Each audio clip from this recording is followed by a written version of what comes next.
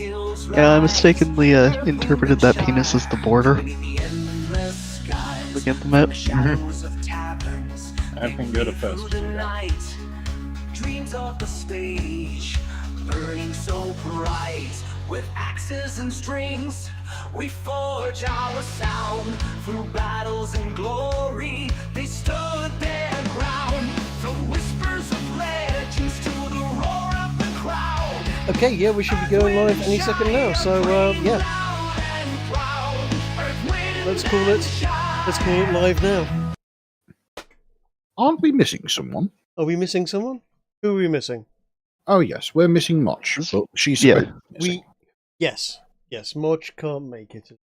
As covered, she's been called in for work and job duties. Imagine working for a living. Indeed. Boy. Just imagine. Yep. So, anyone want to recap for because welcome Coat, as is going to be a new party member. We probably give him a quick recap. Spoiler. Yes, spoiler. He could very well be here just to observe. You don't know anything. I mean, yeah, sure. Just ignore the fact that there's an extra character viewable in the journal. That's irrelevant. I mean, he's Just right because there of added character art. in the middle of the freaking screen there, right at the bottom, just underneath the Chinaman's face. Yes. Repeated onto the map.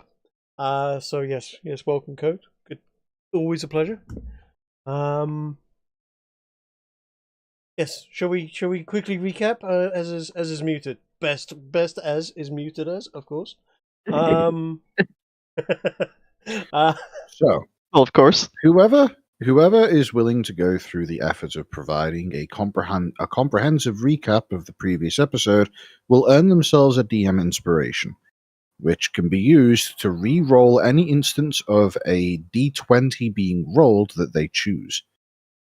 I will let okay, so else... last time on. Oh yeah. Anybody else want to jump in? Kiki's muted. Ez is muted. Just me then. Great. Inspiration is mine, of course. Yeah, we started the game. We appeared in town as a bunch of bards, 2 halflings, a dwarf, meeting up with our newest member, Reeve, who is played by Motch, who is not here today. In her town to put on a quick performance and basically take her away for riches or him actually character away to seek fame and fortune and pursue that new sound that's going to take the kingdom by storm. And in doing so, we started a bar fight.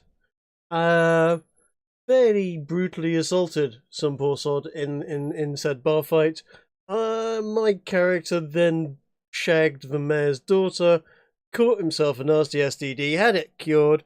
Kiki's character, whose name is Piper, did a damn good job of marketing a quick concert that we were going to put on that night, and seemed to bum off some old fishmonger who was very unhappy about the whole thing. And yeah, we put on a concert and it absolutely kicked ass. I went to see it. Before we did that, though, of course, Bobby, my character, went off to the healing priest to get himself disinfected from shagging fairly dubious wenches. There we go. Mildly not safe for children, but who cares? No children watch my shows. My channel is not really safe for children. I would hope that no children watch your YouTube channel. I don't want. You know what? The amount of times you hear these YouTubers or streamers and this, that, and the other. Oh, we've got lots of children watching it, and then they start doing really, really horrific things in DMs with children. I'm looking at you, Dr. Disrespect, and that Chris Tyson guy from Mr. Beast. They're all the fucking same. Stop being pedos. It's wrong. Fucking wood chipper, the lot of you. Right. Oh, I actually saw something for that quite recently. Here, I'll send you this as a DM. It's horrific. what is it with these utter yeah. I don't know what's this. Yeah,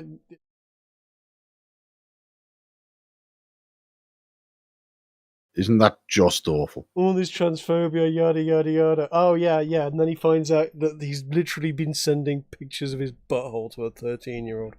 No, he's fired him. He's actually got rid of him. Oh, good. Yeah, Good. yeah. It came out today. He went, no, I'm disgusted. Actually, I'm actually firing him and getting rid of him. No, not having pedos associated with. Because let's face it, Mr. Beast got 1 or 2 more subscribers than me, by a factor of about 1 million, or 10 million, or whatever it is. He's not quite PewDiePie, but he's pretty fucking up there. Only a few orders of magnitude. Yes. Many orders of magnitude. But yeah, and just what is going off there? So, get the wood chipper. Right. Getting away from the subject of real life and getting onto a subject that is far more amenable to the human psyche. Absolutely. What is this group of completely abhuman monstrosities going to be doing for the remainder of this session? We ended off last time with the party having effectively recovered from a night's revelry and partying. However, ultimately, no real plans were made involving the entire party as to what they were going to be doing next. Now, that said, I have a total of 2 suggestions. The first suggestion is to investigate the town, see what can be done, see who you can help, and alternatively, you could go down to the docks, hop on a ferry, and make your way either northwards, upstream, or southwards, downstream. If you go northwards, you will continue to be within the human realm of Stradivania. However, if you traveled southward, you will eventually cross the border into Vrangan Uriag, the Dwarven Kingdoms, and find yourself at the city of Varpak, which is one of the largest cities in the Dwarven Kingdoms.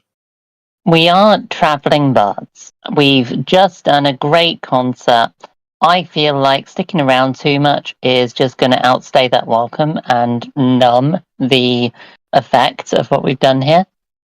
I totally agree. I think there's going to be an amount of fame, and the thing is, once you've hit that note, you're either then just working your way through the local wenches. They're gonna want another performance, and if your performance isn't up to the first one, then they're gonna remember the second one. It's better off to just make a big impression, and bugger off. It would be nice if there's some way of I don't know, leaving a trail of correspondence and fame behind us.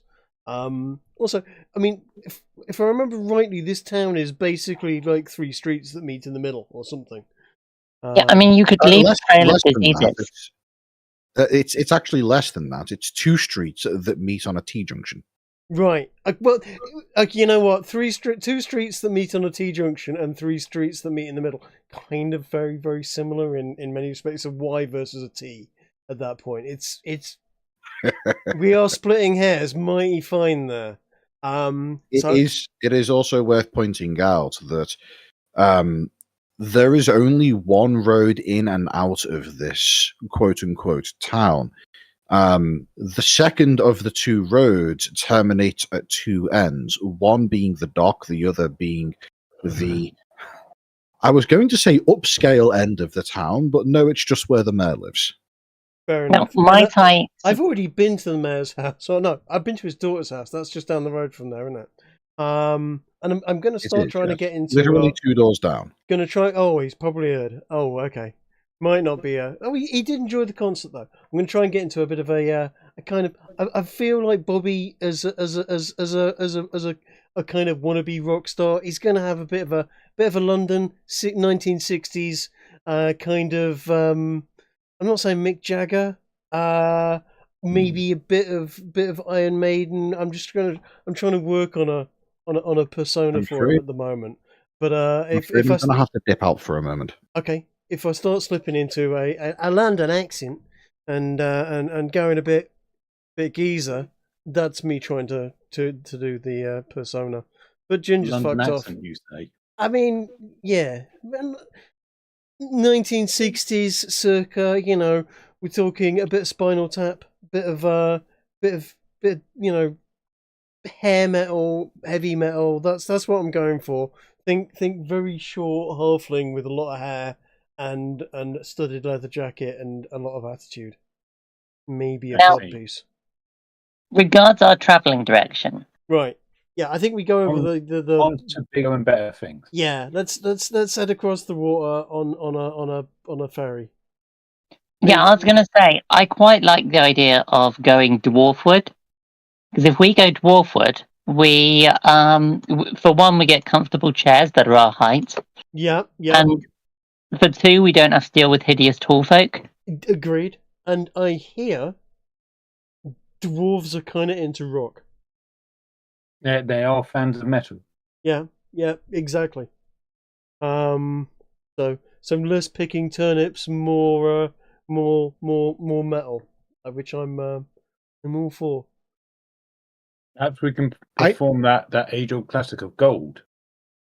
I don't Go. know whether to reward or penalize you for that joke.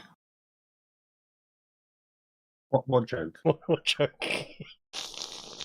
No one was Probably the dwarf one. It's all perfectly making a single reasonable. joke there. Disgusting tall folk. Maybe we should sort of instigate a short folk versus tall folk world war. Fans of rock and metal, Jesus Christ. What? Yeah, I assumed that was the joke. Yeah, that's dwarves. I mean, it's literally accurate. Yeah. That's why I say I don't know whether to penalize or reward you. Let's This go is with. exactly what my character would say. I think we go for a reward personally. Right. I'll think about it. Let's carry on. So we want to travel around and we want to learn a bit more about the world. We've been in our little places. We've learned to play some instruments. We've become decent bards already. But there's a whole world out there, and a bard's duty is to learn lore and stories, and then partake in the pleasures of the flesh and the world around us by telling those stories in the form of art and music and rhyme and then shagging Well- local wenches and getting gold. And I want that, particularly the last bit. given that you are in a town right now, Yeah. you could spend a day or two asking questions with the local townspeople and finding out more information. You could perhaps get an idea as to which direction would be better for you to go in, perhaps. That's probably a good idea. You know what? I do want to talk to that sulky-faced git that was sat in our concert. Everybody else was rocking out and having a great time, and he was sat there stinking of fish, looking miserable. Now, either he's got something to say, or he's just a mardy cunt. Now, either way, I want to know what his problem is. What's up his arse? Why is he grumpy? So I'm gonna go find him. You know what? I'm going to follow. I'm just going to listen in mainly. But if he's just a grumpy git, I kind of want to spend the rest of the time I'm staying here just making his fish smell worse.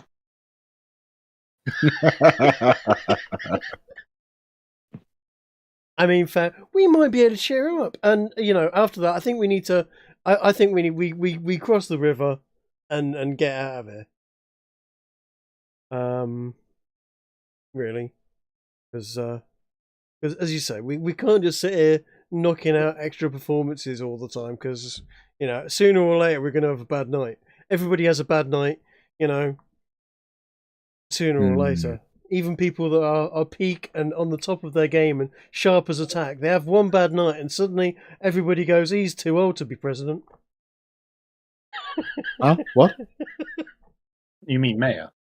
Yeah, that's it, absolutely, yeah, totally. I thought. So, Right. you've mentioned 2 potential plans so far. Okay. Speak to the mayor and get a start making yourself well known with the highest power in the land. Alternatively, you have also suggested going to speak to the grumpy old fisherman who was in the corner of the previous night's concert, sulking. Which direction are you going to go in? There was one other thing. Go I remember someone told us last session that there was a treasure in the mountains near Donheim, something to do with musical instruments.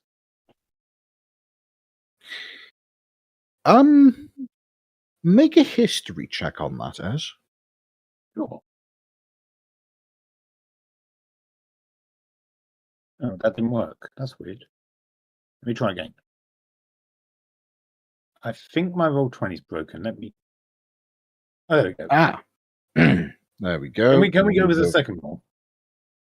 I'm afraid not. We're going with the first, as is usually the case. All right. Um, we continue to go with my usual roll only ones with this character. Apparently. Yeah. So, the one time you didn't roll a 1, I believe it was a natural 20 for sneaking up on a man to kick him in the nuts, which is a perfect characterization for a moment there, right there. Mhm. So, I wasn't even trying to be sneaky about it. We're going with the natural 1 for your history check, which leads you to the information of yes, you definitely remember hearing stories as a child of some magical artifacts, which, given that you're a bard, must certainly be musical instruments in some cave somewhere nearby Donheim. All right. Well, I guess I'll remind everyone what the guy said and how it falls into everything I was taught as a kid. It's also worth pointing out that since you've arrived in the town, you actually haven't heard any information on this particular rumor. Where Someone you pulled this definitely out told of me is this last entirely session. unknown. It's possible. It's possible that in the first session you may have been slightly drunk and are misremembering me telling you, the player, Ez, about stuff happening in the mountains of Donheim and mixing that up with in-player, in-character knowledge. Well, our characters did have a lot to drink. Okay. Are you sharing these little tidbits of Of course. well, in that case, I am going to get fairly obsessed with finding the adventure and treasure. And you know what? Yeah. It's in amongst the dwarven people, and I like dwarves. They're nearly my size, and short You people can trust a supremacy. dwarf. It's someone you can see eye to eye with. Indeed. And as I said before, they like rock, they like metal, and I like that too. So yeah, awesome. It's going to be dwarf instruments, though. It's going to be like hammers and axes and weird bits of metal. Pipe organs. We can incorporate it into our own sound, babes. We can make we can make everything new. Yeah, we can take all things that exist and amalgamate them into something great. And create some sort of rock album that I will put together and add to this, playlist. And I don't know about that. I don't really fall for this diversity being strength nonsense. I'm not saying diversity. I'm saying amalgamate lots of different sounds and make something that absolutely kicks ass. Yeah, certainly, we've got room for occasional a bit. We've got a Hume in the group. Waves to Reeve, who silently says nothing in the background, who will just be lurking around, not doing anything because sadly Motch isn't with us. We've got a dwarf. Yes. We've got we've got a bit of diversity. Might even help to have a little extra diversity. Who knows? Doubt it, but it's possible. Foreshadowing. I'll bring it down to a low whisper and I'll go, you know what? That's kind of why I want the dwarves. Imagine how funny it's going to be seeing a duck for all the low roofs. Yeah, absolutely. Right, I totally agree. Okay, right. I'll tell you what, guys. If we'll go and have a quick word with the mayor, see if we can find any hints and tips as to what might be interesting on the way over to Donheim. And we might fancy popping, but then we'll basically then bugger off. We'll get across the river, head into the Dwarven Kingdoms, as you do. And I do want to find out that if there's anything in with this grumpy fish bastard that was there at the concert, because I thought we rocked last night, and someone was just sat there going, no, I'm just going to sit here and exude fish smells. Well, gonna have to find out about that. Anyway, let's get on with it. Do you think it's worth us talking to the dwarf barman before we go to dwarf lands? Certainly. So let's go and do that. We're in the bar already. Let's go talk to the dwarven barman. Well, as you mentioned that, you take a quick, brief look around, and you see that the old man is speaking to Tasha, the ever-present woman who actually runs the place rather than merely owning it.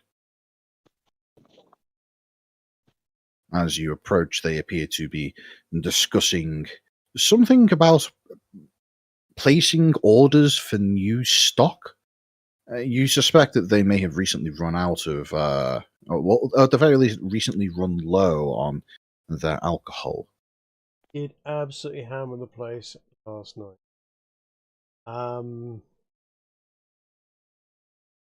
As you approach, Natasha sees you making your way over, and gives a thumbs up in your direction and says, "Right, well, I best get back to work," and makes her way off into the back. By the way, at this point in time, is this discussion that you lot were all having, is this occurring in the morning, just post wake up, or is this more midday or afternoon? I think it's probably more midday post wake up. Yeah, I think given what the partying we did last night, midday is going to be our late morning, our early morning even. Yeah. Yeah, that makes sense to me.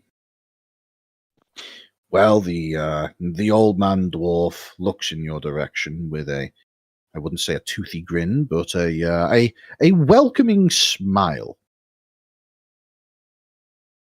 He holds his arms out wide and goes in for a hug. Oh yeah. Do you resist? I'm going in for the hug. Always up for a group hug. Yeah, all right. As he approaches, he wraps his arms around your halfling frame and squeezes for just a moment. You suspect that if he were in his youth, he may have had a bit more. He may have had a bit more influence, but these days it's no more or less than what you would expect from a standard human. And as he puts you down, he slaps you on the shoulders and says, "That was a hell of a performance last night, you lot. Good gig, wasn't it?" Aye. What? I don't think I've heard that kind of music before. What's all that about?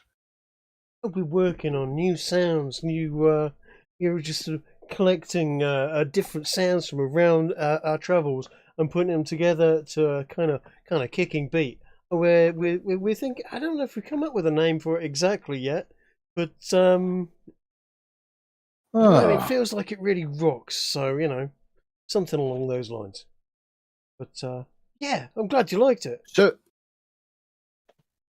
So you get lots of different kinds of sounds and put them together into something that's a bit like a stew of sorts. Yeah, like a fusion of rock and classic and different bits from humans and dwarves and the dwarves are like into the fairly heavy thumping sounds. We even play around with elven. They were like the fluty, woodwindy type stuff. As you know, Piper over there plays the bagpipes. Anything that's a musical instrument that's a wind instrument, she can play it. I think it's like right. of sound. Yeah. in a furnace of music. We're trying to capture the raw essence of iron. Indeed, metal, so to speak. Metal, right. Well, I think I've got a name for you with that kind of music. Given that it's all a big mix of everything jumbled together, why not call it pop music? Yeah, you know what? We'll think about that. Yeah, pop music. What's it stand for? He doesn't really make many popping noises, though.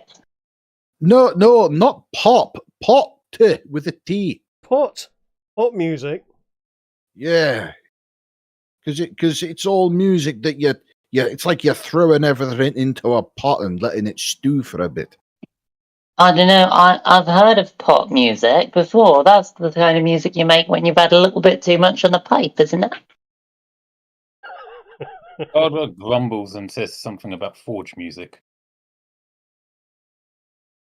Aye, there's something about that. Aye, yeah. Aye.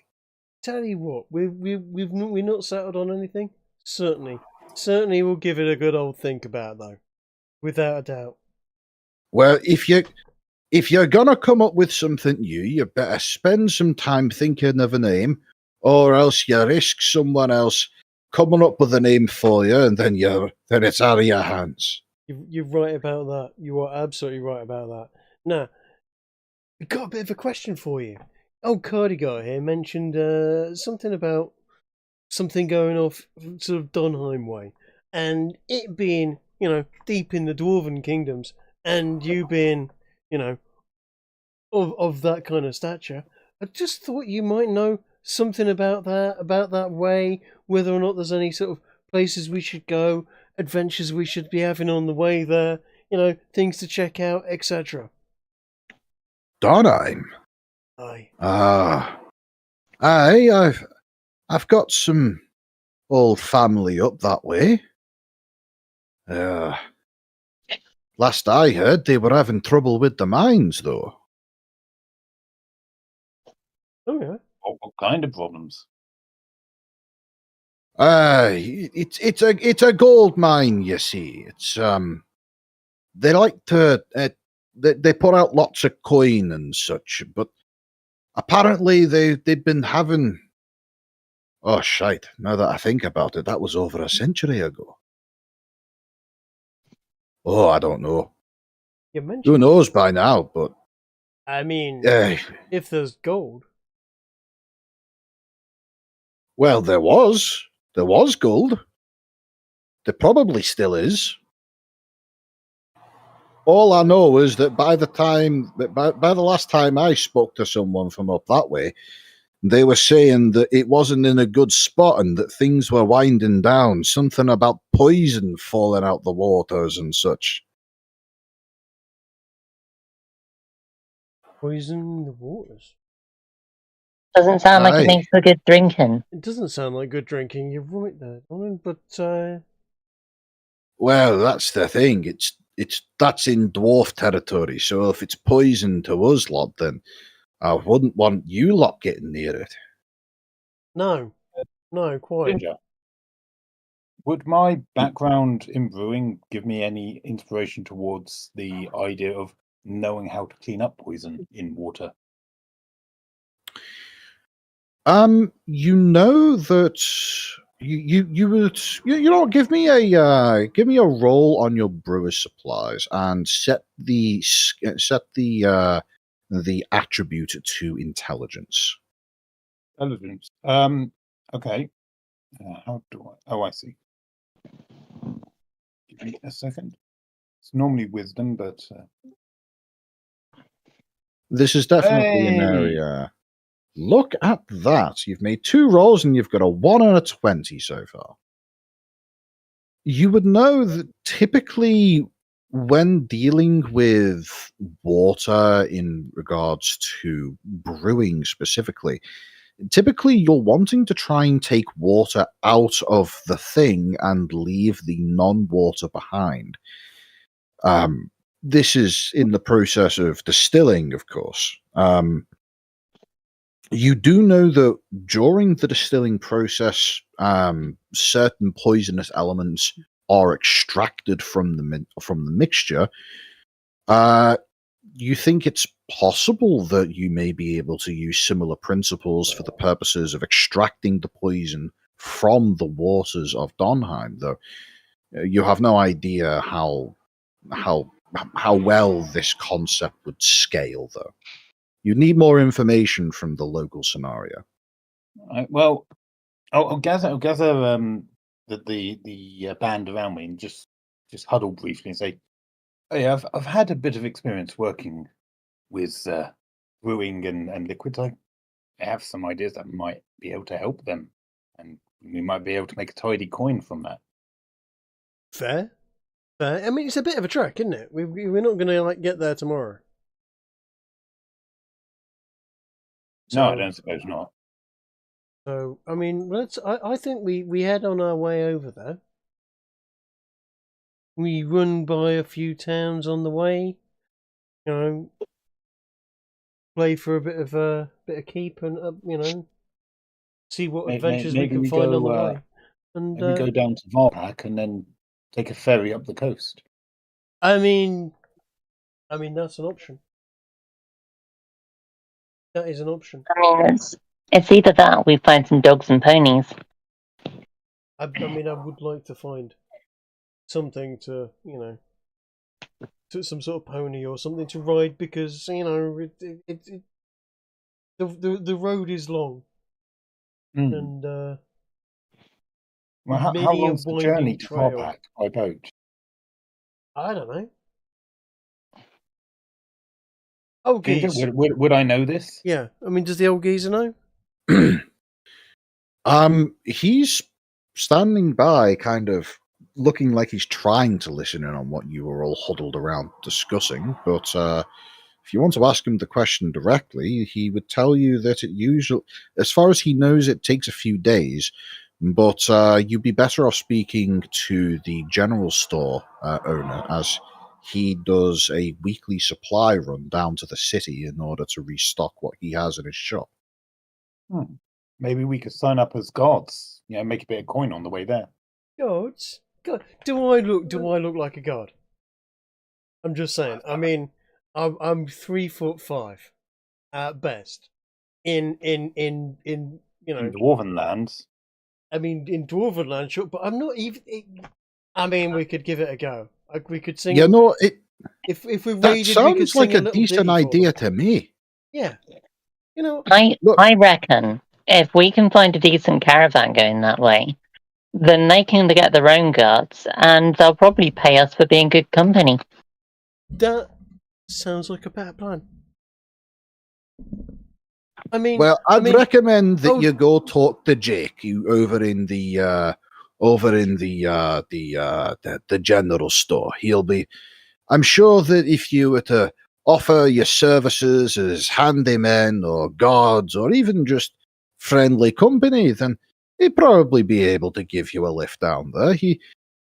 He's got an interesting way of doing things. He's a bit magically gifted, that one, and he likes to he drifts his barge down and then he uses a bit of magic to make his way back up again. It's a weird one. Magic, barge, bit of a trip on the water. Jake sounds like a fine choice. Let's go have a chat with Jake. Where do we find him? I mean, I know there's not many roads around here. We're not going to get exactly lost. So out the door, left, right, straight on. Straight on down the road towards the gate, and it's on the left. You probably went right past it as you made your way into the town, unless you didn't follow the road. I mean, we probably did. You're right. Okay. Well, it's been a pleasure as always. But I think we might go and talk to Jake and start making our way. Adventures. If you help, who knows? If you're lucky, he might be setting off. He might be setting off today. Well, in that case, time's wasting. Right then. Here, Tasha, Bring some bread rolls out for the local celebrities. And you just hear a quick shout of confirmation, and she follows that up a second later with, "I'll just be 5 minutes." This Tasha bird, does she have a cauldron by any chance? A cauldron? Just Ah. wondering. Tash, do we have a cauldron? A moment later, she calls back, "No, but we do have a big pot." No worries, no worries. Just something I read somewhere once, I'm sure. Better carry on. All right then. Well, and a moment later, Tasha comes out with a few bread rolls. You see that they're not freshly baked, but you suspect they may have been baked that morning. And she hands one to each of you. Lovely. It's the same variety as the one discussed in the previous session, the salty kind, good for long distance travel. Cool. I will stick that. Stick that You can in either with add my it as rations. a dedicated item in your inventory, or just simply add +1 to your count of rations. Let's do. And you know what? Before we go, it's probably worth mentioning. It'd probably do the whole village a favour if, when he comes in from time to time, someone lets that fish man know he could do with a shower. Oh, that's Greg. Don't worry about Greg. I saw that he wasn't particularly enjoying your performance. He's a bit of an odd one. Great at fishing, not great at talking. Or being a person in general, really. He's a bit touched, if you know Touched? what I mean. He's a bit of a grumpy bastard. Aye. The rest of the whole town was having a great old time, and he was sat there just exuding fish at everyone. Oh, don't be mean to the guy. We didn't know he'd been touched. It's an awful childhood. Aye. Wait. What? No, not like that. Oh, No? God, no. No, Right. I'd feel for the one touching him if that had happened.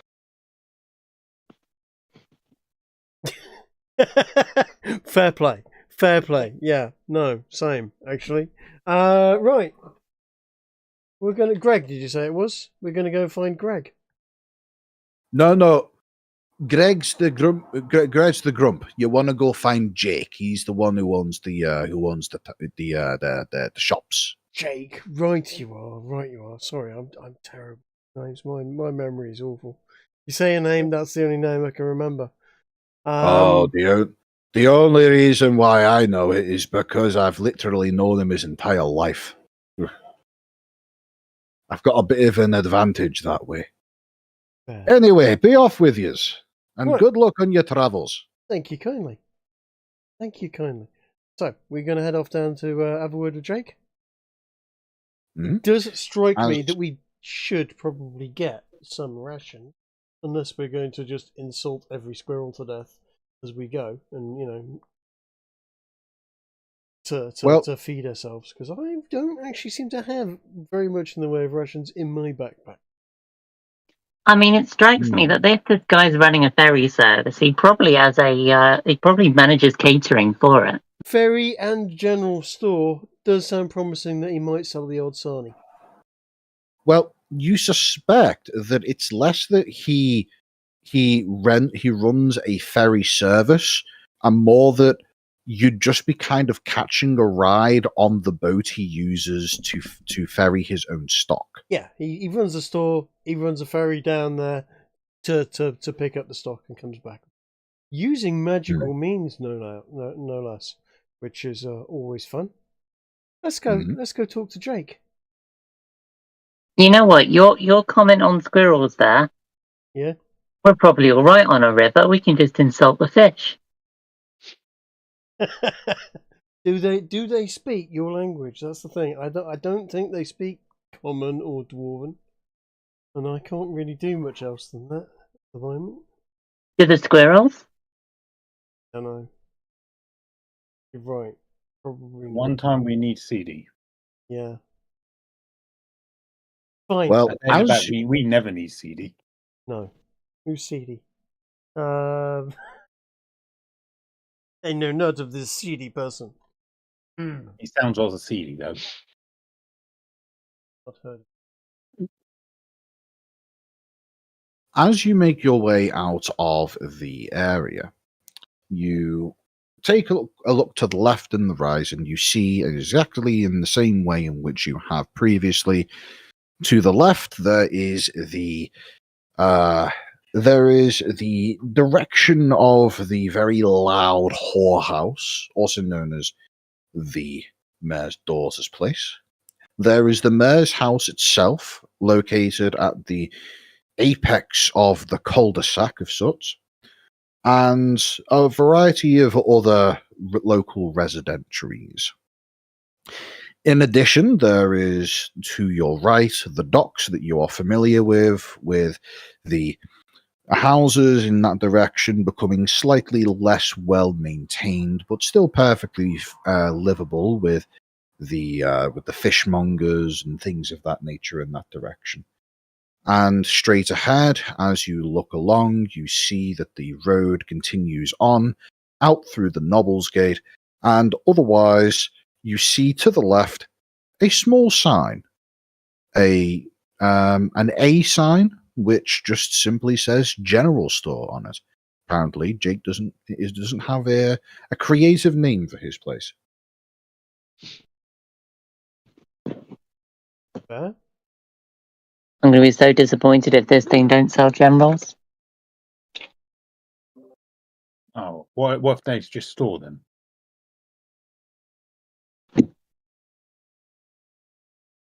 Well, it turns out it's not a shop at all. No, they just store stuff here. Generally. Shall we walk in? So, Sure. Let's go to the store. Let's see what they've got. They may have stuff in there.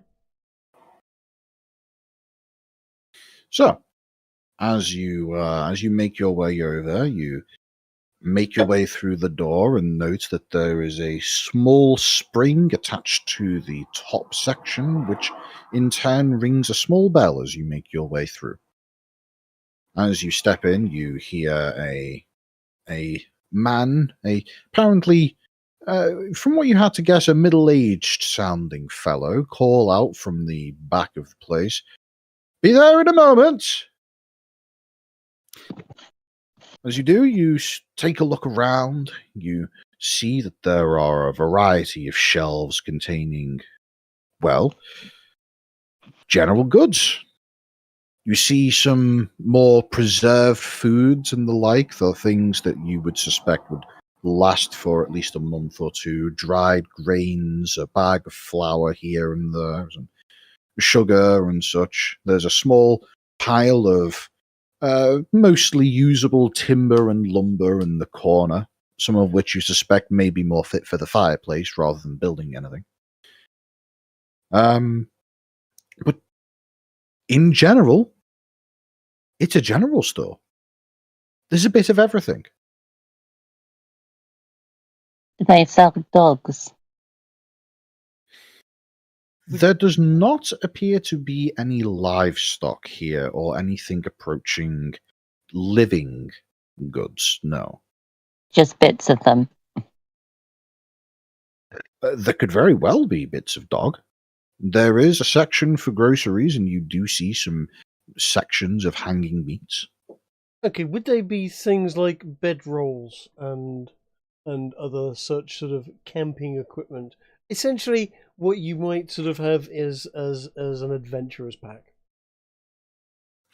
Indeed, you do find a section which is, you would guess this is camping supplies. If anything, it's, as you look around, you see the likes of you see the likes of bedrolls, a little canteen kit, a kind of jar-like container, which has read on it long-keeping supplies. You suspect that that's effectively rations and things of that nature. It doesn't look particularly well furnished, unless there's more in the back that simply isn't on the shelf. There's only one bedroll available for sale. Which, speaking of, as you take a look here, you see a roughly, if you had to guess, mid-30s looking fellow who comes out of the area. He's not clean-shaven, but a bit of a beard going on. Black hair all over, with otherwise fair skin. And he just simply makes his way over and looks at the small troop of fellows, gives a quick wave to Reeve in the background, and then looks at the rest of you and says, "Oh, what can I do for you all?" Well, we hear tell that you might be heading down to the local city in some point soon. Yeah, I am. There was a bit of a party. I think you may know something about that recently. And during that party, some of my stock was sold out. Medical kits, revival stuff, things of that nature. Apparently, there was some. Apparently, you managed to convince a few of the women to pass out a little. Yeah. Oh, don't worry about that. That's just the pet parrot. Well, we're looking to sort of get on our travels, to be honest, and Varpak seems to be the general consensus that where we should be going. There's a few things we might want to buy on the way before we head off. Essentially, All right. out of character, I'm looking to essentially put together what would normally be found in an explorer's pack. You know, basic bedroll, mess tin, tinderbox, some rations, water skin, etc. Because my backpack is essentially various different types of clothes, some disguise kit, some, and various other bits and bobs. Not exactly what I would say great for traveling in the wild. I have one ration. If you do me a favor, Trick, Yeah. that resource that you sent me the other day, the Thieves Guild thing. Here, I'll just go ahead and link it back to you. Yep. Clearly, you're more familiar with this than I am.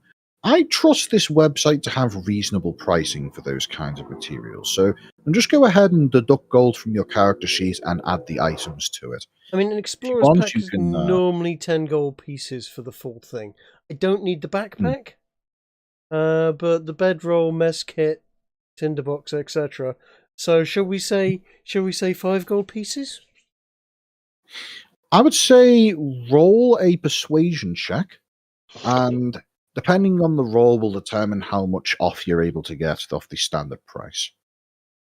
Okay, a persuasion. I will offer bardic inspiration if you need it. Yeah, go ahead and offer it. Oh, for crying out loud. Oh, okay then. Oh. Well. Double nat 20s. Flex is real. Flex is very real there, damn.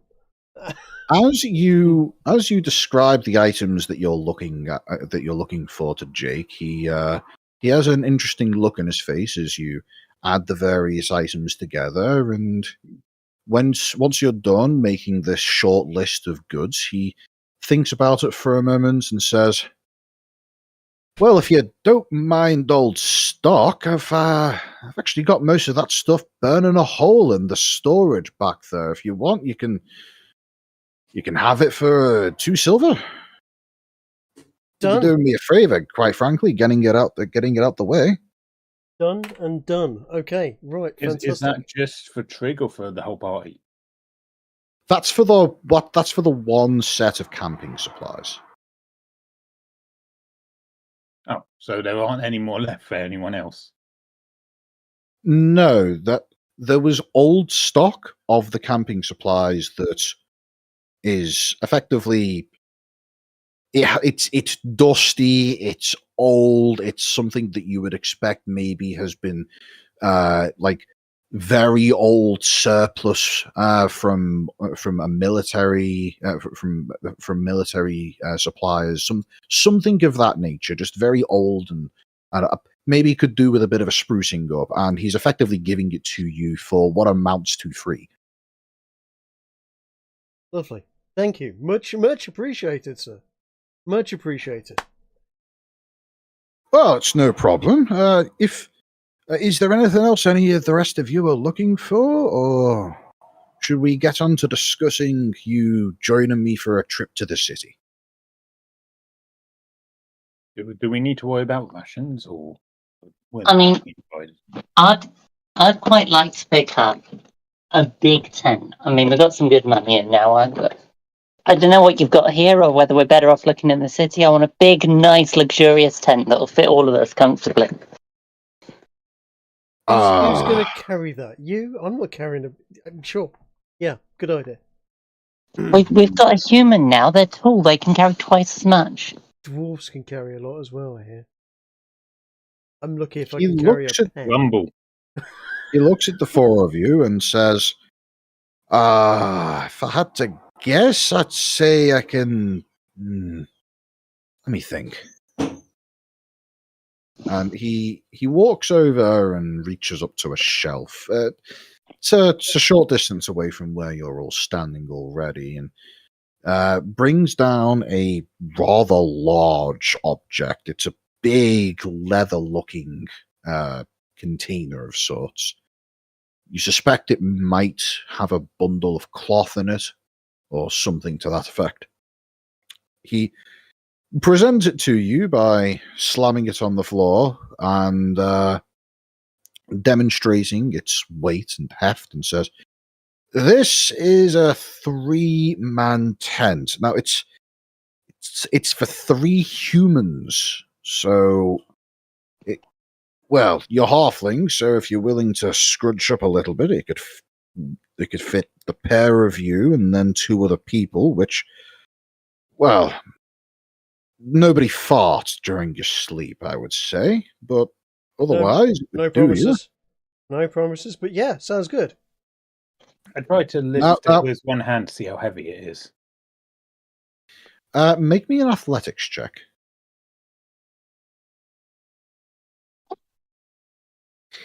You can lift it with one hand, but before too long, you find that you definitely have to either switch it to your other hand to hold it for another 5 or 6 seconds, or have to use 2 hands to continue hauling it. It's quite heavy. You suspect that it's a properly built piece of kit, and again, it's capable of housing 3 fully grown adult humans. So something that, like, if it was on a backpack, carryable. If it was on a backpack, carryable, so long as you didn't have much else. I have mentioned in the past that you don't have to worry about weight so long as you don't take the piss. This is not a. It's right on the border of taking the piss territory.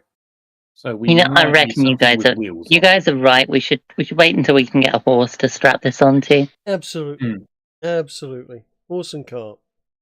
Yeah, maybe we can just get a nice car. Yeah. So what's this guy's name again? Greg. No, Greg is the grumpy git. This is Jake. Jake. Yeah. So I asked Jake, if his boat is a covered boat. Oh yeah. It's got a covered section, but the main part is mostly just tops and the like for keeping the rain off. So perhaps we wait till we get to Varpak. It's a bigger city. They might have more options. Might be able to get that dog you want. Absolutely. So, Jake, let's cut to brass tacks. If we keep you company, maybe play you the occasional ditty, tell you a story, share stories, in fact, generally keep you amused as you're travelling down to Varpak, would you be prepared to give us a lift down there? He thinks for a moment and says, I think, We could even. yeah, if the four of you were on the boat with me, that would probably stop anybody from trying to rob the thing. It'd save me gold on having someone extra join me for security. Sure, I'll give you a lift down. Splendid! And I stick my hand out to shake. Wait, before I agree to anything, only if it's one way. There won't be room for both you and my cargo on the way back. That's fine. We're heading to Dunheim after Varpak. That's a journey. Yeah, apparently. Might be the. We're looking for adventure. Wow. You guys really are putting the travel into traveling bards, eh? Hello, it's what we're supposed to do, isn't it? Best way to learn. All right. Well, if it's only one way, sure. I'll give you a trip down there, free of charge, I suppose. Done and done, sir. Sticks out small hand towards his. He reaches down and shakes your hand, and Trig, given that I know what your base stats are, I'm going to have to ask you to roll a strength. Just regular strength. A regular strength check. Not athletics, just not a saving throw, just straight strength. Just roll straight strength. Does it do that? It only just saving throws. Go to your character sheet and point at the word. Oh, there you're right. You're absolutely right. Yes. Ooh, I rolled a 2 yes. As a result got a -1. Indeed. Well, as he shakes your hand, he seemingly a sour look comes across his face as he quickly pulls his hand away and says, "Oh, I didn't break anything, did I?" I'll shake my hand. No, it's fine. It's fine. I'll looking like slightly concerned. See if I can. I'll be fine. I'll be fine. It's all right. Oh god, he shakes his head and sighs. Wettest, noodliest handshake ever. Perhaps I should be doing the handshakes in the future, lad. Yeah, maybe. I don't know if I can play the lute tonight. Christ. Ow. Yeah, it'll be fine. It'll be fine. He just gives you a thumbs up at that and says, "Right, well, I'm planning to head off this evening, so if you want to come back then, that's good. But actually, now that I think about it, no, I don't need to organize security with you lot, so anytime you're good to go, come back here, and within the hour we'll be on our way. It's not like I need to pack much." Smashing. Well, shall we meet you down there?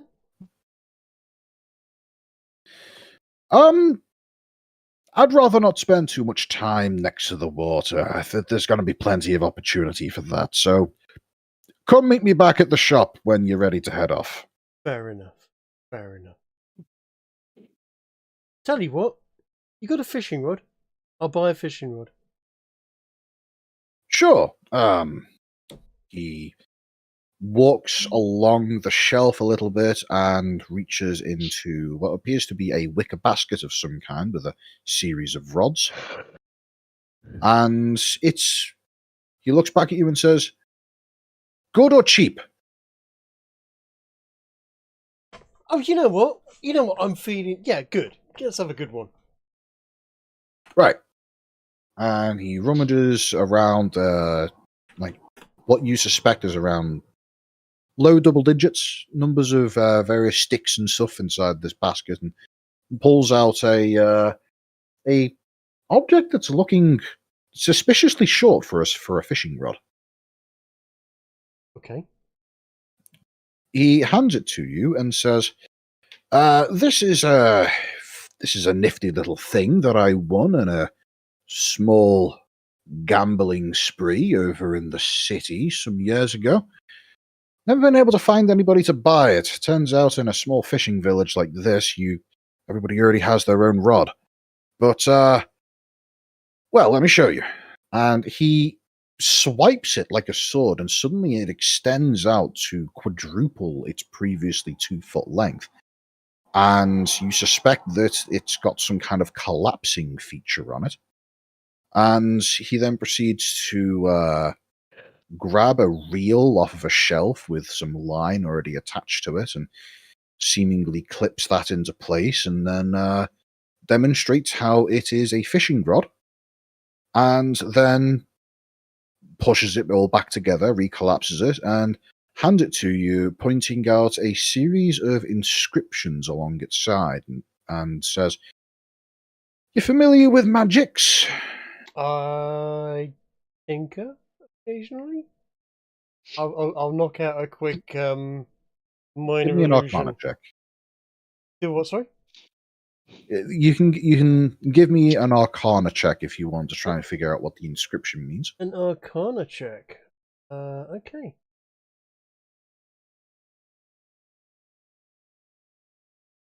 Ooh, does anyone want to give me a hand with that?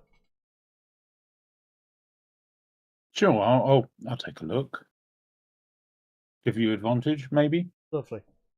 I am Yeah, going not to give say you- that whilst I am going to say that whilst I am going to permit you to do past tense bardic inspiration, I'm going to have to say that you'll have to claim that you are assisting before the roll is made from here on out.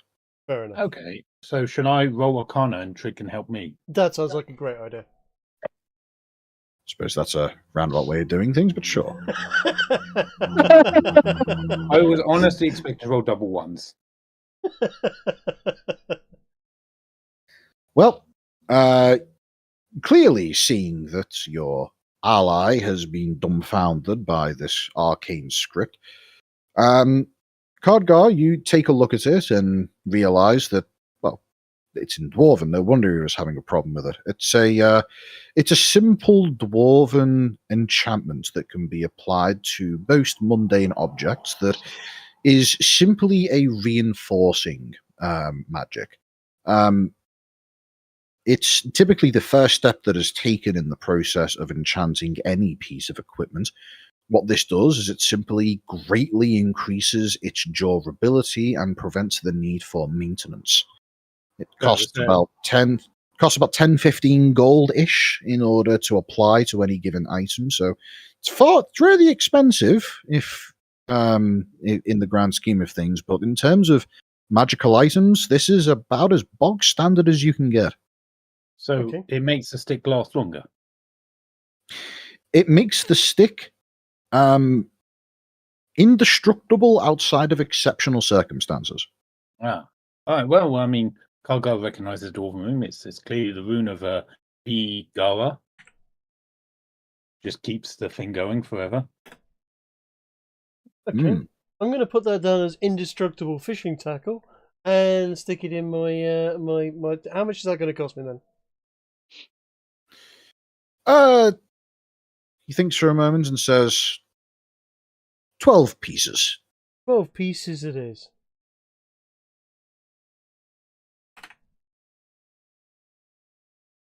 Thank you very much. Lovely. That should last you a lifetime. Multiple if you're lucky. Fantastic. Now I can sit on a barge floating down the river looking like a proper halfling with a fishing rod. It's all about the Oh, yep. aesthetic, you know? Well, We've Well, been you know, for 20 now I- years and you're being mistaken for a gnome. Oh, yeah, we got a pointed cap. A pointed hat. That would be great. you see a silly smile go across the man's face at this point as he says, "I do. Back in a moment." Oh dear. He comes back a moment later with what you swear to God is a costume shop witch's hat. Fantastic. Now, it's not the right color, but he plonks it on top of your head and completely conceals your head and says, "It's also not the right fit, but you can have it for free. Done. Especially if you catch me dinner one night." I'll give it a bash. And I will wear this whilst fishing. And as we are travelling out of town on the barge, I will be mooning everybody as I go, whilst with hat on head and fishing rod in hand, Of course you would. like a proper garden gnome. Do garden gnomes exist in this universe? They Is Trick just do. inventing something? They do now. Garden gnomes do exist, however, they're kind of like British gollywogs. They're a bit like they're fine until a real life living gnome sees them, at which point it becomes a bit of an awkward situation. Right, and the police come in and seize them all and shut the pub down. Yeah. Except the police don't actually get involved because they don't give a fuck about those kinds of things. Unfortunately, that is not how the world works. It is how this world works, as is usually the case in most fantasy settings. It's better than real life. Ah, fair enough. Well, I suppose while we're waiting for him to get his boat ready, can I take a look at the camping set Trick bought? See if it's got any moth holes in it. I could use mending to clean it up. Sure. I'm not going to ask you to make a roll on that. You can do a quick examination, and you can see that there's no moth holes, but you do see that there is there's a small tear in the leather towards the feet. You suspect that at some point during the previous ownership and usage of this particular camping kit, that perhaps someone a bit too tall may have tried to use the bag. Oh. But in either case, it's easily mended through the use of your mending cantrip. Good as new. Lovely, thank you.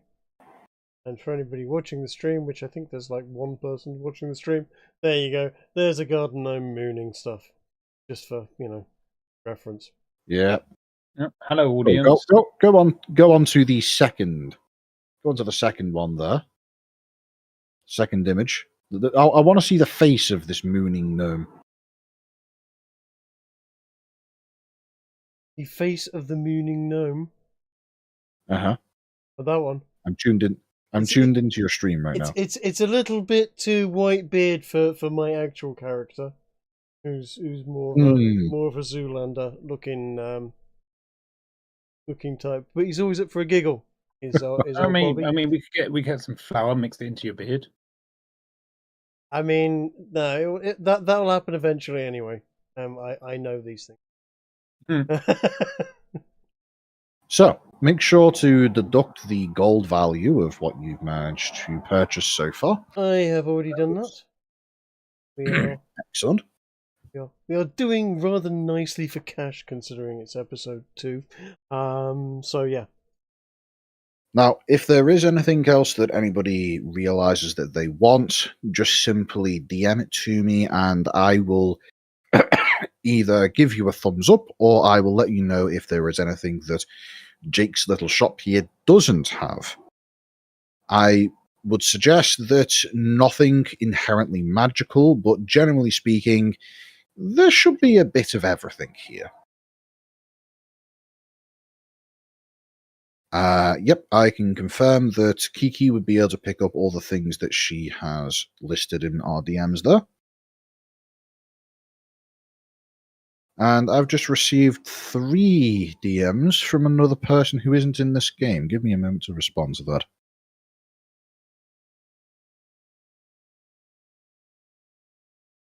Are they asking you to play Gay Space Ninjas? No, actually, he's actually informing me of something that he has done in the Gay Space Ninjas video game. Talking about Warframe for anybody listening.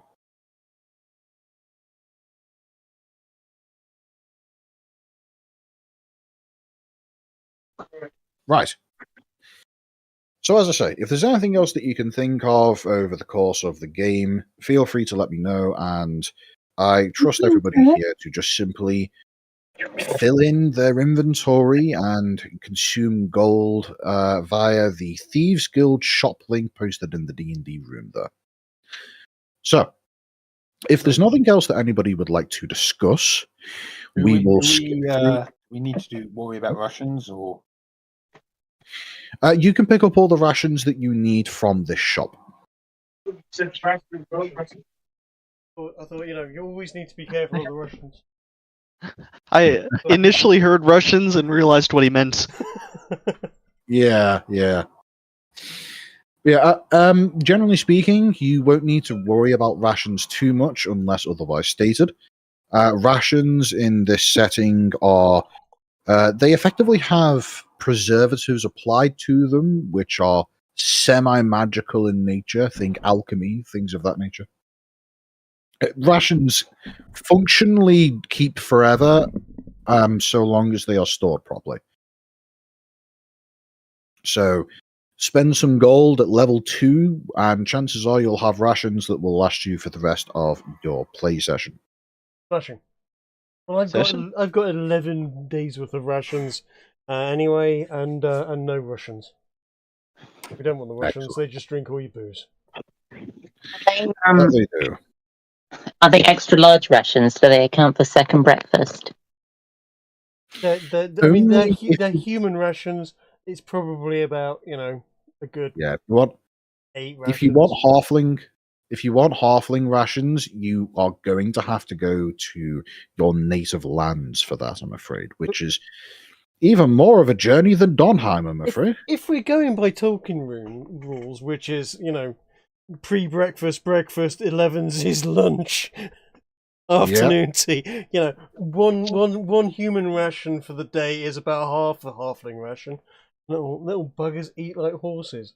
So we're just going to keep it to I've got 11 rations and I'm happy with that for at least a day or two. Fun little fact about that, by the way. As it turns out, the smaller a creature is, the greater percentage of its own body weight it needs to eat every set period of time in order to maintain its weight, due to the fact that smaller creatures tend to have higher metabolic rates. I was going to say, it's their high metabolism. They burn energy like crazy. A good example of this is field mice. The field mouse will eat its weight in seeds every 24 hours. Boy. Also, house cats will quite happily try and steal my steak, and then go, no, I want more afterwards.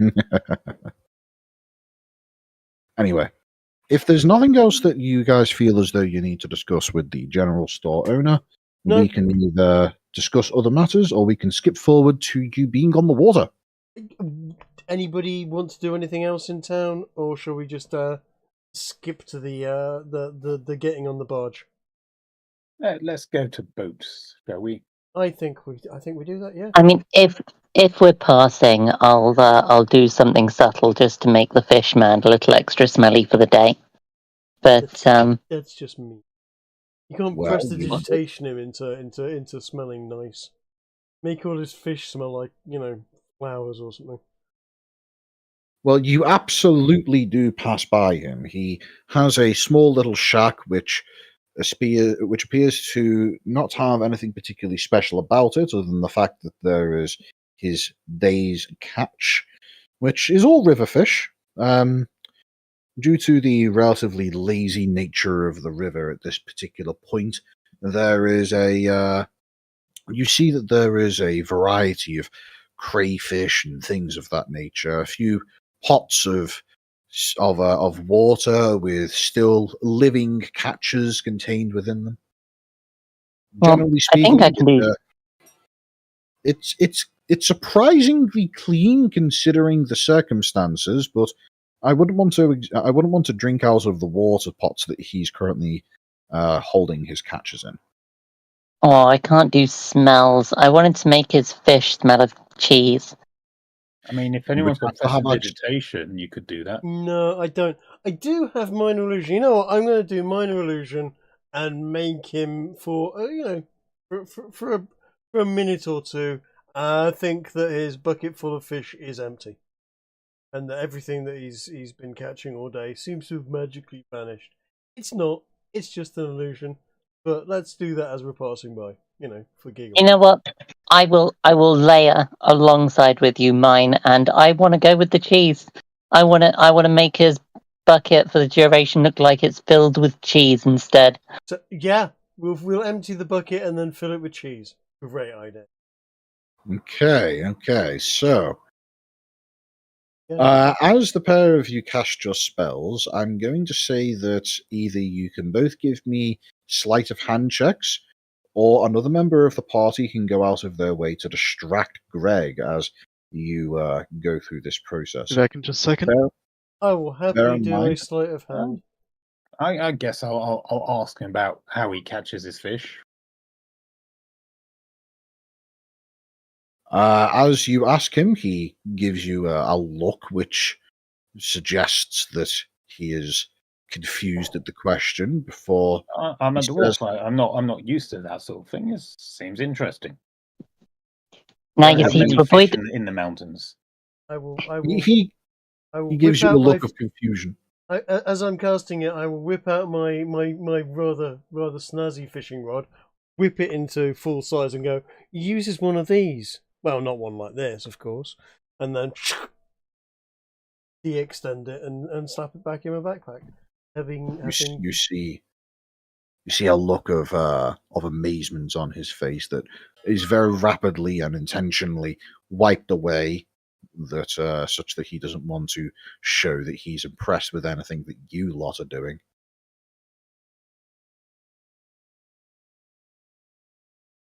And he just Now simply takes a look at you. He simply takes another look at you, and says, "I use a rod.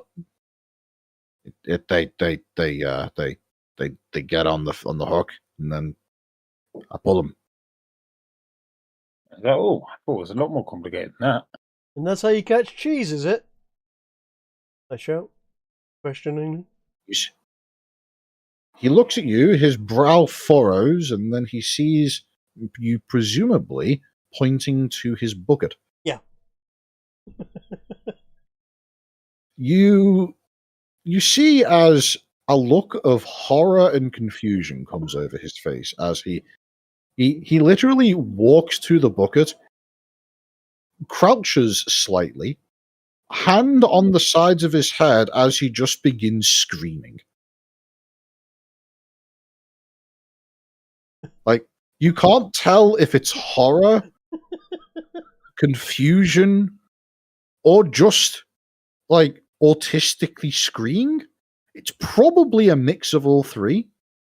our work is done. He's going to have nightmares of cheese for weeks now. Excellent. I will wander off giggling quite openly and loudly.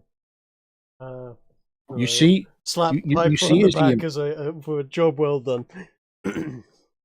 you see as he immediately plunges his hand into the bucket with what you presume is an intention to grab onto and remove the cheese, but then is even more confused when he pulls out a wet hand and then just starts shouting words to the effect of, "What's happening? Am I going insane?"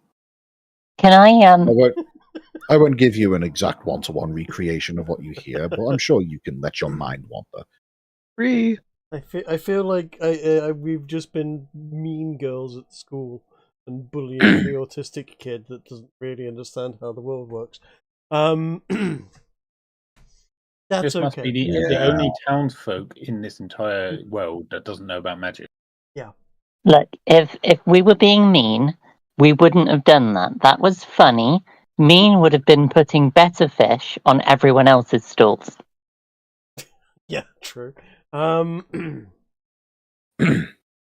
So as you walk away with your prank having met supreme success, you see as the ferryman Jake is looking in your direction with a stern look in his face, which then cracks into a smile as he turns away and says, "You shouldn't have done that. That's really mean." And then he immediately resets his composure and looks at you with another stern look and says, look, if you're going to do that, you've got to do it more subtly when there aren't many people around, or else he starts complaining to the other townsfolk, okay? He'll be fine. He'll be talking about cheese in his bucket for weeks now. Weeks. Yeah. When I did that to him, I didn't use cheese. I replaced the water with tomato juice. I don't think he's recovered. You know what? Sardines and tomato juice is nice. He should have thanked you. Maybe it was the disappointment afterwards that it wasn't nice. Those are a sea fish, aren't they? Yeah. Yeah. Yeah, you could. I've had those once in Varpak. Weird flavour, nothing like regular fish. No, a bit more salty. Yeah. Yeah. Anyway, let's get going before he starts breaking things. Go on then. Where's my hat? Yeah. Let's do my part. You see as he quickly hops aboard a decent sized barge. Actually, it's actually similar in size to the picture of a boat that you sent me the other day, the one that you were painting, Drig. All right. And as he gets onto this boat, he offers a hand to literally offer a hand on letting the shorter folks get onto the boat.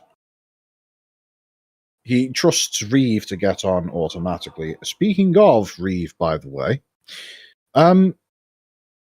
in my games, whenever a player isn't able to make a session, their character takes on what I like to call the zombie role.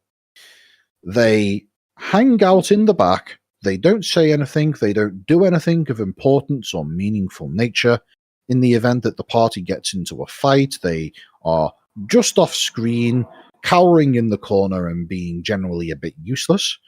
But for the most part, if ever you are not able to directly control your character, you can expect them to be present but not engaged in everything that the party does. Right. Yeah. Which is precisely what Reeve has been doing. Just lurking around. We've got to bring Reeve along, otherwise they're going to be left behind in the wrong town. So yeah, cool. Okay, Reeve's with us. Awesome. Exactly, and the same would apply in future to any other characters whose player is not able to make it to a given session. Cool. Well, I'm going to bust out my gnome hat, slap it on my head, give the old fishing rod a flick, and zip it into the water. And as we push off, as we trundle down the river, I'm just going to turn around, whip my trousers down, give the whole town a quick moon, slap my arse, and pull my trousers back up and carry on fishing. You know, as you do so, you note that Jake is intentionally trying to look like he is focused on the act of getting the barge on the go, such that he is not able to see what you're up to. But with that said, it appears as though he's perfectly capable of getting himself set off without much help from anybody else. He occasionally asks for one of you to give a helping hand with pulling in rope and things of that nature, but for the most part, it looks like he's perfectly capable of doing most of it himself. That's good, because I if he asked me to pull the anchor up, no. Yeah, if he asks for any feats of strength from Trig, I'll step in and deal with that. But, As a matter of fact, he almost exclusively asks for your assistance, Ez. I guess I must be the reliable one. I've got an honest face. What can I say? Yes, and it definitely has nothing to do with the fact that you're a dwarf with how much strength? 18? 20? 20? 18. Okay, well, I have 5. Yeah. I should point out that strength is not even my strongest role. It just so happened that all the bonuses stacked up to make it my highest stat. Yeah. Yeah. He's Ez is a bard who's highest stat is strength. Pretty impressive, really. That's okay. And- I'm 18 and 18 on charisma and dex. I'm as far as bard stats are concerned, I'm just fine. The I rest don't know, of I them mean, largely Dex, I mean, I'm a bard and I've only got a Dex of 9. I'm doing just fine. As you begin making your way down the river, you see as the man operating the boat, Jake, apparently has some interesting ways of piloting the boat itself. You see as he stands at the head of the boat, there is a small walkway going down the center of the thing with what appears to be some open racks for what you're only going to assume will at one point be filled with cargo. However, in terms of actually steering it, there doesn't appear to be a rudder of any kind or anything along those lines. It appears as though he has effectively achieved what is quite literally the kind of thing you would expect to be piloted by another powered vessel, a literal barge. However, he has what appears to be a small it looks to be somewhere between like something you'd expect to be on the end of a medallion, but kind of built into a stick, if you will. It's not quite as big as a staff, but it's also not quite as compact as a wand. It's somewhere in between. And you suspect that what he's doing is using some level of magic to effectively manipulate the boat itself in order to pilot it down the river. Interesting. Rather If than any just of you are hunting it. Indeed. If any of you are particularly interested in magic, you can make an Arcana check in order to try and figure out what he's doing. I mean, with us all being Would you bards, like that's me a to bit of a help given. you, Trig, in your Arcana check before you roll? Yeah, sure, why not? and I will do the same for you should you need it. Apparently, I needed it as well. Thank you.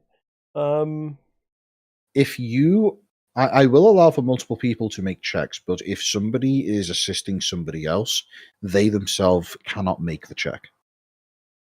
Okay, well, So, ignore my roll. in the case, yeah, indeed. So, between Kiki's 15 and Trig's 16, I would say the pair of you are able to recognize the casting of a spell that bards typically do not know how to utilize.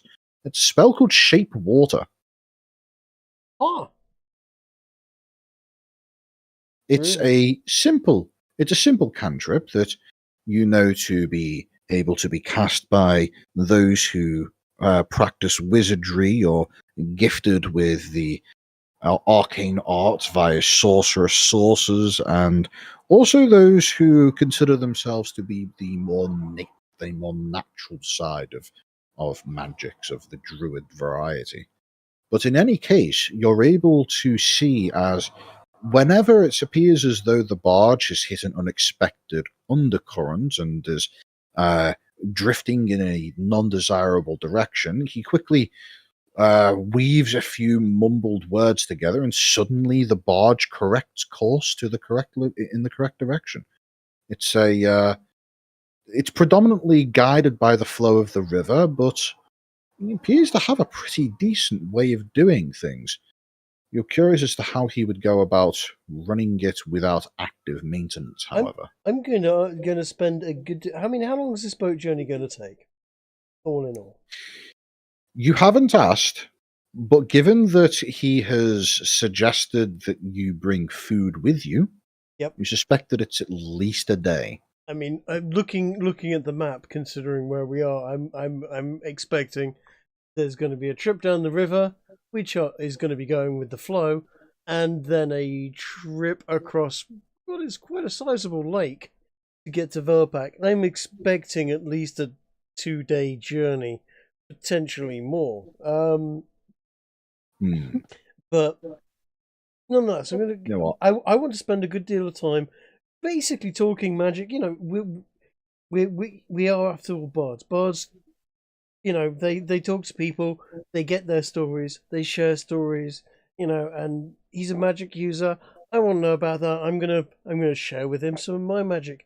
I'm gonna show him how I can comprehend different languages. If he speaks anything other than Dwarvish and Common, I'm gonna do a little bit of a ritual and bust out my comprehend languages ritual magic, which I can do, and understand what he's talking about and describe it. We're gonna have a bit of a chat.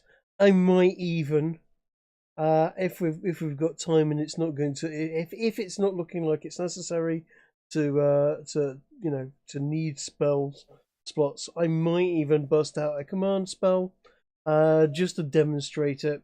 We're just two magic users, sharing our knowledge essentially, and I encourage everybody else to join in, really, because that's what we should be doing, I think. Well, Yeah, you know what? after I'll watching- join in with Yeah, the command. I will assist by commanding the fish to bite your hook. Okay.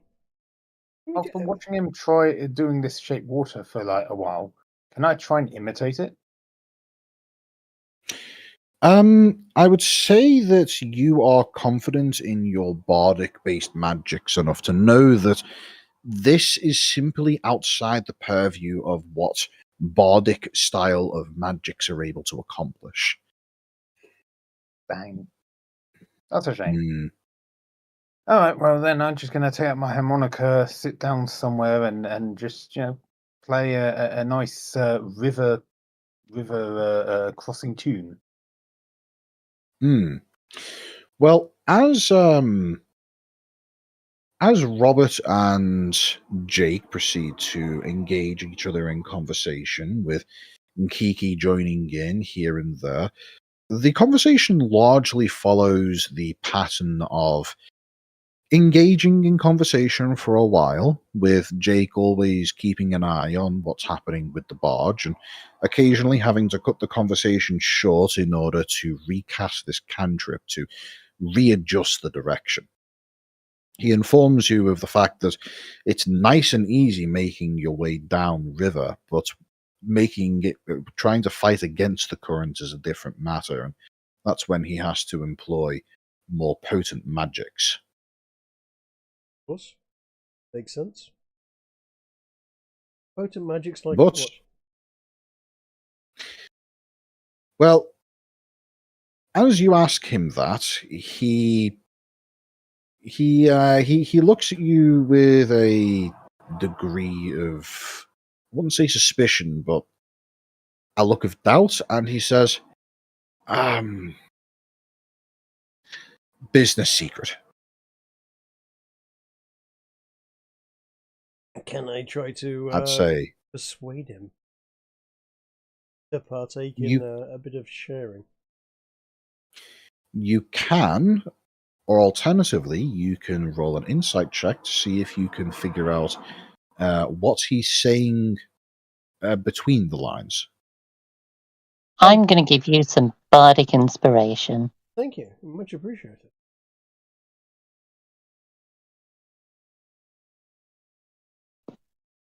Might I also inspire you bardically with my harmonica? You can only benefit from one bardic inspiration at a time. Yep. What is it? An extra 1d D6, isn't it? 6, isn't it? It's an extra 1d6, yes. 8 isn't great. Indeed, it's not. As you make your insight check to see what he's trying to figure out, you can tell that he has something that you suspect he might be willing to tell you about later on, but for now he still considers you a stranger, an acquaintance at best, and is keeping his cards close to his chest. Fair enough. But as we continue on through into the evening, you come across you've now been drifting down the river for several hours. Okay. Whilst I'm And doing that, you- can I quickly interject? Can I use illusion, minor illusion rather, to whilst I'm doing that, basically put very alluring bait on the end of my hook and have a bash at and fishing for something really rather tasty for dinner. I'm afraid not. By the Illusion nature bait. of by the nature of minor illusion, it would be static relative to the ground underneath the river, meaning as you're moving along, whilst the illusory bait would be there, it would be continuously getting further away from you, and it would be near impossible to maintain a perfect alignment with the bobber at the end of your fishing line. Humble. Relativity physics does not seem to work with. Right, does that mean he can't put a minor illusion on a boat because the boat is moving? Apparently. Isn't a Indeed. boat What about- frame of reference? Apparently, it just buggers off. Hold on. What about a silent image? You can you can literally cast silent image, can't you? You can't, but I mean, we're just traveling. True.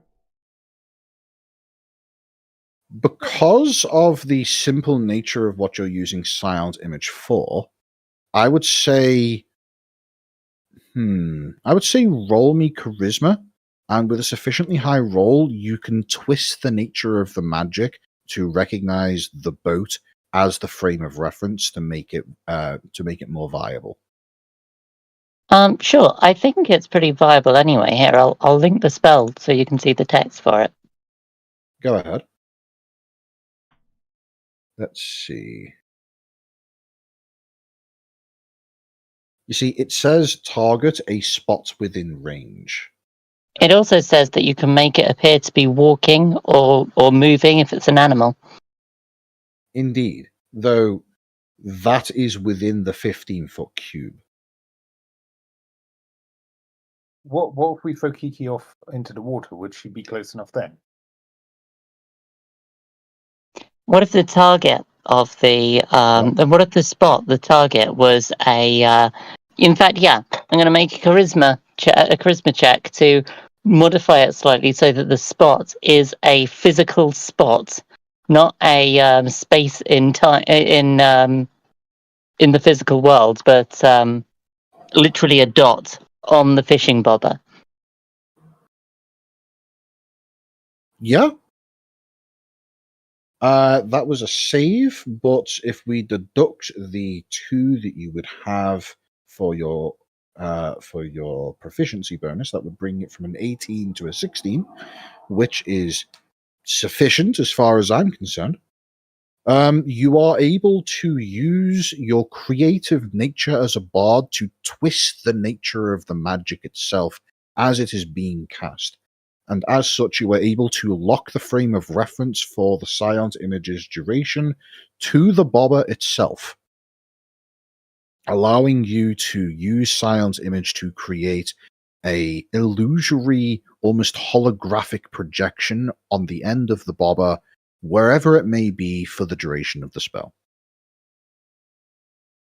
Fantastic. Which you strongly suspect will significantly help in catching something.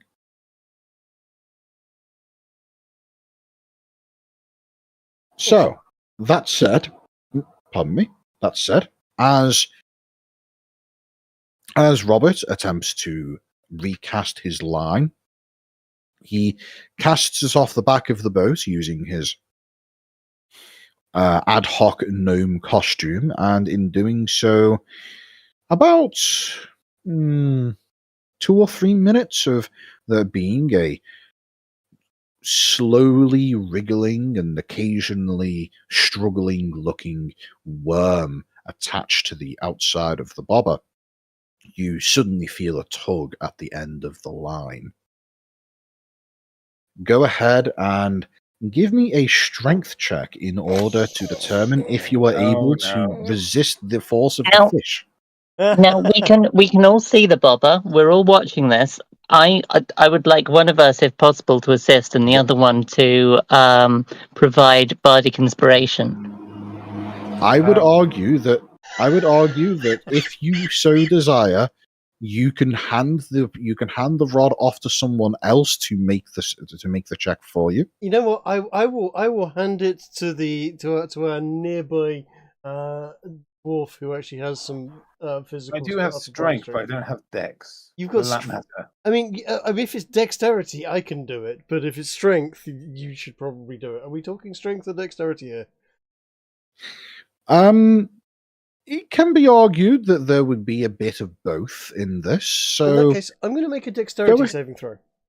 And if I fail, not a saving throw. This isn't a saving throw. This is just a check. Okay. How does 10 get me? 10 is the bare minimum for what I would consider to be a success in reeling in a roughly 1 foot long fish. I mean, you know what? To be honest, you're right. 1 foot long fish can get a bit hefty. Fair enough. Yes.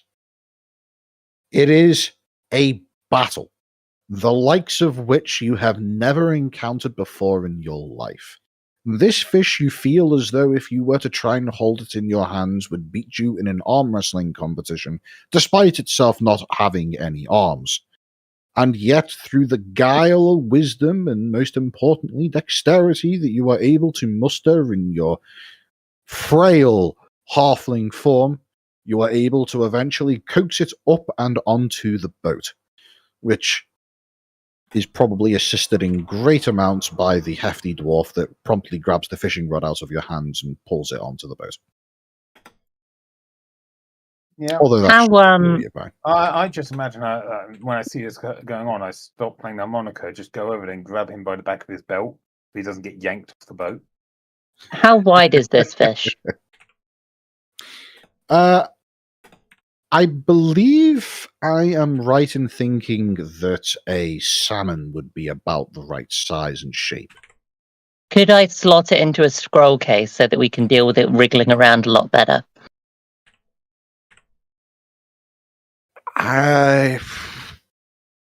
Yes, but the scroll case wouldn't be fit for carrying scrolls anymore. It's okay. I have 2. One of them is empty. So okay. We can always prestidigitate it later. Exactly. You hear a grunt of acknowledgement from Reeve in the background. Reeve has prestidigitation, don't you know? Any one of us did.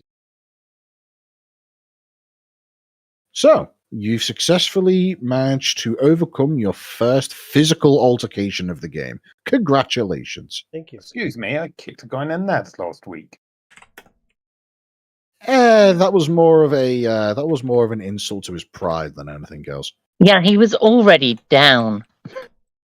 Yeah, well, that's the best time to do it.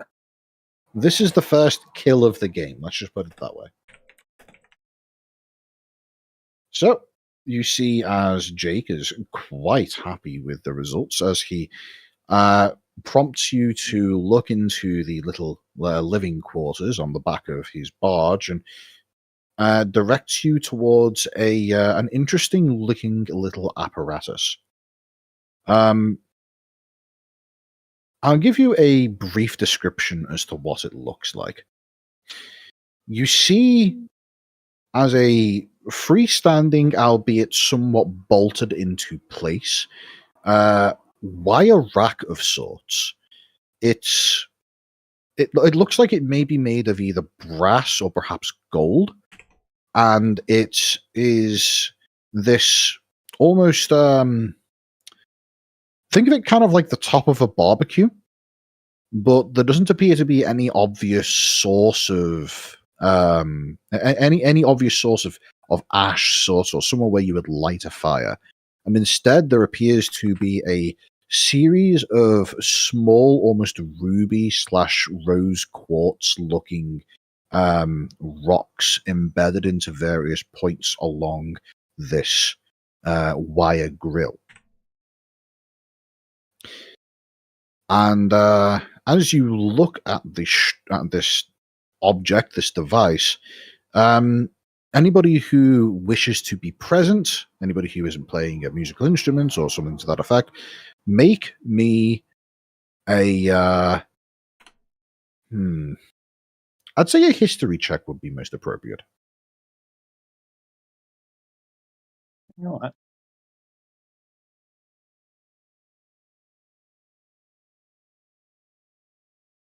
Why not? Not doing great with the rolls at the moment. Well, Cardgar and Piper, the pair of you look upon this, and with a quick back and forth of double checking and confirming your initial theory, you come to the realization that this is a fairly novel design of what is known as a firestone cooking apparatus. It's an invention by the dwarves using a new, well, I say new, it's been in circulation now for a little while, a device that uses these firestones, these elementally charged, naturally occurring stones that are imported from the elemental plane of fire. These devices, these stones, they have this property to them that allows them to exude intense thermal energy when a sufficient amount of will is applied to activate the item. It appears as though that this particular item is designed in such a way that you can cause these firestones that are embedded in various parts throughout this grill to begin transmitting this heat into the wires of the grill itself, effectively turning it into a flat toaster grill of sorts. You suspect that something like this could be used for, well, effectively frying a fish or grilling it, even. Shouldn't we, gut the fish first? Would probably be a good idea. If anybody has access to cooking utensils, that would make the process tremendously easier. You also suspect a skillet of some kind would help. I've got a Luckily- pan flute. It's Luckily, a type you- of pan. with a brief look around, you do spot that there does appear to be a skillet ready and waiting for use. Although that wouldn't help you in gutting the fish, of course. Does any of the party have any particular skills in cooking? Nope. I have brewing, which might be the closest then, so I guess I'll give it a go. Sure.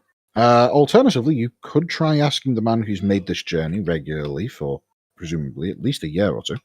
I assumed he was keeping the boat from crashing still. You suspect that he is. You could ask him anyway. I will ask him anyway. We have fish. Do you know how to prepare fish? He looks at you and says, "You don't? All right, and whack it on the head, make sure it doesn't move, and I'll sort it in shortly.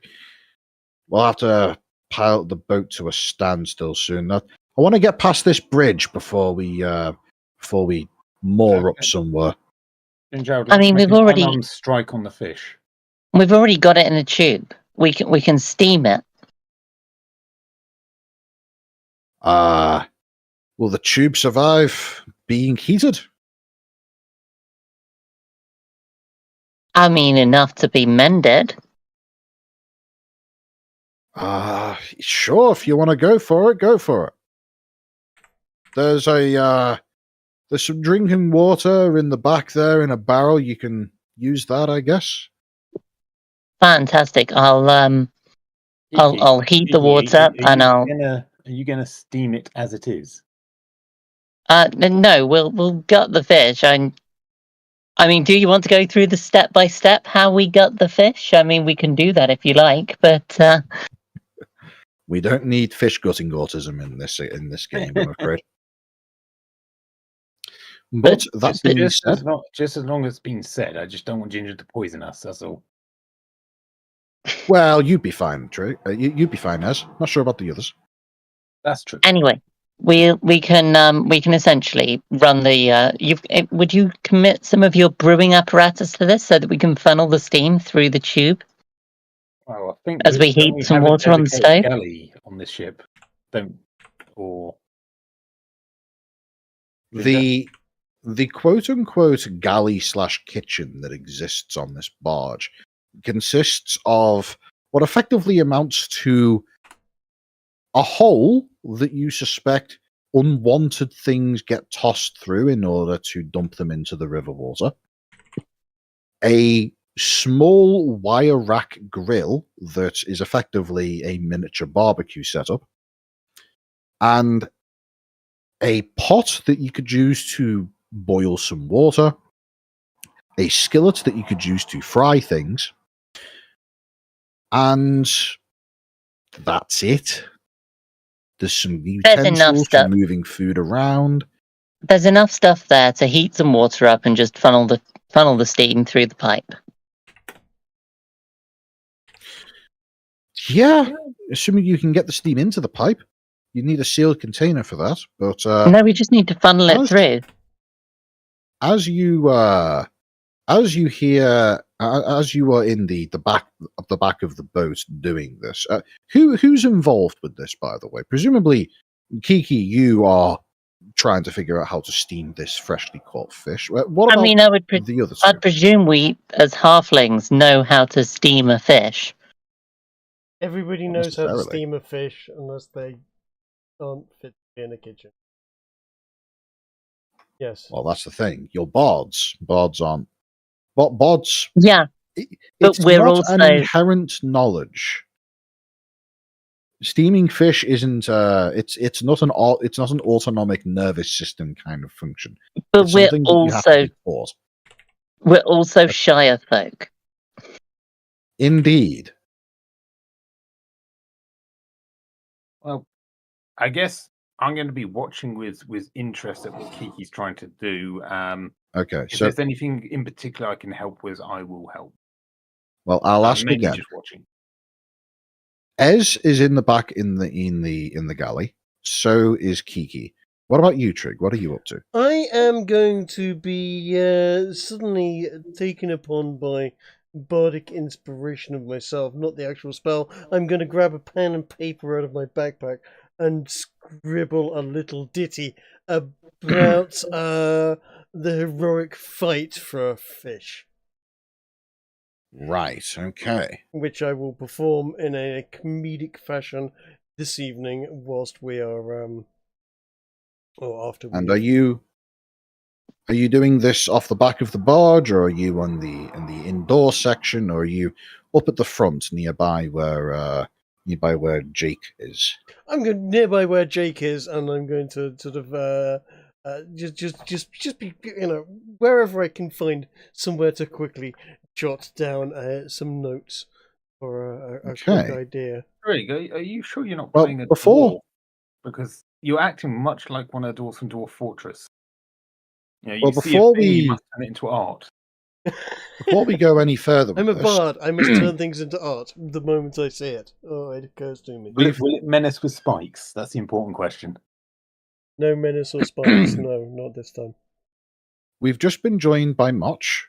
Are you here to play Motch, or are you not available that much?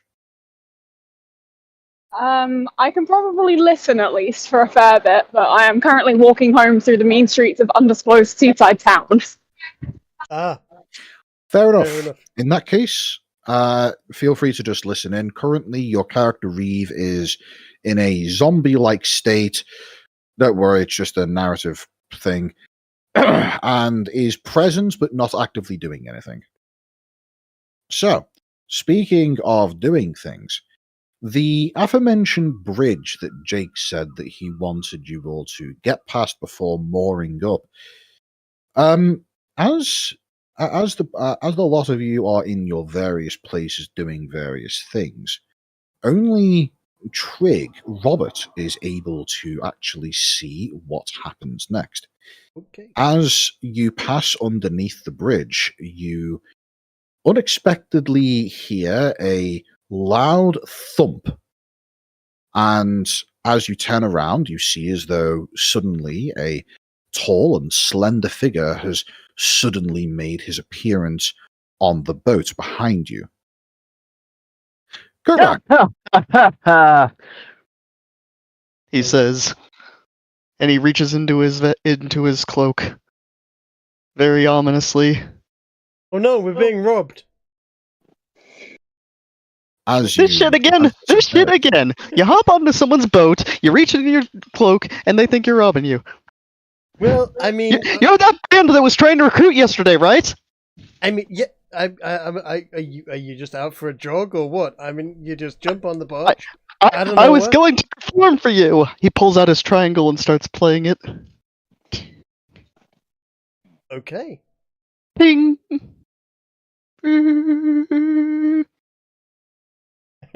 So you Coatrack, you make a power solo on the triangle, do you?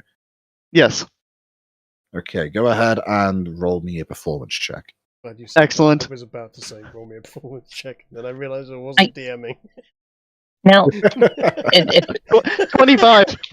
Wow. Jesus Christ. Wow, that is some that. How do you make just a simple triangle? I am amazed. right, hear me out here. Okay. Trig, I've shown you this recently, so you know the song. I don't know if any of the rest of you know YYZ by Rush, but the intro to that is all done on the triangle.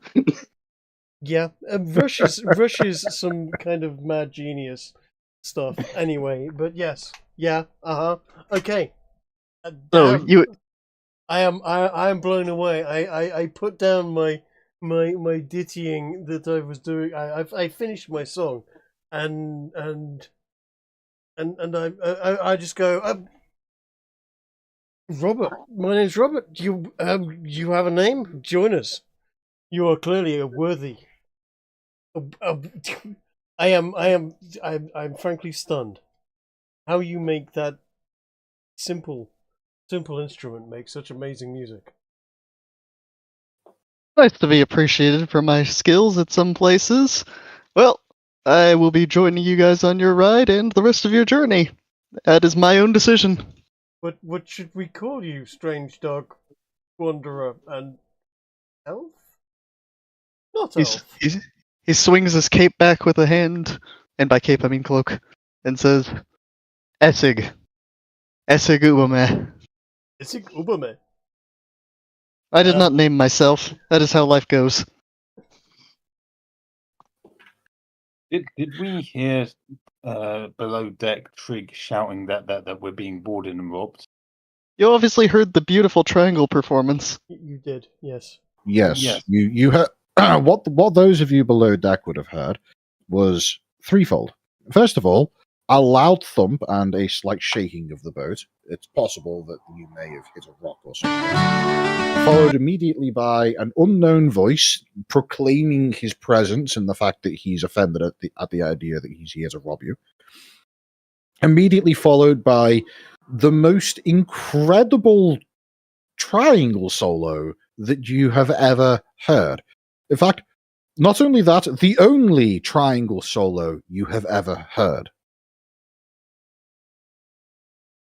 Promptly followed by a familiar voice of the boatkeeper Jake saying, "Well, hang on a moment. Okay." You can see he's very distracted at the fact that he's just been boarded, whilst also trying to steer the boat with magic. Before he says, "Okay, you can have a ride on the boat if you let me moor up. Deal?" Sorry, repeat that. If I let him what? More up. Yes. You know, more as in dog people. You're one of those, aren't you? I mean, we've to be fair, we've all got to let him park the boat. We're all banned again. Sorry. I'm not really sure why him anchoring would have anything to do with me joining, but okay. No, you being on board wouldn't affect that, didn't it? You see as the man points at a now rapidly approaching and soon to be passing bollard that is attached to the side of the river. As he points at it, he says, "Are you going to interfere, or are you going to let me do this? I need to know if I need to defend myself." I am not here to attack. Good. You deal with that, he says, pointing at you, Trig, as he proceeds to grab a length of rope and hook it off the side of the boat onto the nearby shoreline. You see, as he does so, he then promptly whips up a piece of another piece of magic, which proceeds to pick up the rope and begin pulling it back towards the boat via some invisible force. This is a cantrip which, due to you being a bard, you are immediately familiar with. That of Mage Hand. Groovy. I Use of would Mage like Hand. to ask for some clarification because I don't know this. But correct me if I'm wrong. A triangle can only play one note. Not true.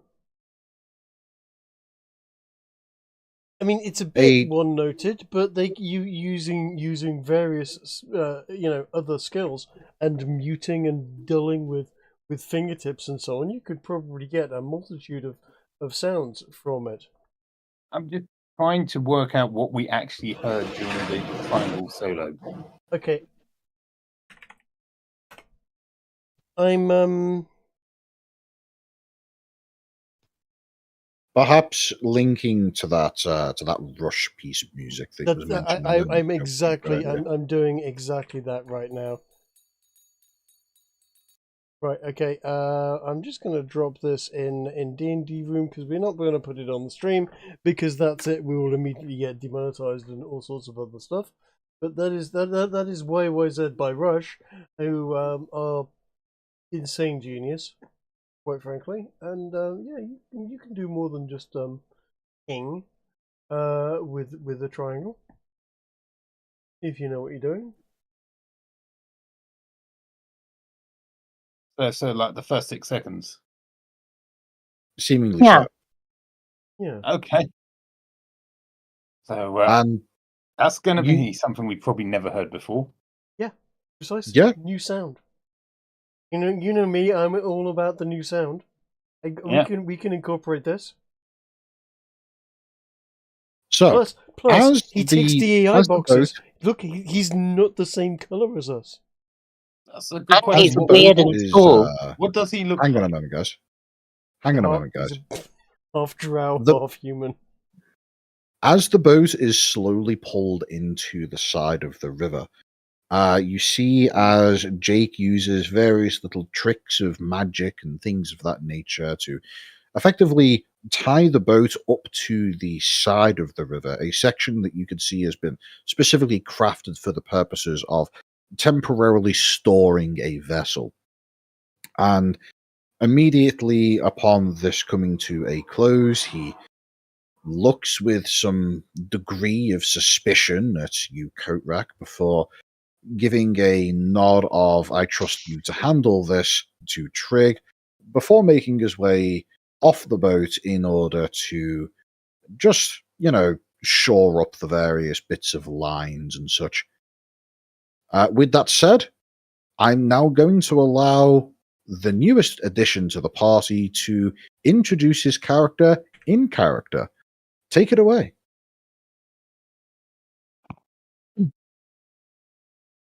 I mean, I kind of already introduced myself, Didn't he already do that awesome performance with the triangle? He did. It speaks. Yes. All right. So now in character, it speaks for itself. He holds out the triangle. Could we get a Coatrack description out of character so we actually know what your guy looks like? N. No, more like half N. Lowercase n. Lowercase. He looks kind of like a dark elf, but not entirely. Oh. Yes. Well, I guess if he's going to start attempting to make conversation, he will think for a moment. And what's that trick? I was going to say, is it dark already at the moment? Getting dark? Can we see him properly, or do we need him to smile? is what I'm saying. and we're banned. It's all right, Trig. Your halfling should have no trouble seeing him. You've got dark vision, No, I don't. don't you? No, Well, no. okay. Halflings I halflings guess are, dwarves can see me okay because dark vision. yes. I forgot. I hadn't really thought about it, but I take it halflings are one of the only non-humans that don't get dark vision. Yet it's humans, halflings, and dragonborn don't get dark vision, if I remember rightly. We get other stuff. We get like brave and lucky. So I mean, Lucky's so good, Lucky's pretty good. re-rolling any nat ones. I know. Yeah, Lucky is pretty damn good. I should have used that earlier, but yes. Lucky is pretty awesome. Right. Yes. All right. So So, a moment ago, somebody asked how dark it is. The reason why Jake wanted to moor the boat up is because it is approaching sunset. You suspect that there's maybe half an hour of viable light left. I'm presuming I've had plenty of time to smoke this fish and get it served up before we moor up. Just to eat it, not smoke it. God, Yeah. How'd you fit the fish in the pipe? You just bung it in with a rod. She already has it in a pipe, doesn't she? Yeah, really big pipe.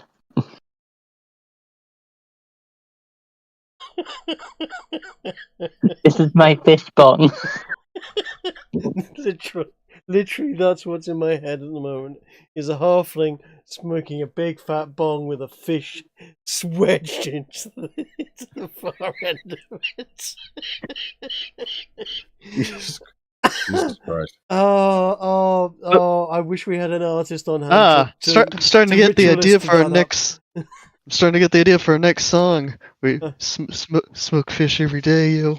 Yes. Just thinking, I have a picture of Gandalf with his pipe, except it's a hobbit, and instead of a pipe, it's an ear horn, and there's just a fish on the end.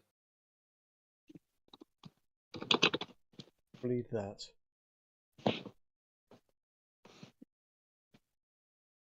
I mean, I have mending, which means I should be able to turn the roll or the pipe or whatever it is into its intended shape, right? Oh, I mean, the best I can find is this one here. Now, mending allows you to take an item back to its correct shape. That being the Exactly. shape at which it was when it was new and in its most intended form by the original creator. It does not, however, allow you to magically Oh my reformulate one God. item into another. That is definitely a thing, Kiki.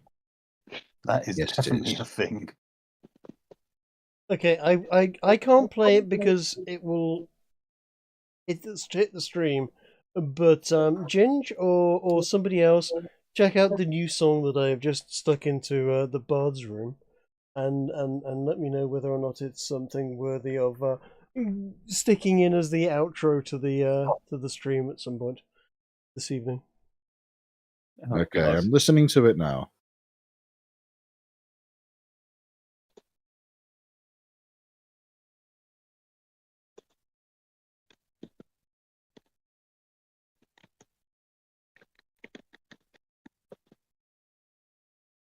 Yeah, this is a decent outro. Yeah. Okay, I've not heard it yet. I literally I knocked together the lyrics with a bit of help and threw it into Suno, but it seemed to be kind of fitting. Living the AI dream there, Trig. You know what? I am really not that I'm shilling for Suno, but I am really enjoying getting my creativity on with it. I have to admit. That advert from earlier was creepy, though. What advert? The AI advert. Oh God, that was weird, wasn't it?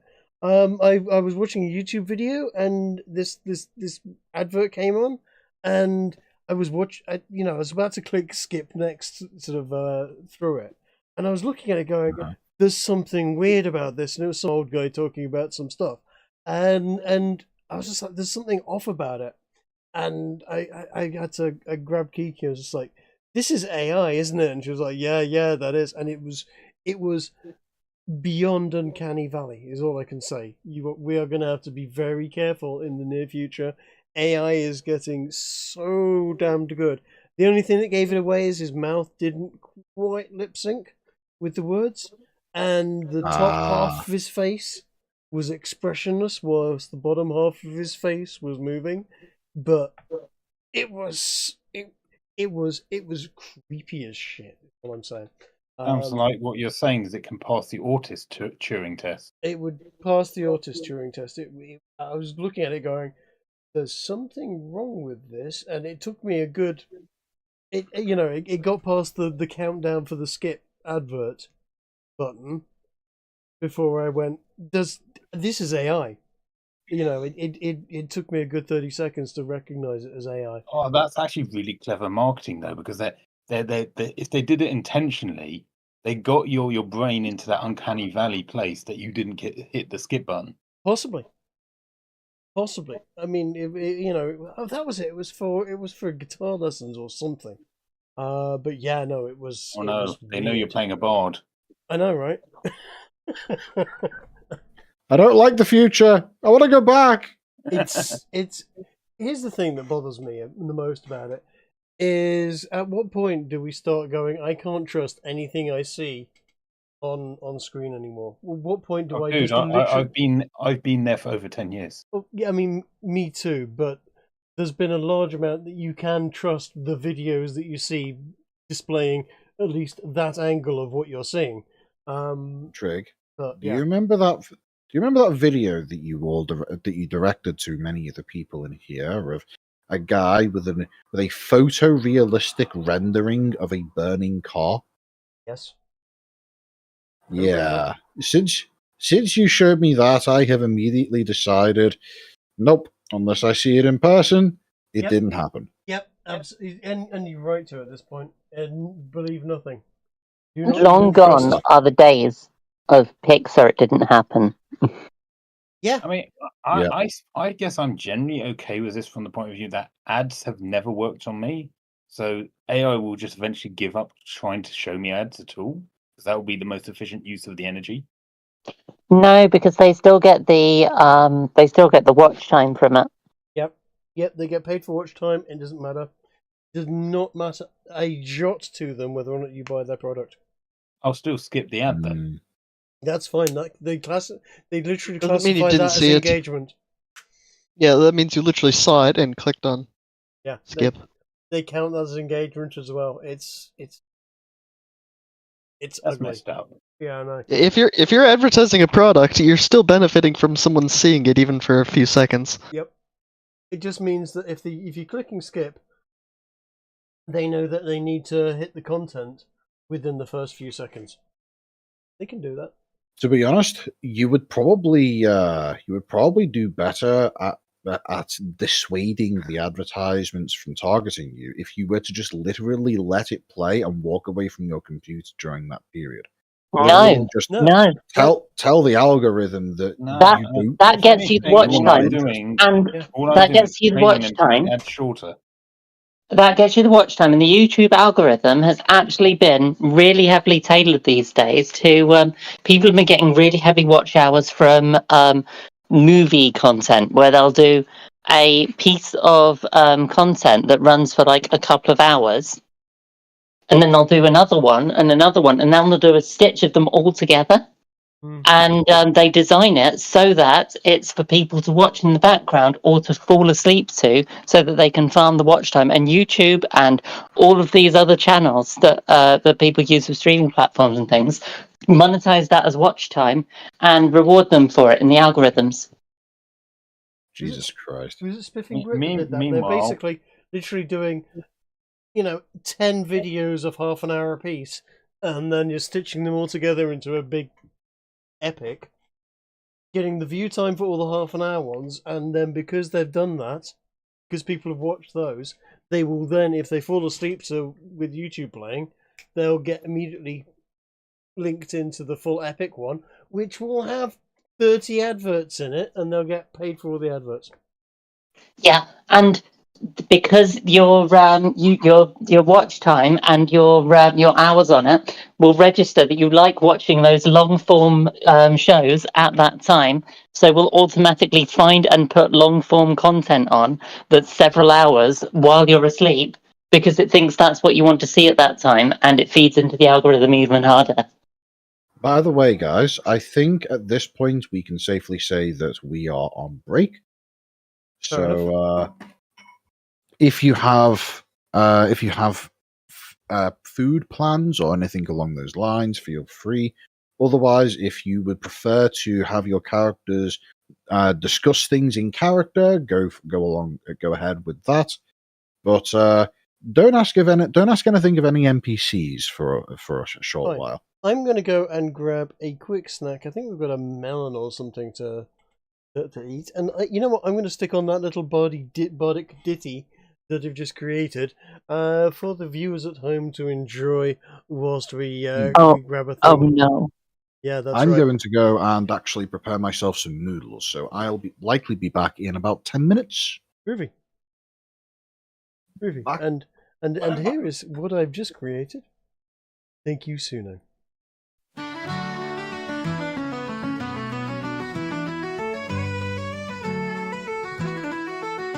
By a little village on a tranquil stream, a mighty bard just living the dream. He dreamt of a feast, something quite grand, so he took his boat and a rod in hand. He cast his line with a hopeful cheer, dreaming of a fish to bring him near. A dinner so fine, a meal so great, little did he know his funny fate. Oh, the hero and the giant fish, a tale of a most unusual dish. With a rod and a net, he took his stand in the battle of the boat right at hand.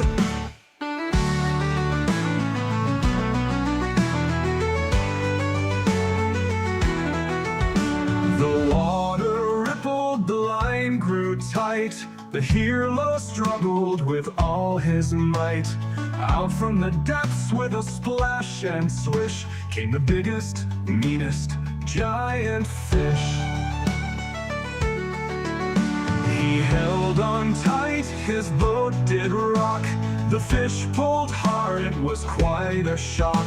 Our hero yelped, oh what a catch, as he tried to outmatch this watery bat. Oh, the bard and the giant fish, a tale of a most unusual dish. With a rod and a net, he took his stand in the battle of the boat right at hand. The fish leaped high, the boat did tilt. Our hero's courage, it did not wilt. Round and round the struggle went, my strength nearly spent.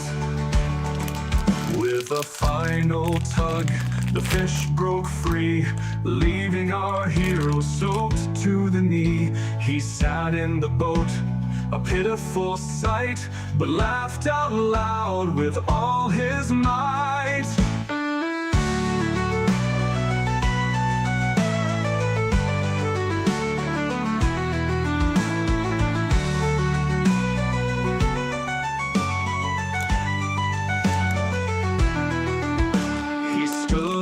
Wet but filled with pride, for he faced the fish and never died. A tale to tell by the fire's bright glow of the epic battle in the boat's flow. Oh, the hero and the giant.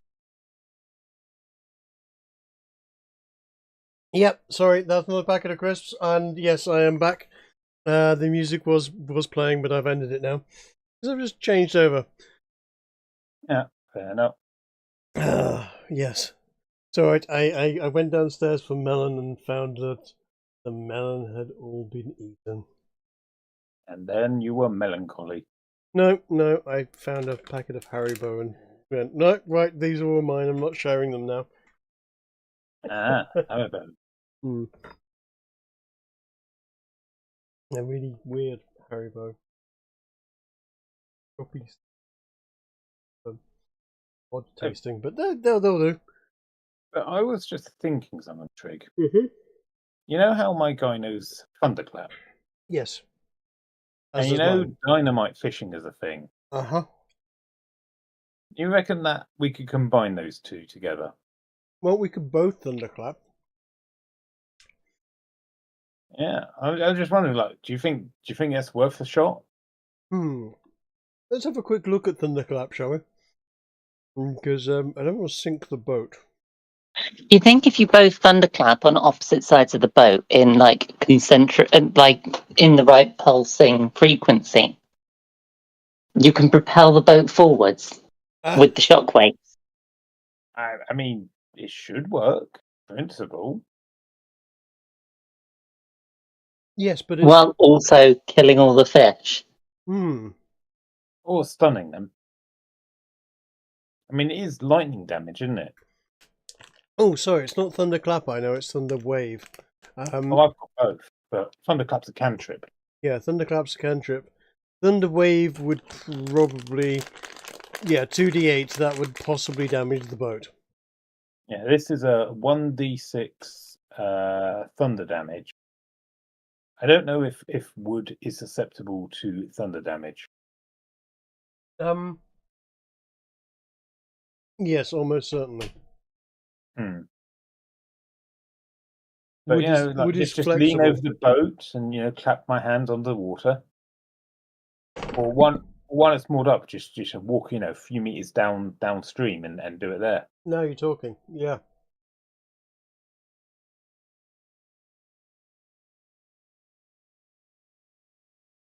Yes, definitely. Definitely a possibility. I think when Ginger's back, I'll give it a shot.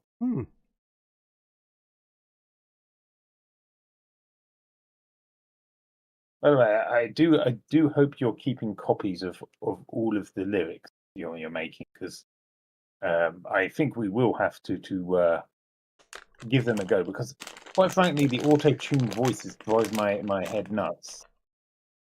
Well, it's AI, not auto-tune. Well, AI voices then. Yeah. And it's still a lot better than me singing it in person. Yeah, I guess I call it auto-tune because it sounds like that, and that's probably because that's the most common thing it's been trained on. I mean,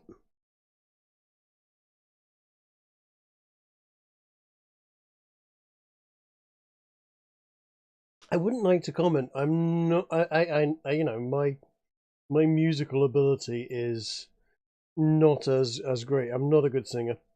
I'm a failed guitarist. But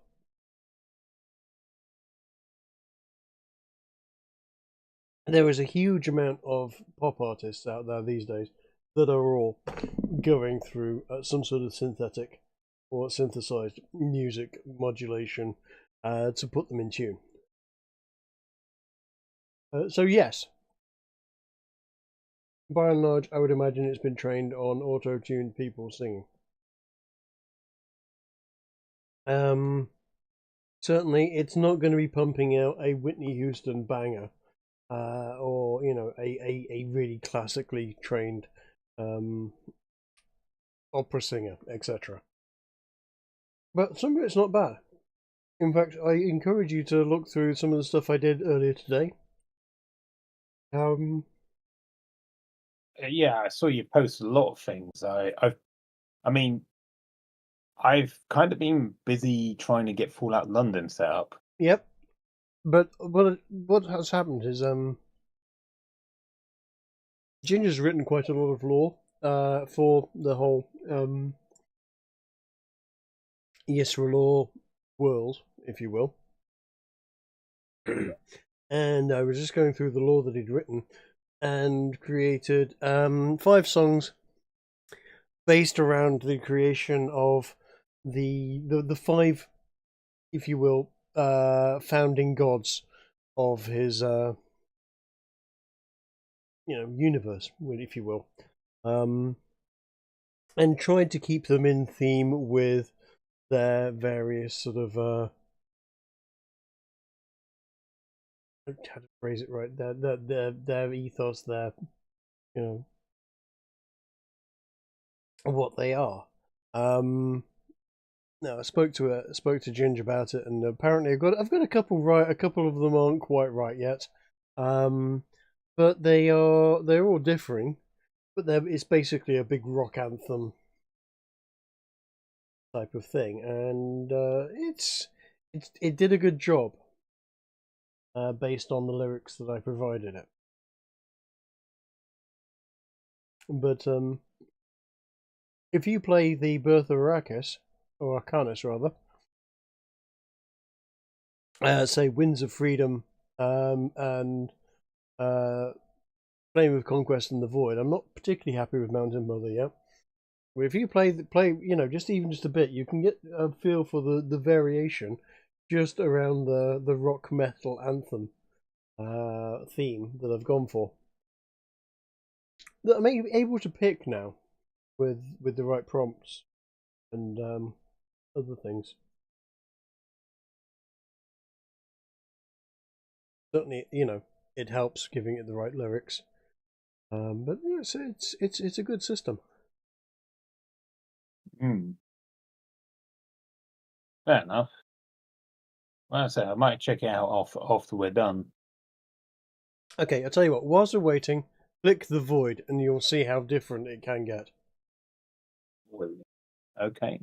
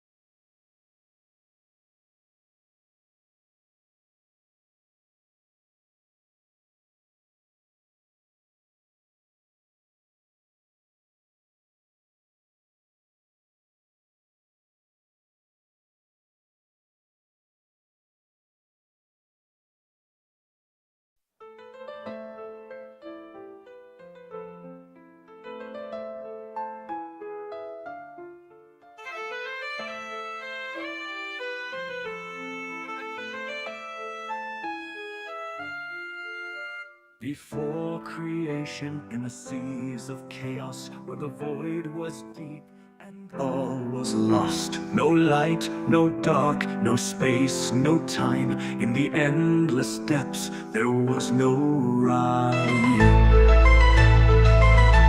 Reality demands continuity. Continuity needs time to be. But before time's thread began to weave, all events occurred, no time to perceive. In the heart of the chaos where infinity reigns, a spark was ignited, breaking the chains. Arcanis was born in the instant of awe, a god from the void, no time to perceive. In the heart of the chaos where infinity reigns, a spark was ignited, breaking the chains. Arcanis was born in the instant of awe, a god from the Sorry, what? I said I'd definitely listen to this whilst fighting a Doom boss. Yeah. Which song is this you're talking about? Oh, the The Void. Void. But Ah, yes. I would say that a couple things is the volume mixing is a bit off, I'd say. The quality is obviously a bit lower bit rate than I'd like, but I wouldn't necessarily say I wouldn't put that as an AI thing. I'll just put that as an MP3 thing. I tell you what, give it a go. Give what a go? Creating the music. I don't know enough about music theory. Neither do I. I'm sticking it into an AI system.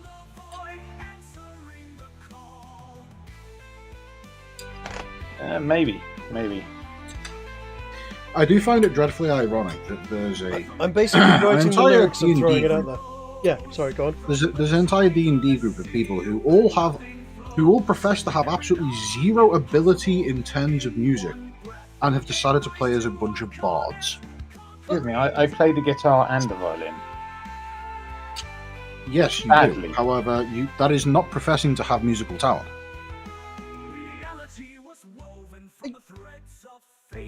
I regularly go out in the water in the sea to bob around for a bit as a form of general recreation. However, I do not consider myself to be capable of swimming or to be talented as such. I'm not claiming any particular great skill or talent, but I do like to dabble in things artistic from time to time. I will paint, I will draw, and I will occasionally write some lyrics. And given the tools that are available, I have utilised those tools. And I have seen your drawing skills. I would describe them as tantalising. I enjoy drawing of the booba and the attractive woman. Yes. The word you're looking for, Ginger, is titillating. Yes.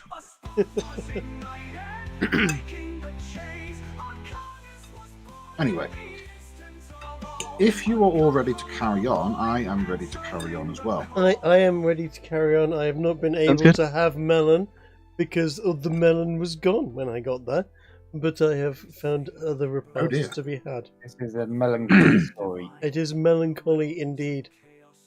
I have a question. Someone absconded with the melon. Someone has absconded with the melon. I have a question. Mhm. Motch, are you in home now and wish to partake? Yes, that is a good question, isn't it? Yes, I am here. I am back. I literally just got in the door. Fantastic. Hello. Brilliant timing. In that case, we can stop having Zombie Reeve hanging around in the background going, brains. And you can partake properly. Awesome. There you go, Trick. Your next song, The Tale of Zombie Reeve. And The Tale of Zombie Reeve. A long walk home from work. I could also do The Tale of the never appearing Die, who is always in all D&D games but never Quantum appears. Quantum Die. By the way, did you like my Schrodinger meme earlier? I Tell me don't you know if saw. I saw it. Where was it? I think it went into meme dumping. Is this a meme that's safe to be shown on stream? Certainly. Everyone at Schrodinger's funeral. Oh god. Well played. It is blatantly a stolen meme. Don't care. Would steal again. I do quite like that. I kind of like the buried traffic cone that I found earlier today. Also in the meme dump. For those wanting to see, everyone at Schrodinger's funeral looking at the coffin.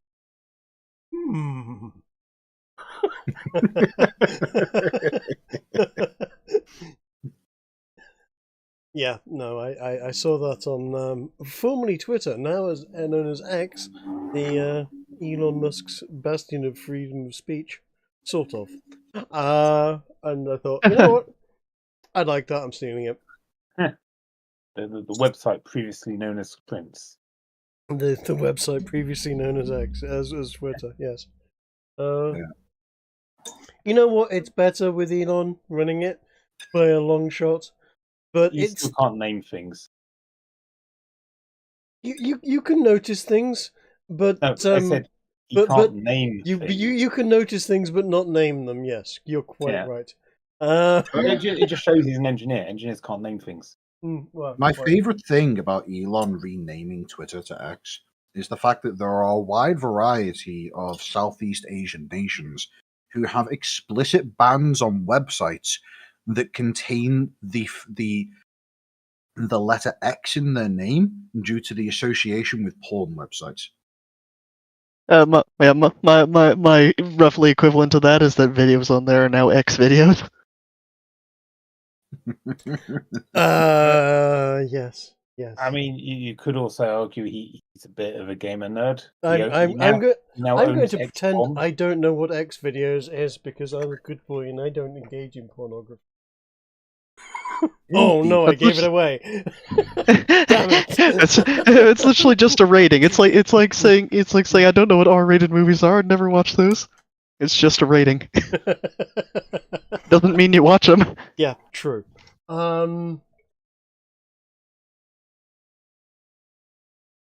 So we have a Motch back. We have Motch. We have new character. You know Coat. I'm assuming. Yes, you know Coat. I've met him. What? Coat I've met Coat. So I have never met this man before in my entire life. He's playing Ever. Esig Ubame, which sounds remarkably Ugandan. I took the name that was auto-generated by my character sheet and left it there. It sounds remarkably like someone who would be like, "Name is Esig Ubame. Why are you gay?" Or something along those lines. Boy, that fell flat. Let me tell you, there are some names that exist in this game that are just utterly ridiculous. Here, let me show you an example. This is a perfectly blank character sheet that has absolutely nothing applied to it. What I'm about to post is the name that was automatically applied to us upon generation. I challenge you to pronounce that, let alone actually say it. Ooh, Halgavo Ofu. Let me. I'm good at this. I can speak the name of Polish people. I just did. Of course, the second half of this challenge is doing so without accidentally summoning a demon. Where was this posted? Cat's already in my lap. I don't prior to me summoning.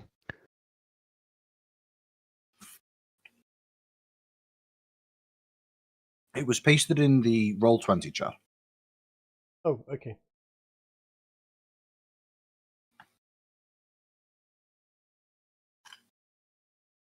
Agavo Upu. Well, the first name's roughly what I said. Yeah. I assumed the PH was, the whole F thing. It could be F. It could be oof. Yeah. Either would do.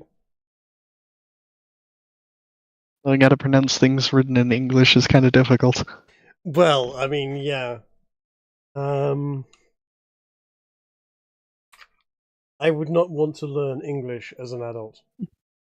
Jesus Christ, no. I say this as I'm literally practicing writing right now. I mean, I've been learning Russian of late, and not very well. I'm terrible at languages, but God, I do love phonetic alphabets and phonetic languages. They are way nicer than the mess that is the English language. The writing system of English is complete killer. And yet, it is still the greatest language on earth. Yeah, but you start with OU, and then you start going to owl, and then house, and then various other things, and you're just like, where is the structure here? This is just this mushy, gooey, fucking flexible noise. These letters don't mean anything. They keep on changing, and PH. Yeah. No, the reason why English doesn't make sense is because you think about it as a single language. Whereas the real trick to understanding English is that it's actually 3 languages in a trench coat. It's worse than that though. It's much worse. It's more than 3 languages. It's a good 5 languages at least. It's 1 language per leg, 1 language per arm, and then Latin sticking its head out of the top. It's a right old bleeding mess, is what it is, and it keeps Yeah, on changing. And Yeah, and you know- the only thing I've got to add to this is oy vey. You know, the worst bit about it is, though, is that we're inflicting English into languages like Japanese, who experienced beer and then just went, that's clearly beeru, and they're just sort of throwing Yes. their English language into their language and sticking an "oo" on the end of it. And thank you, Kiki. Yes, I wouldn't know that if it wasn't for you. You do. I mean, my favourite one is great steak, which is steaky.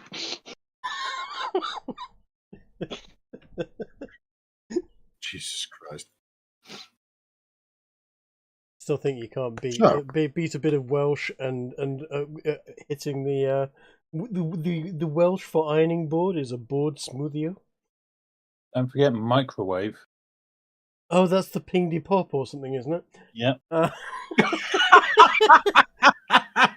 I've been saying it for a long time. Welsh. Wait, seriously? Yeah, Welsh. The Welsh language. For a Biggity start, pop? yeah, a pingdy pop. Yeah, the Welsh language is a practical joke, as far as I'm concerned. Have you ever read it? It's just lots of Y's and J's and nonsense. And it's called Cymraeg, and they have words like pingdy pop and board smoothie on it. It's a practical joke to take the piss out of the English to make us think that they've actually got a language, when in fact they just talk gibberish in front of us and then laugh when we walk Don't away. forget, you also But need Trig, they've got the Lemon. longest train Make station table. name in the country. Yes. They love watching us try to pronounce it. No, Well, I remember back in the day there was like a game show where like the last question every Saturday was read this and pronounce it correctly, and no one ever got it. Yeah, no, I'm sure the Welsh are just really good practical jokers and are having a damn good laugh at the English expense for actually trusting them and believing that their language is actually a language and not just a made up joke. See, the similar can be said for the Dutch language as well, only it takes a different direction. The Dutch language. I don't know. I quite like I quite like listening to Dutch people talk. It's got a nice lilt to it. It's basically non-angry German to my ears, which is Camp interesting German. because German usually comes in three forms. It comes in slutty milkmaid, i.e. the milkmaid who milks cows and has the big bazoomas and serves beer. It has angry German, who we know about angry moustache man German, and then it has camp German, and it has occasional amalgamations of two of the three forms. But Dutch is nice German, but it's not German, so it doesn't fall into the three tropes. And I dare anybody to disagree with me about German. It's either angry, camp, or slutty booby German, or a mixture of two of the three. You can have angry camp, you can have angry slutty, you can have angry slutty, which we really like. And we're just going to move on from that because I'm going to get judged for that. Sure. Don't worry, Trig.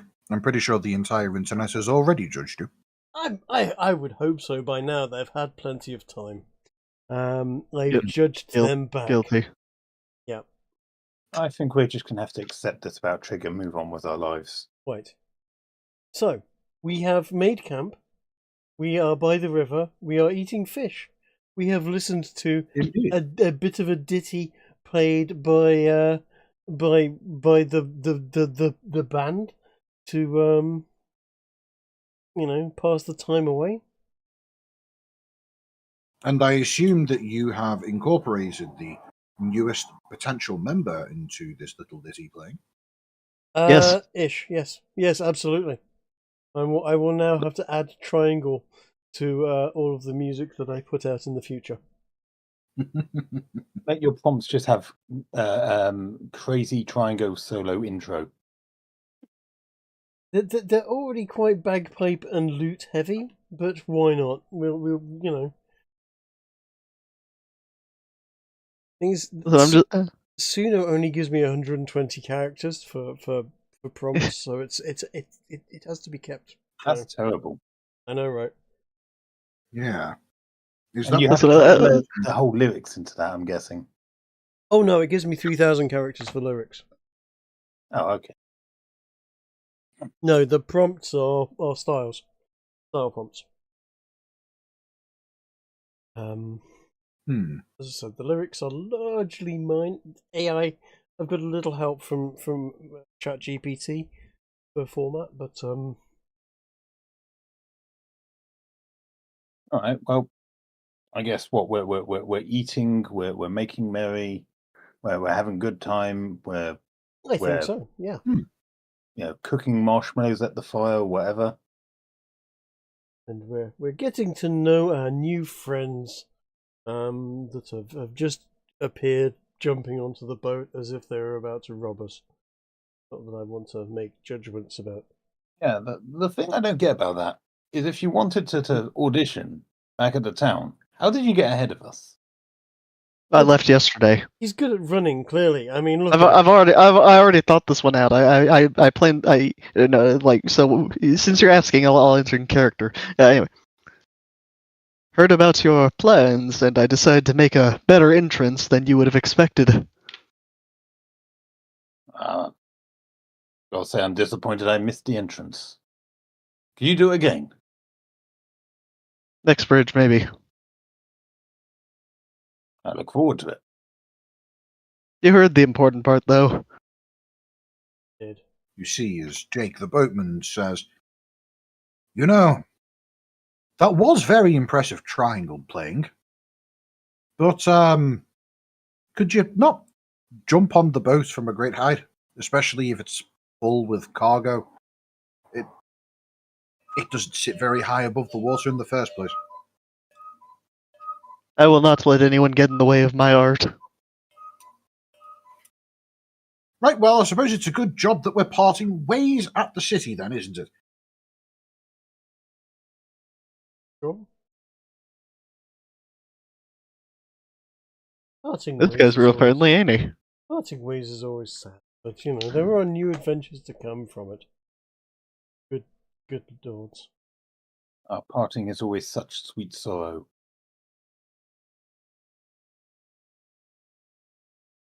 So, Ginger, is anything going to happen in the night? Well, as a matter of fact, Ez, Yes. roll for me a d4. Unless this is strength, I'm not going to do well. Just letting you know. Well, it's a good job I asked for a d4. I still roll what? No, I didn't. Oh, damn. A good roll. As the evening progresses into night, and then it eventually gets to the point where you all decide to make camp for the night, you see as on the other side of the river, there is apparently some form of trouble brewing. You see as a some kind of creature. It's not quite clear in the darkness as to precisely what it is. Makes its way over to the river. You can't tell if it's either a wolf or a deer or some other more exotic entity is present. And as you're observing it, you see as it kneels down and begins to drink from the river, and suddenly with a tremendous splash and a noise of some kind that you presume to be some from the animal in question is made before prompt silence, and nothing else is heard or seen. You suspect that some unfortunate creature just met its watery end.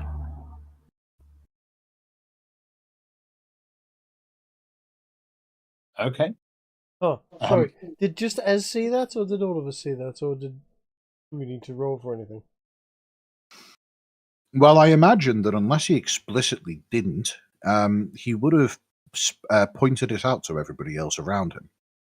Is Therefore, there allowing you any reason why I would point it out? Because something in the river just ate a deer. Yeah.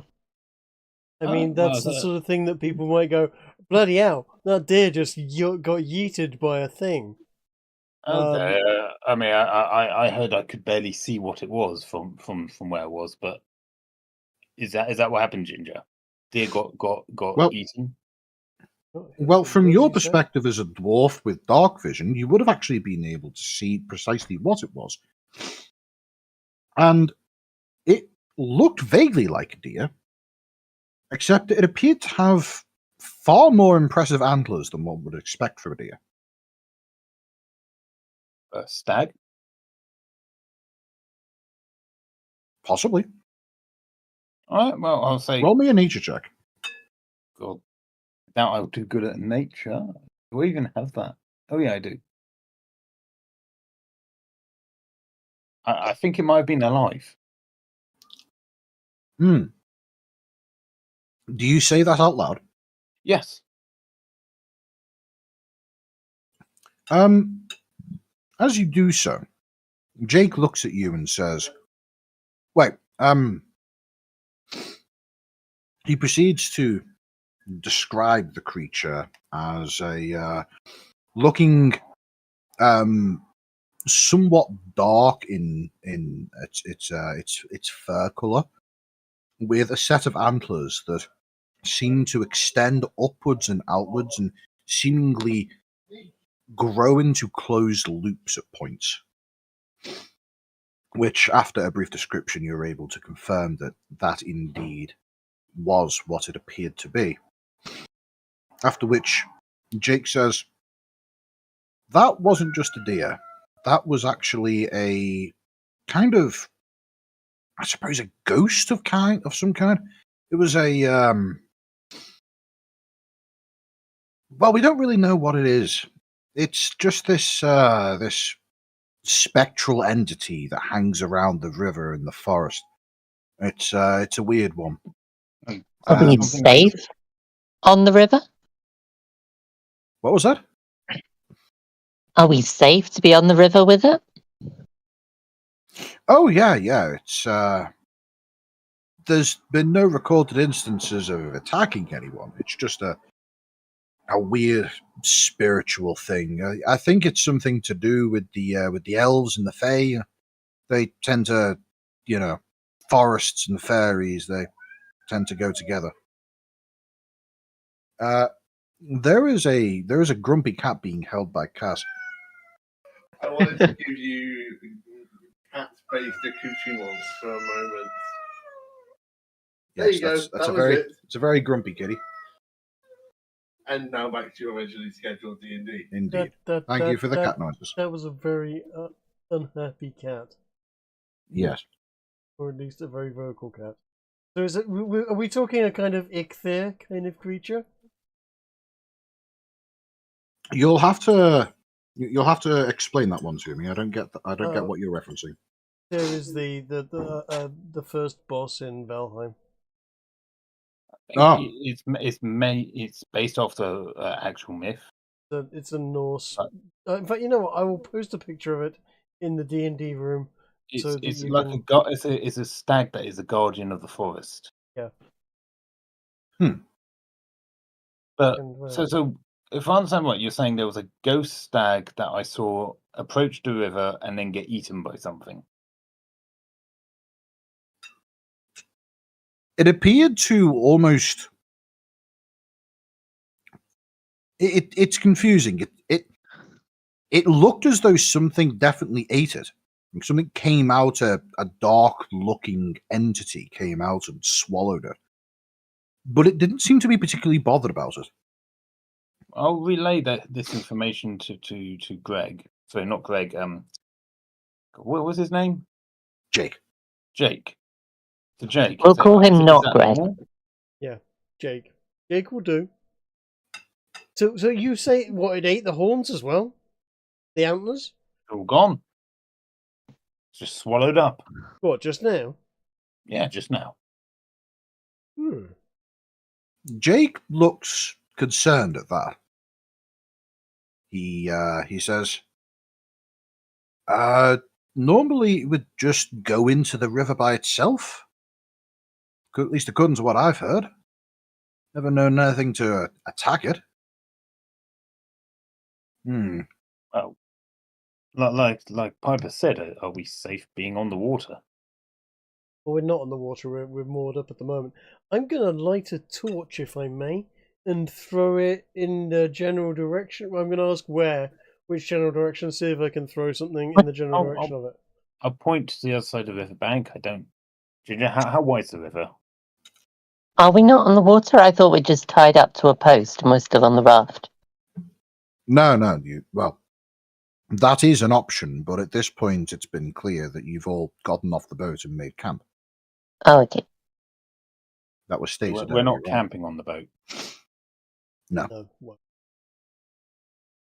But as you toss a torch over the river, and it's about 30 feet wide, I would say. Mm-hmm.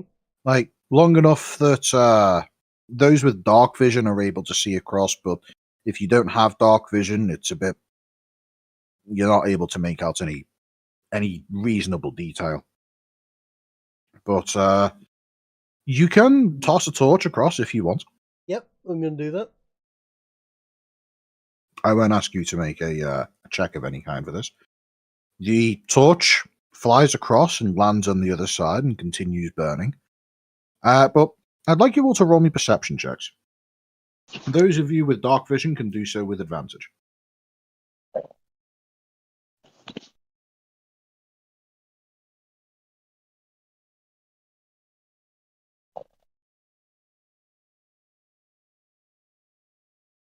$11. You may have to remind me how to do that. Sorry. If you open your character sheets, you will notice down the left-hand side you've got all of your strength, dexterity attributes. Just one column into the right of that, you will have saving throws and skills. About 2/3 of the way down on the list of skills, you'll see perception with brackets wisdom next to it, and if you just click on the word, we'll do a perception check. Couldn't have worded it better myself. Thank you. I probably could have been more concise, but you know. I don't know, maybe. Well, I'll give you a 7 out of 10. You I'll passed. Take it. In what is a surprising move, the human without the special dark vision ends up being the only one to spot a slight movement in current, an unexpected surge of sorts. It doesn't look as though the surface of the water is disturbed, but it looks as though something came awfully close to doing so. As you see this dark entity, I suppose the best way to describe it would be a blob that just rapidly flows downstream in the same direction that you guys were headed. It appears as though Reeve was the only person who spotted it, so...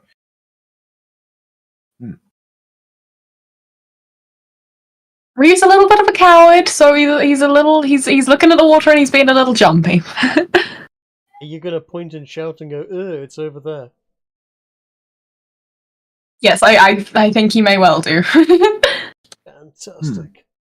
Well,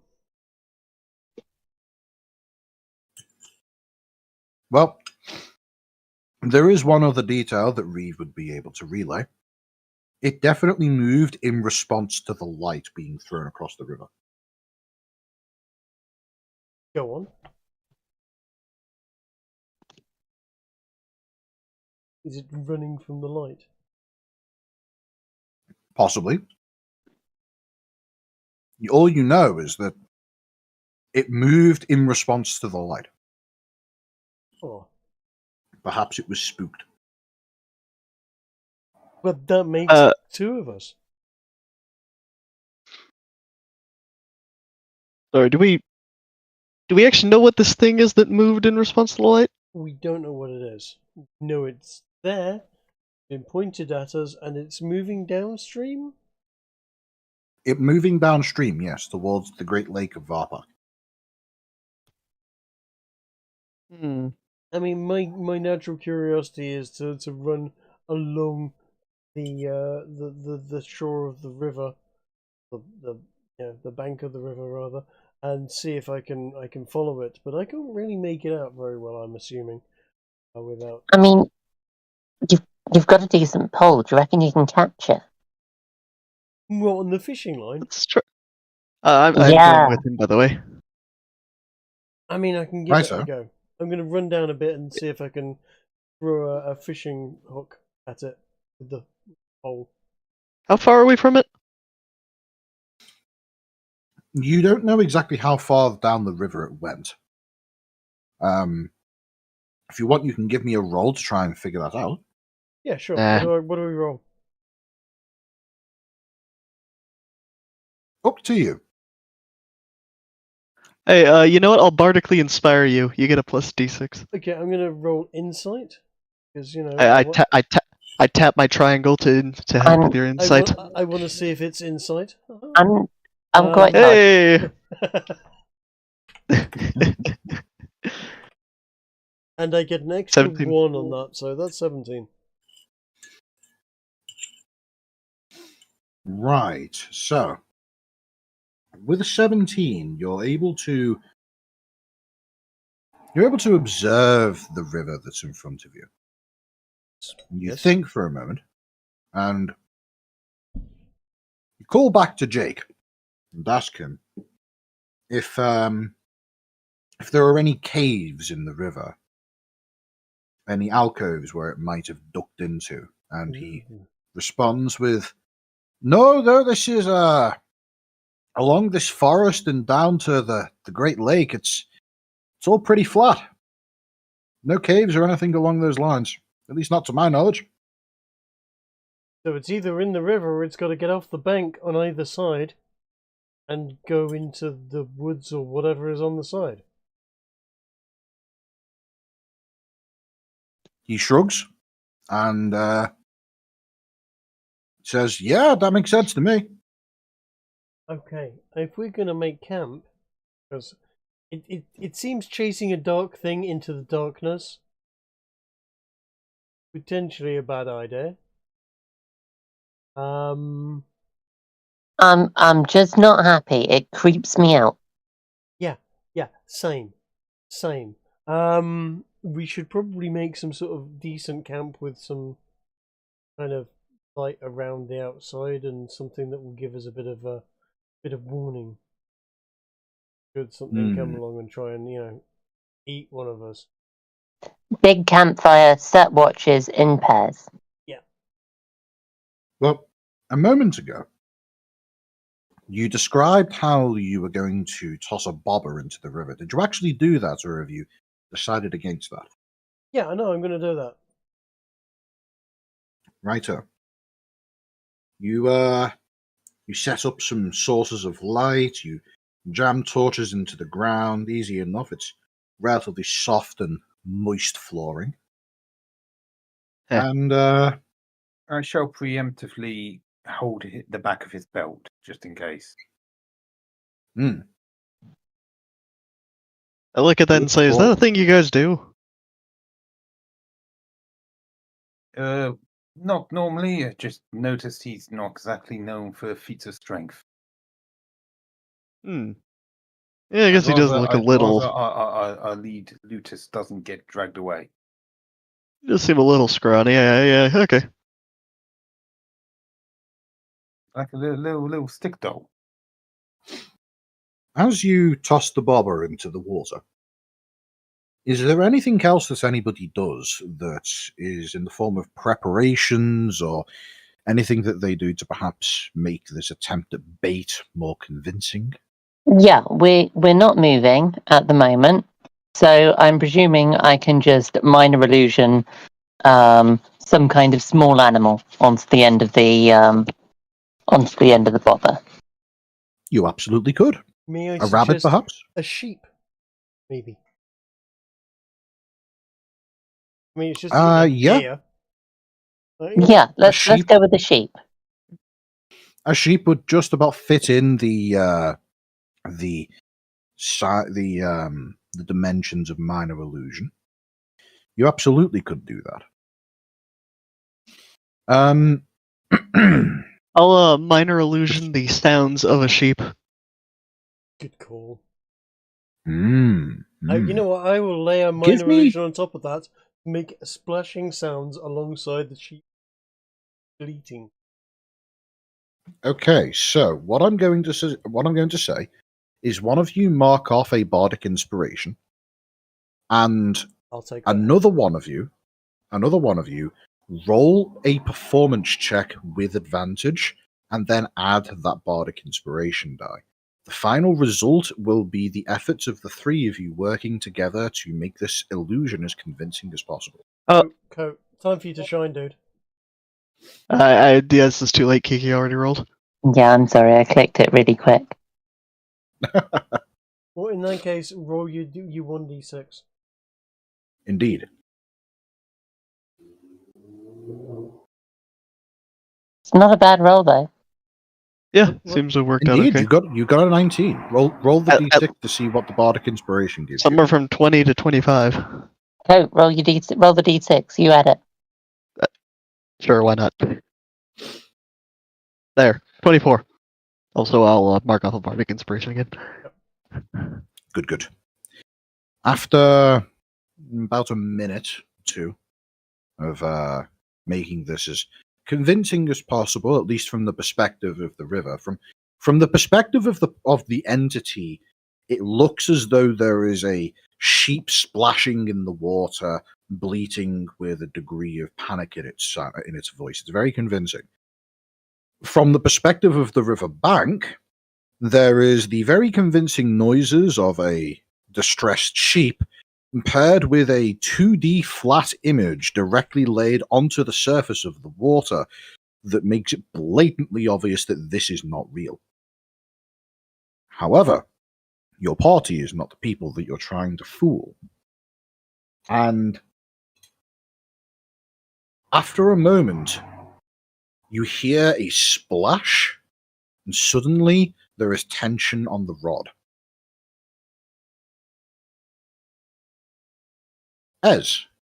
Since you're holding on to the rod wielding midget, go ahead and give me a athletics check. Sure thing. Are we going to do one good gig and then all disappear in a fishing accident? Yeah, pretty much. Fuck it. Again, I'm reminded of Dwarf Fortress. We're all going to die to a giant carp. That athletics check isn't sufficient, and you begin losing your grip on your friend. What about with bardic inspiration? Well, it's worth a try. What about the moment it starts to really, really pull on that thing? As an instantaneous reaction to what is happening, cast this. Funny you'd say that. I've been waiting for an opportunity for something. And hang on, that's going to hit me as well. No, it's not. It will. And there's your inspiration. It's AoE spell centered on you. Oh, it's centered on me. You're right. It is. Don't ask what the hell just happened when I clicked that. That was weird. I think what happened is repeating attack spell disc link. Kiki, was that a D6 to enhance Cardgar? Yeah, that's the bardic inspiration. I got a 15. Excellent. In that case, Cardgar with the additional inspiration from Kiki is able to land a second hand, this time on the actual rod itself, reaching around Trig to do so. And you have to phrase it like that. Intentionally, yes. And in doing so is able to rest his grip on the rod and thus prevent it from being lost to the waters. You've bought yourself a few extra seconds. Is the creature near the surface? At this point, you can see that there is an active struggle taking place. There is a magically enhanced fishing rod that it is trying to pull against, meaning there is direct tug of war taking place between your party and whatever this thing may be. Yeah. Well, specifically, I mean the surface of the water. Is it at the surface of the water? The surface of the water is being heavily disturbed right now. There is a definite struggle taking place, and you can tell that whatever this thing is, it's rather large. Okay, well, and I assume it is within 60 feet of us, because otherwise that'd be pretty far for this scenario. Easy. 60 feet. Okay, I immediately yell at the fish, "You're ugly!" You're going for a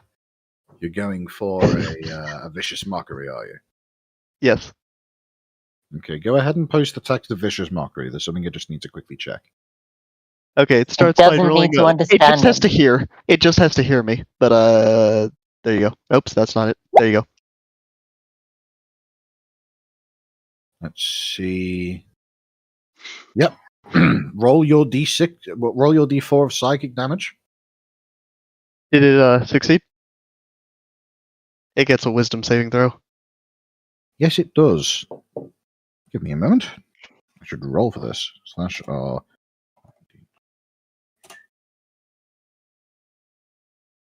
No, it does not succeed. Oh, hell yeah. Alright. D4 time.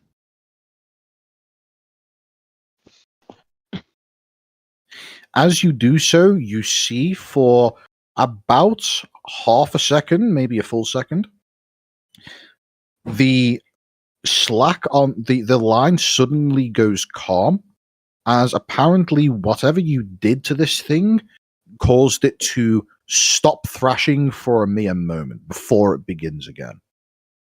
Can I command it to come to us? You very well could. Let's cast try. Let's cast command and tell it to come.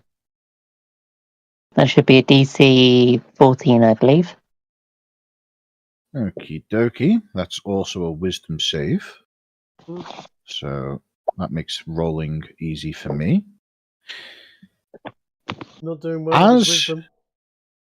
no, it really isn't. As you shout the command at the creature, you see as it suddenly stops thrashing for a moment and then resumes, but there is suddenly a slack on the line as it is apparently approaching the shoreline.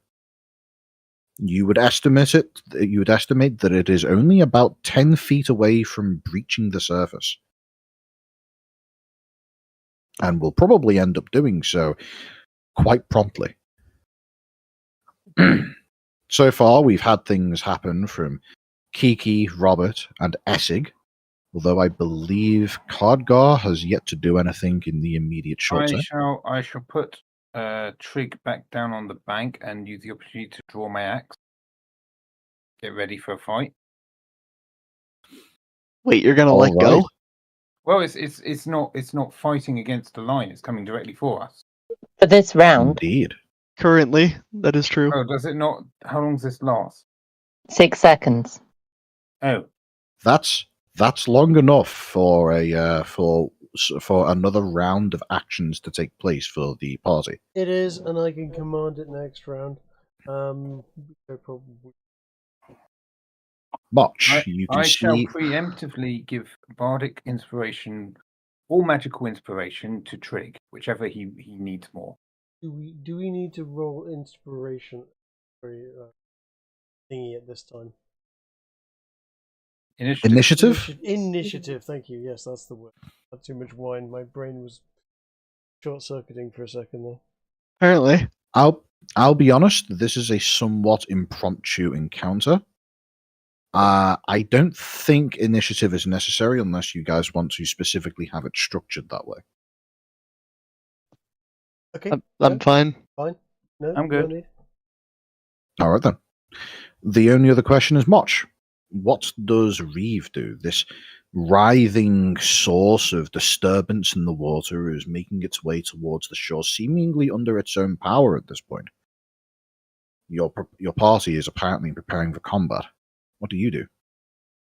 Describe to me what Reeve would do under these circumstances, and I will recommend action that I would recommend game actions that follow that general line of thought.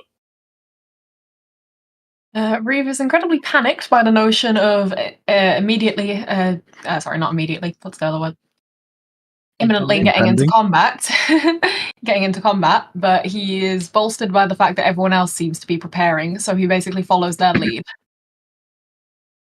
Okay. In that case, it sounds to me like an appropriate course of action would be for you to hurl a long distance form of magic. Do you have, for example, Vicious Mockery available to you? I think I do have Vicious Mockery. Ah, that's what I did when I called it ugly. Yes, you did. Yes, I do have Vicious Mockery. Go ahead and click on the spell, and it should automatically roll the damage.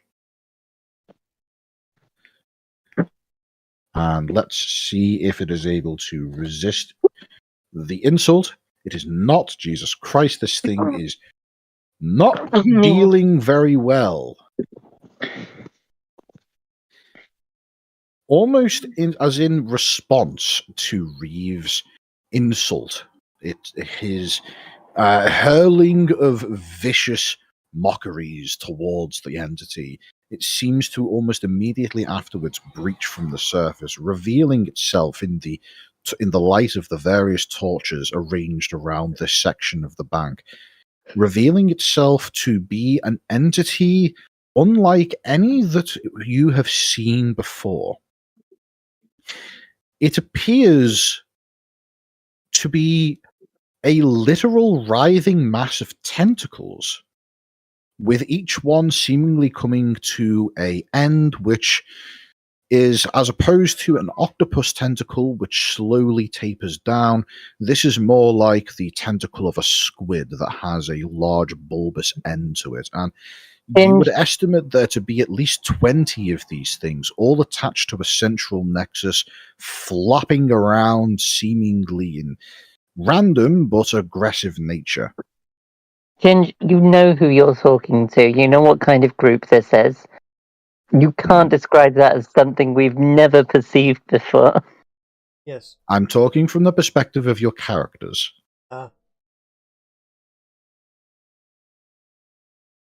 Well, this entity, to describe it in ways in which the players would understand, imagine a sea basket wherein all of the various filter feeding arms are replaced with at least 2 to 3 squid-like tentacles.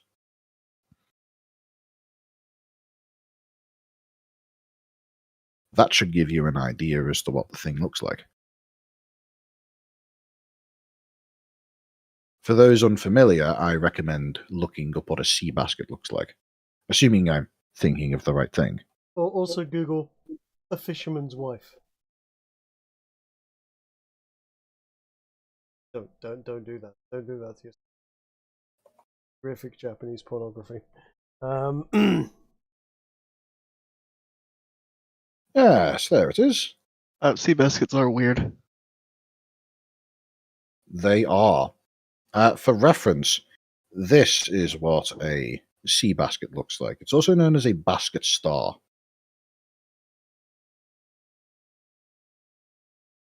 All right, Basket stars are I see. under serious threat at the moment.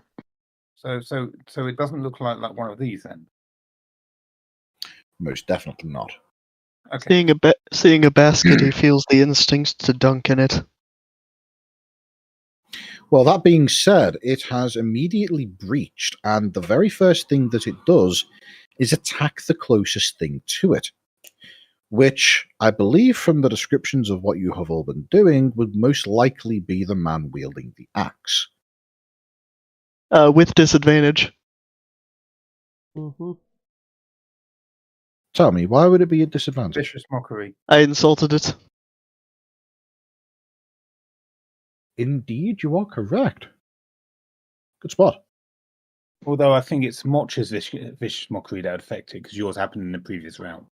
No, I haven't had a turn since then. Yep, it hasn't had a turn since then. Oh, that's true. It's double, essentially. But not... Doubly Does disadvantage. a Not a 15, but A 15. a 15 hit you. I have an AC of 11. So yes. Yes, it does. In that case,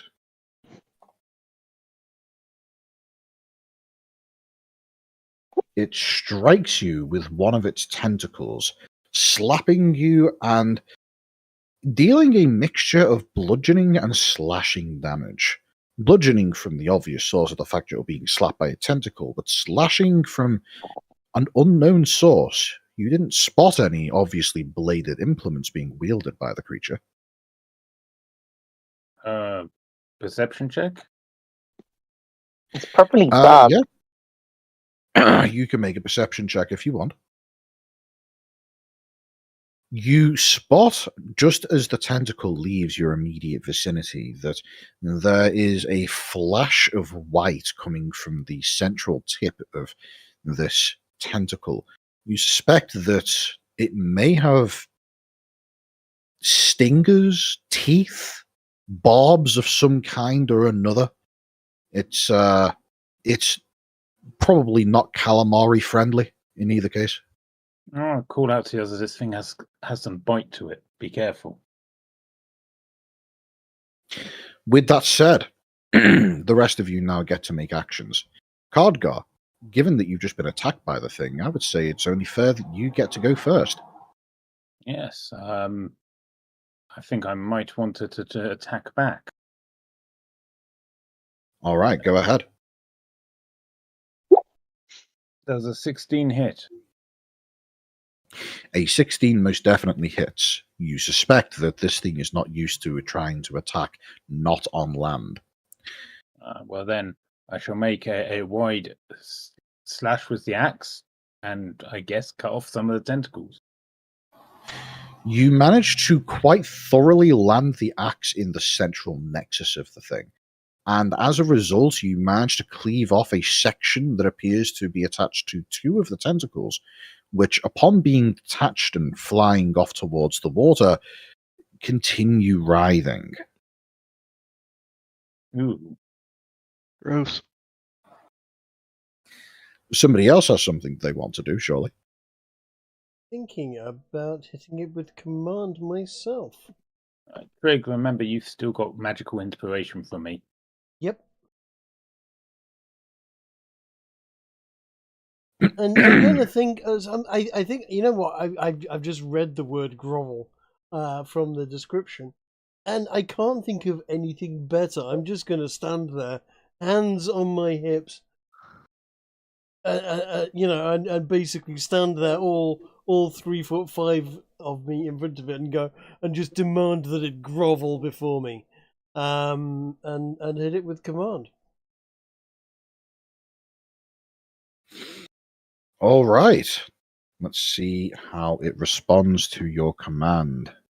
Now, grovel, the target should fall prone and end its turn. What is your spell save DC? My spell save. In that case, it fails. You see as the central mass of the tentacles flops down into the ground and seemingly holds itself in place, but the actual tentacles coming off the central mass continue flapping and slapping as they go. You suspect that this thing isn't in full control of all of the various bits and pieces that make up the creature. Now, am I in combat range of it? If I'm not, I'm going to back away just a little bit, whilst obviously maintaining complete and utter authority over the whole situation, and in no way, shape, or form showing any fear for the thing that's probably a lot bigger than I am. Oh yes, this thing is about the size of a large cow, if you had to estimate. Yeah, so demanding it grovel in fear in front of me, and then walking away, commandingly. Interesting. Whilst perhaps putting down my fishing rod and maybe making my way towards being in hand. Decent call. And because it is I'm going to consider this thing to be largely incapacitated for now. It does It's- not attempt to make an attack of opportunity against you. It should lose its turn, yeah. It's basically knocked prone for it. Somebody else gets to do something. Oh, yeah. Yeah, I'm gonna back away from this thing as well, and I'm gonna point it out to our friend, not Fred, and say, "Oh my God, it's hideous! What is it? Have you ever seen anything so ugly?" In a vicious mockery with it. Yes, lovely. You guys just love bullying this thing. I mean, absolutely, with Bards, we're just going to bully And everything. it just keeps rolling. Shit! Holy balls! You could say I'm something of a trendsetter.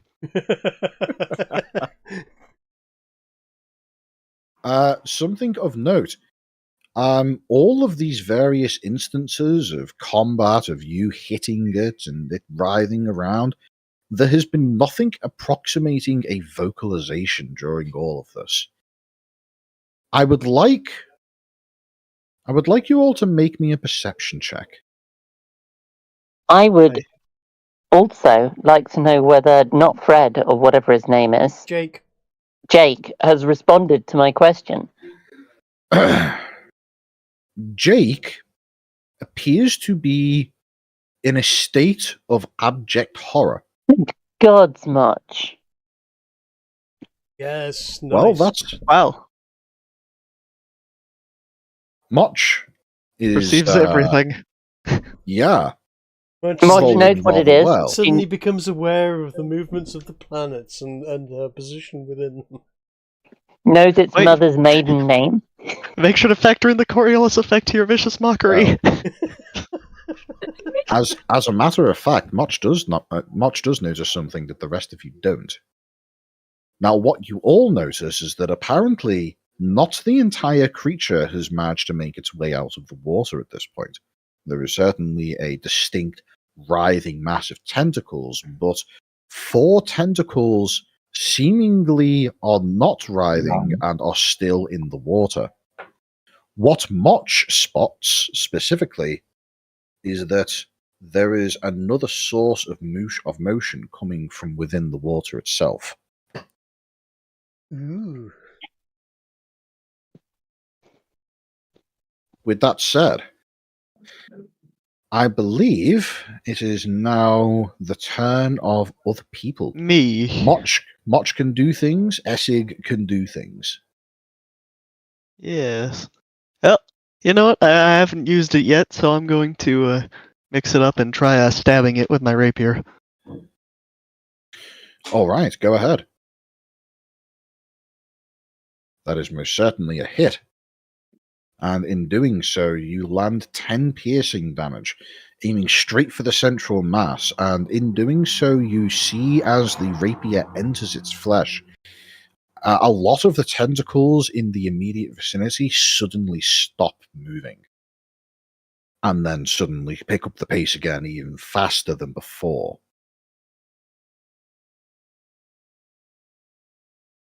You see, as you drive the rapier in and then pull it out, an aperture of sorts begins opening up. This isn't a hole made by your rapier, it's something different. Okay. And as my bonus action, I'm going to tap my rapier against my triangle to grant Ez bardic inspiration. Good choice. That'll end my turn. We now move over to the last person to take action, that being Motch. Reeve would very much like to be not near this thing anymore, so he's going to get further away and cast the Dissonant Whispers, because I think you're meant to get away from that when you cast it, because it's an annoying noise. Good choice. So go ahead and click Dissonant Whispers to post this in the channel.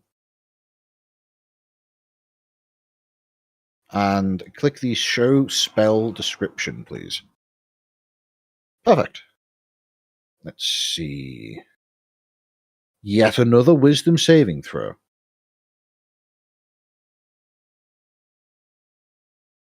Which... Ooh. What is your spellcast DC? 14 it by the says, looks of things. says at the bottom of the description. Ah, yes, it does. 14, which it passes, unfortunately. It still takes half the damage. The creature takes half of 3d6. So go ahead and roll 3d6 for me there, Motch. Literally /R space 3d6, enter. 15!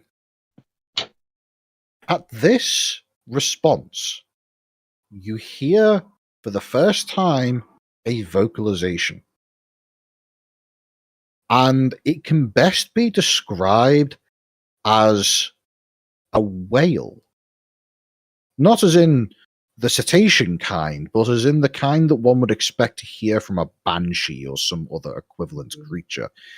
A screech of sorrowful pain echoes out of this aperture that had opened up in seemingly in response to Essig's attack.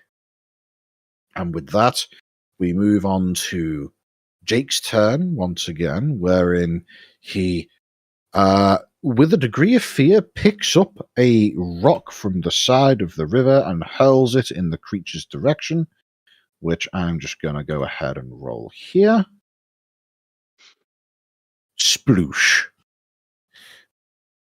At which point we move on to the creature's turn. I would like you all to make me a dexterity saving throw. Does it not lose its turn because it has to be spend the turn groveling? Yes, should be. Does the effective command end at the end of your turn or at the end of its turn? I will read out to you the... On its next turn. Yeah. Ah, yes, true. It Wouldn't really make sense if it was doing it not on its turn. Yeah. It's literally a turn economy, move. Let's knock it out for a turn. Wait, does it understand our language? From what you can tell, it does appear to be able to understand you. Ooh. Ah, so we have gained some information by the fact you've commanded it. Ooh. Indeed, you have. For the aperture that opened up a moment earlier, slams shut as the central mass of tentacles impacts the side of the of the bank of the river, and whilst the tentacles themselves continue to writhe, it doesn't seem to do anything else.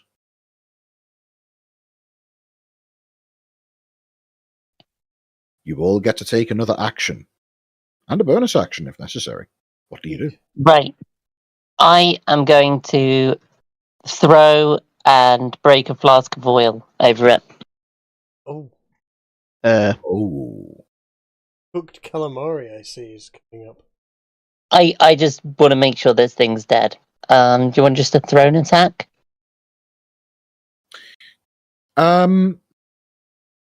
No, I mean, it's pretty big. This lands. Awesome. I'm just going to say that it lands. Although, I am going to ask you to roll a d10. If you roll a 3, the flask doesn't break.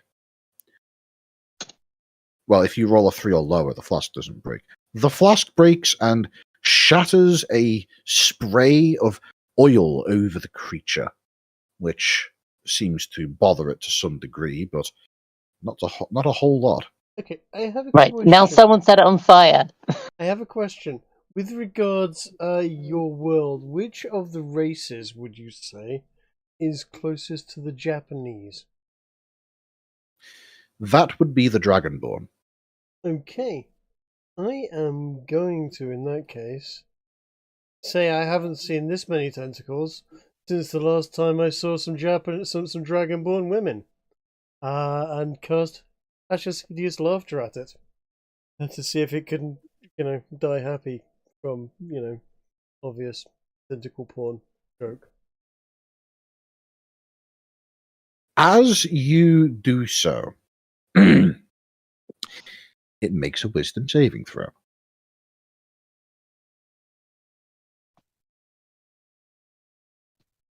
And failed. And it fails. You, however, don't appear to be hearing any laughter.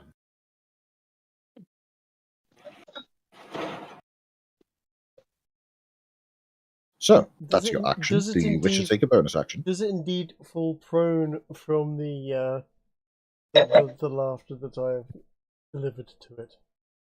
It's already prone. Yeah, so it stays prone. Groovy. Yes. You know what? I'm just going to. I'm out of range. I'm going to stay out of range. I've done my thing. I've commanded it to fall over and beg, and then I've mocked it to its face. If anyone can throw a torch at it or something, it should light up a treat now. There are a selection of torches arranged on the ground for the purposes of shedding light on the situation. I would argue that you could use your bonus action to simply rip one up the ground and hurl it. In that case, I'll do that. Sure. Okay. Roll me just a straight d20. A straight d20, as opposed to a homosexual one? Indeed. A homosexual definitely wouldn't land. It would be too bendy. It was a bit gay, to be honest. Yeah. The torch is seemingly in a case of unfortunate happenstance, is slapped away by one of the writhing tentacles, landing in the water by the edge of the coast of the river and being immediately extinguished. Oh. That's alright. Who's up next? Indeed. Who is up next? I believe Coat, Ez, and Motch haven't had a go this round. I do not have a torch, so I won't be able to light it. They're all over the ground. Just pick one up and throw it. Use my bardic inspiration as well. Make sure you set that thing on fire. Okay, I throw. What do I roll? Just d20, athletics, what? Just a d20. I don't believe you're proficient in thrown torches. And a d6. No need for the d6. Oh. Cardgar tosses the torch, and it lands straight on the central mass of the tentacles, seemingly almost in exactly the same spot where the initial flask of oil landed. And as it does, it rapidly bursts into fire. You see as the tentacles, now covered in oil, rapidly begin leaving behind themselves trails of fire, burning hotter and hotter as the flames are fed by the oxygen in the air, almost like when one blows on a campfire in order to increase the ferocity of the flames. I would like to add that due to Trig's spell, if it has the capacity to do so, it must still be laughing. Well, that's the thing. When Trig cast the spell, it seemingly didn't have any noteworthy effect. Either this creature is incapable of laughing, or it didn't do anything. If it wasn't already prone, it would have been pretty obvious if the spell had worked, but it was already prone, unfortunately. So, Cardgar, you spent a bonus action to pick up and hurl a torch at the creature, landing a perfect hit. You still have your main action to take. Is it still within melee range? It most certainly is. It is. You land a solid hit, carving another couple of tentacles off, which this time land on the ground immediately next to it and do continue to writhe. Okay. Do I smell the smell of cooked octopus? Squid. You do not. In fact, what you smell is foul. Oh, does it smell like the fish man? I can smell This chicken, smells guys. worse. This smells worse than the fishman. It smells worse than... Okay. What you are smelling is somewhere in between the smell of rotting flesh and burning hair. So not very nice.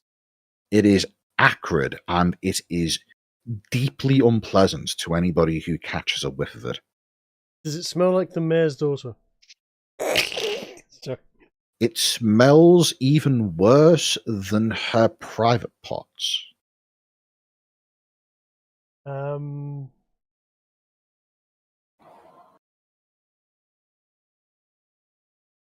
In fact, that's just this nasty.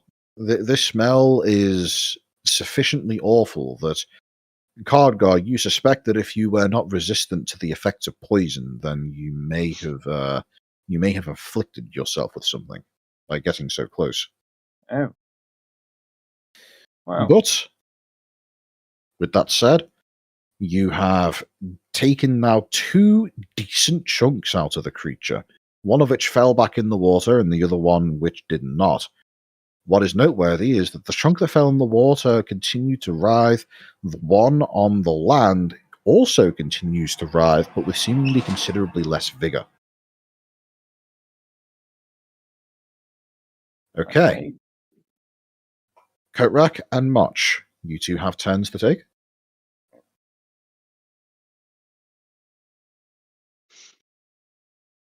So how weak does it seem?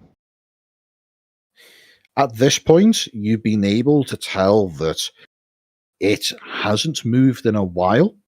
Its tentacles continue to writhe and burn, and you suspect that it probably doesn't have long to live.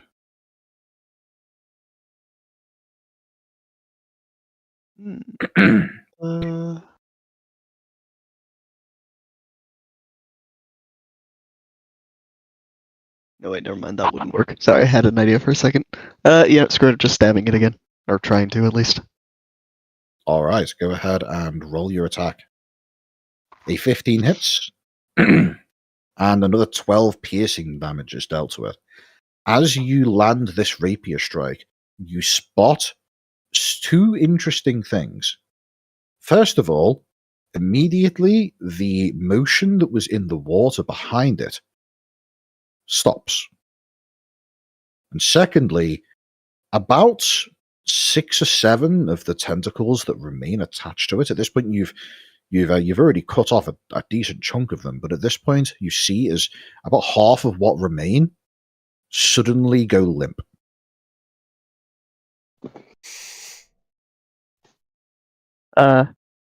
In the fight, Also- I take it isn't quite over?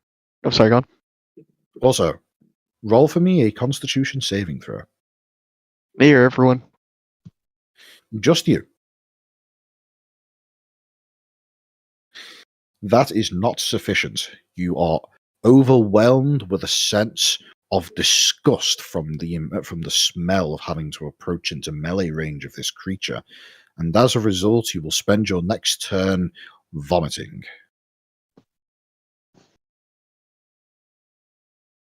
No, You can still move. as I'm starting to be affected by that, since it's next turn, I will cast another bardic inspiration on by tapping my triangle.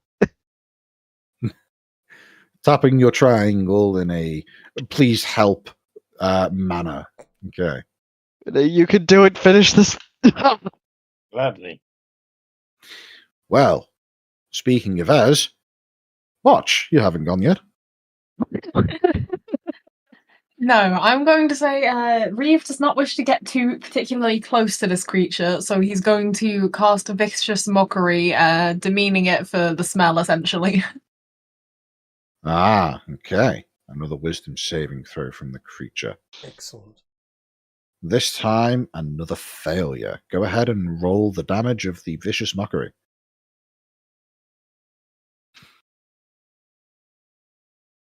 At this point, the creature has inflicted a torturous few seconds with your party.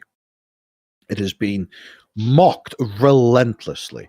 It has been hacked at with a great bastardization of a guitar/axe. It has been stabbed through multiple times with a rapier. Very effectively, I might add. And most insultingly of all, it has been tricked into attacking a fishing rod by a holographic sheep. After That's some all good this teamwork. occurs, I would like all of you to make a dexterity saving throw. I'm not looking forward to this. You beat me. Somehow I did terribly though. Yeah. I'm going to explain what happens, and then I'm going to describe what each of you do in response. As the creature's turn comes around once again, it proceeds to almost begin inflating. You see as the central mass that all of the tentacles have been seemingly attached to doubles, triples in size. A black fluid seemingly leaking out of the various puncture wounds left by the rapier of Essig. And in a moment that gives you a small degree of warning as to what is about to occur, this black fluid leaks out of these puncture wounds and immediately catches a flame from the very same flames that are currently burning all over its writhing body.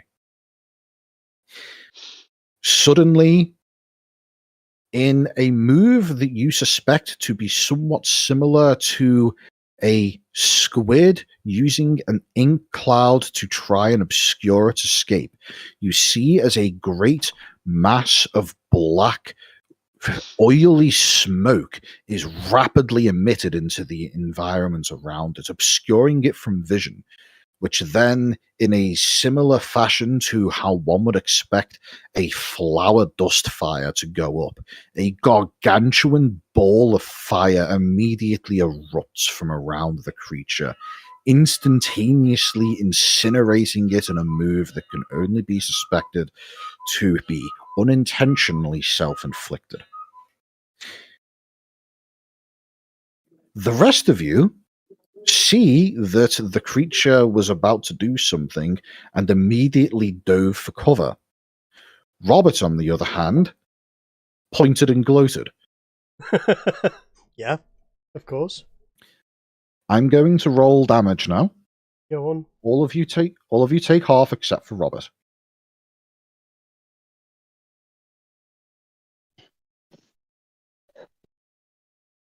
Oh damn. I am down. Do we round up or down on that? Always round up, down right? when halving damage. I am down, and we will need to take death saving throws. It's a good thing I succeeded at that, because otherwise that would have been really bad for me. Yeah. However, if I can just take a turn, I'll just cure wounds him now. Yeah. Yes, the fight is now over. James was, after hurling the rock, proceeded to just sprint in the other direction. He was fucking done with all of this. Oh, Jake, you mean? So he's, yes. What did I call him? James. James. Right. Okay. So that's a completely brand new name. Good to know. Yep. Never heard of that name before. Me either. Yeah. Absolutely. Moving on. As you see, Jake has managed to evade the rather sizable fireball that this thing proceeded to engulf itself with. You all managed to duck and cover.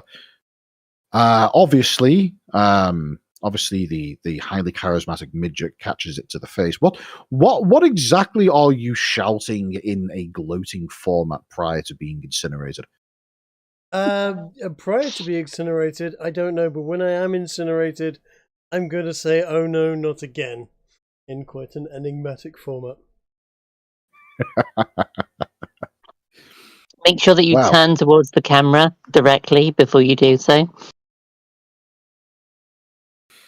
Well, after having that occur, I assume only Robert is down. Yep, looks like it. Okay. I was able to endure. If Coat does as he said he was going to, he is able to make his way over to you, and before you even have an opportunity to make a death saving throw, applies a Cure Wounds to you. And, Roll me a cure wounds then. What's that? roll your healing.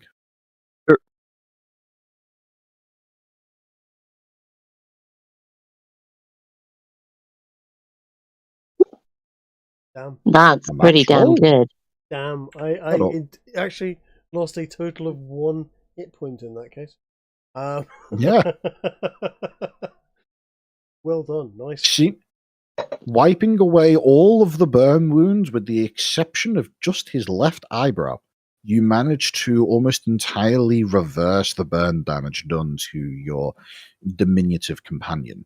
I'm going to turn around and go, thanks, bro. You are changing my opinion on elves. A bit. I tap my triangle. What he means by this is indeterminate, but he does tap his triangle.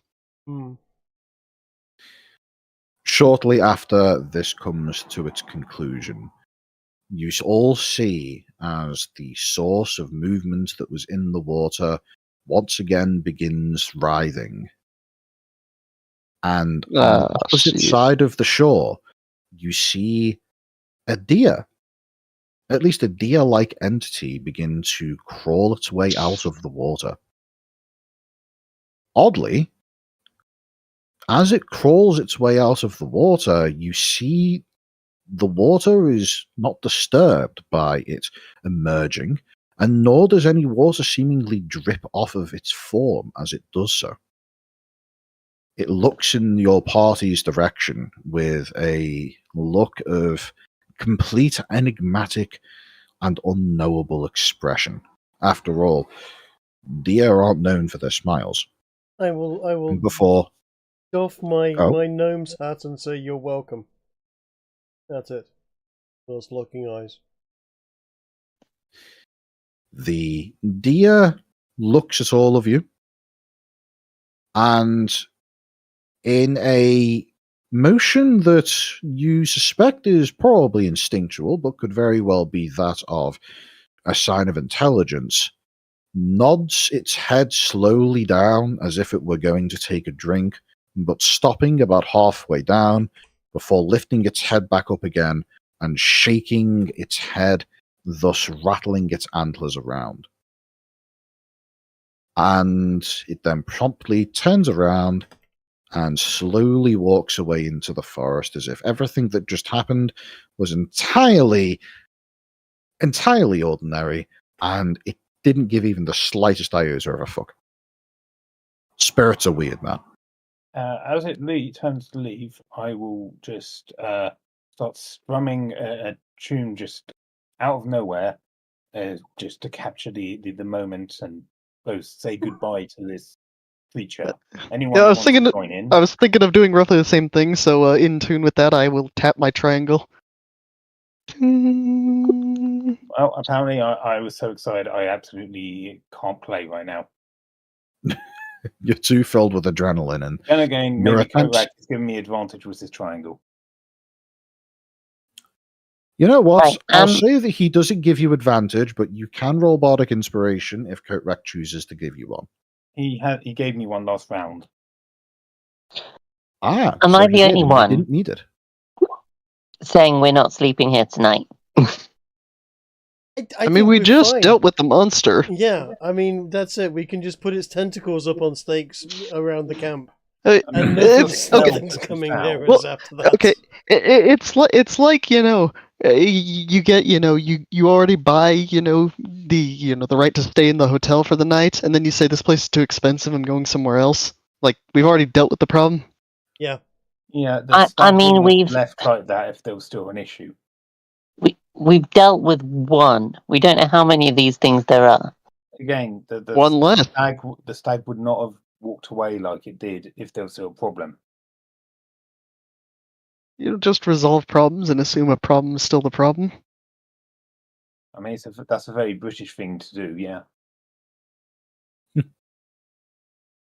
Anyway, with the additional bardic inspiration provided by Coatrack, Cardgar is able to save his 6 and turn it into a 12. So as opposed to a series of random notes that came out of nowhere, a small little ditty of a almost jingle-like selection of notes comes strumming forth from the ear splitter in a way that, well, it's not exactly pretty. At the very least, puts a bookend to the whole situation. It really was the triangle that saved that tune. I'm putting a bass line down, and as you know, any bass line demands other people to take on the main melody. Oh yeah.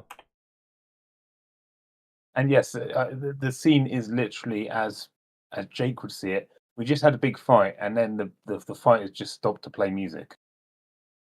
Yes, like there are still pieces of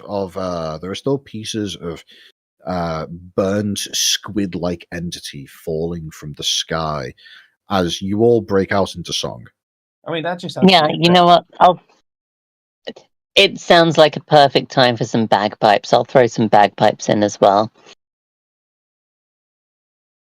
Yes, actually, it would be a very ideal time for bagpipes. I would say that, given the nature of how bagpipes sound and the nature of what the fuck just happened, that would most certainly endear advantage. Fantastic.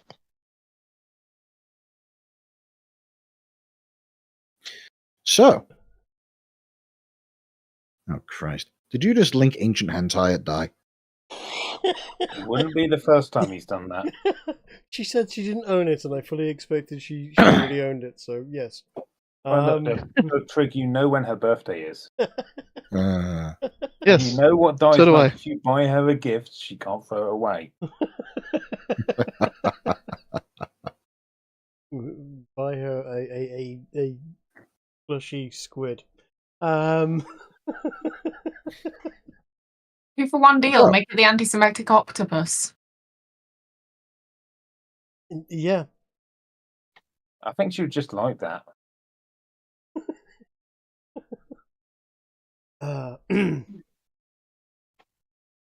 So, I support after this idea. a moment of your playing your music, you see as Jake makes his way back over to your party and sits down and has not exactly a 1,000-yard stare in his eye, but he looks shell shocked, to say the least, as he looks at you all and just says, "How could you all be playing music?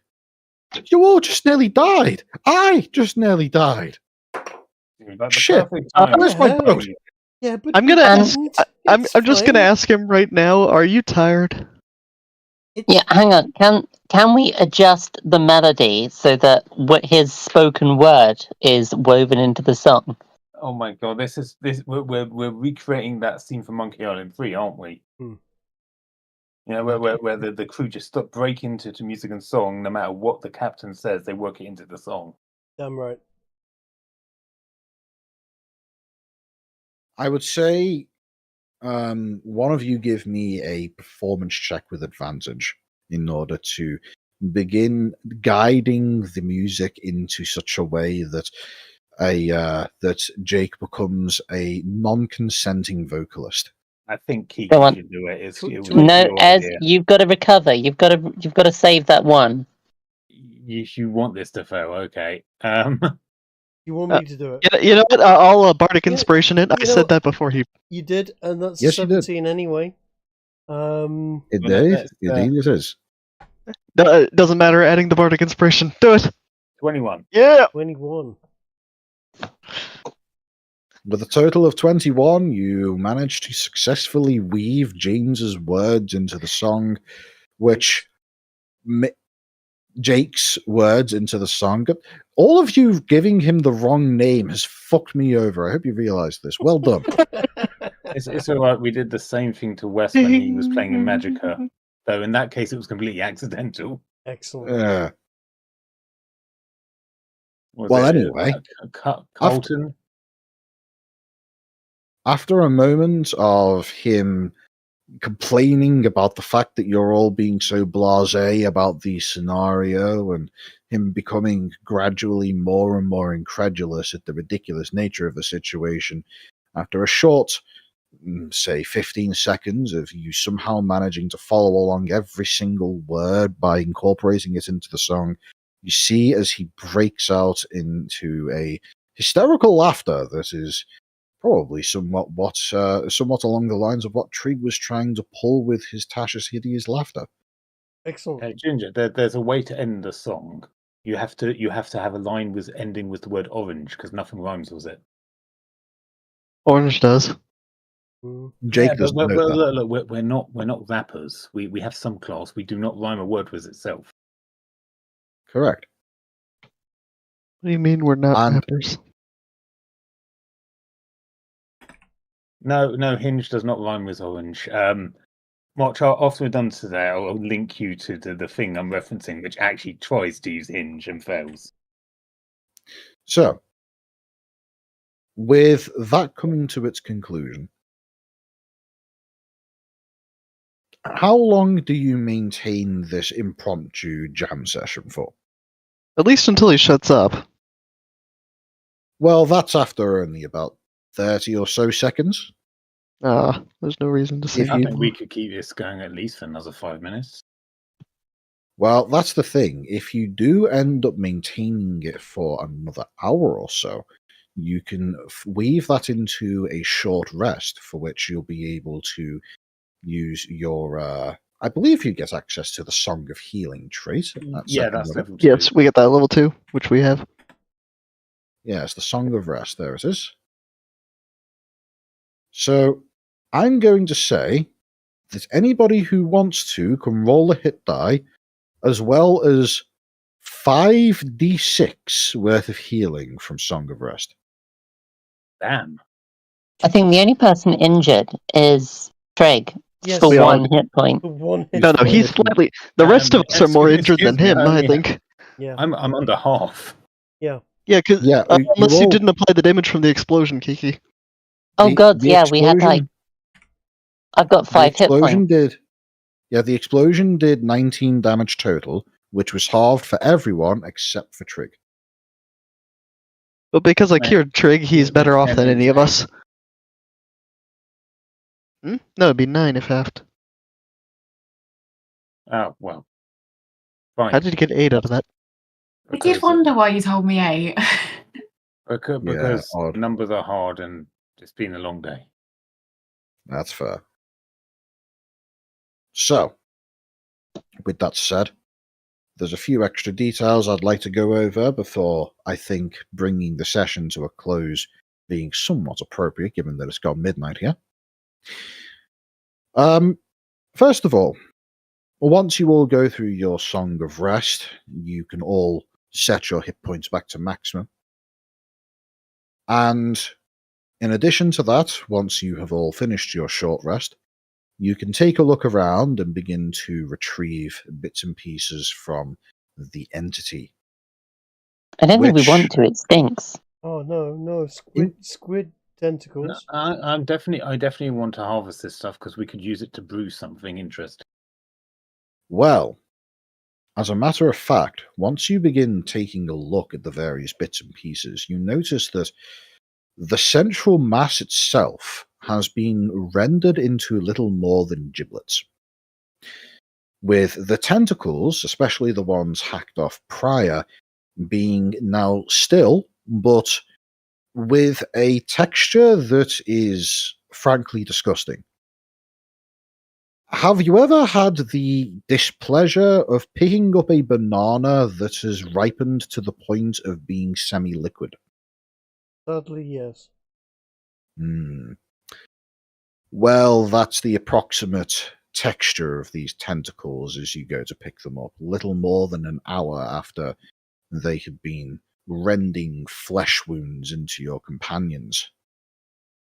It doesn't require a roll of any kind to realize that there is some unholy and supernatural aspect to the tentacled flesh of this entity having decayed to this degree in the not quite an hour that it took you to complete your Can I do an impromptu jam Arcana session.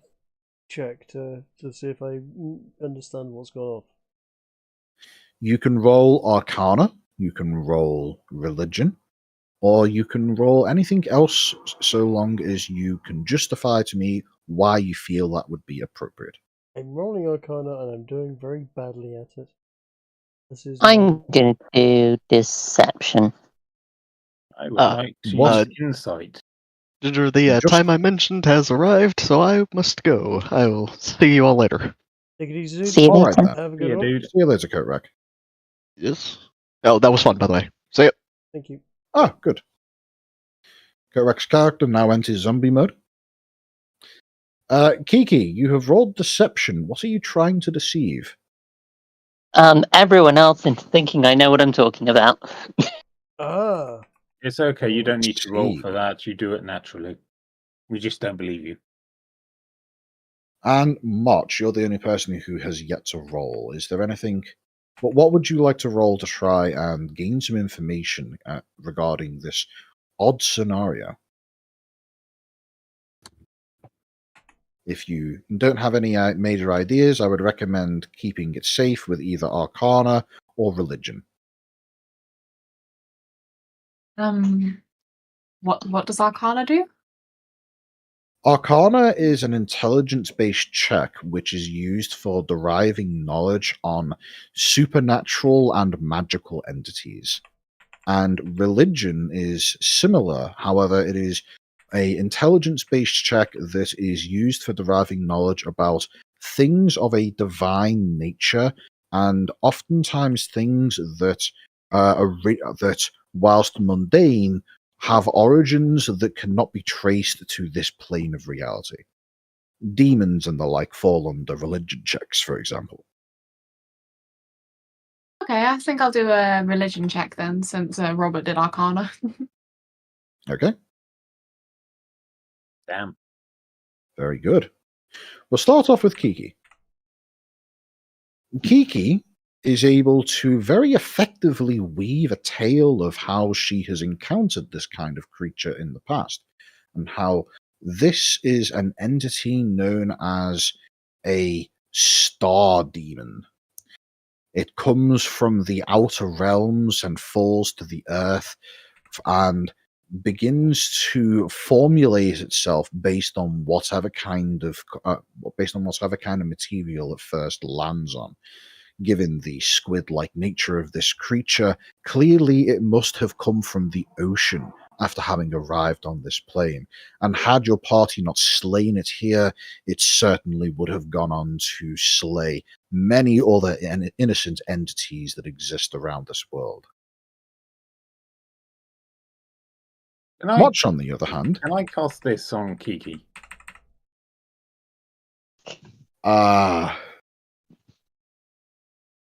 Why? To give her disadvantage on that and give advantage to someone else's roll. Unfortunately not. That's something that that's something that It works on ability checks. Yes, but it's already happened. Hang on. Let me take a look.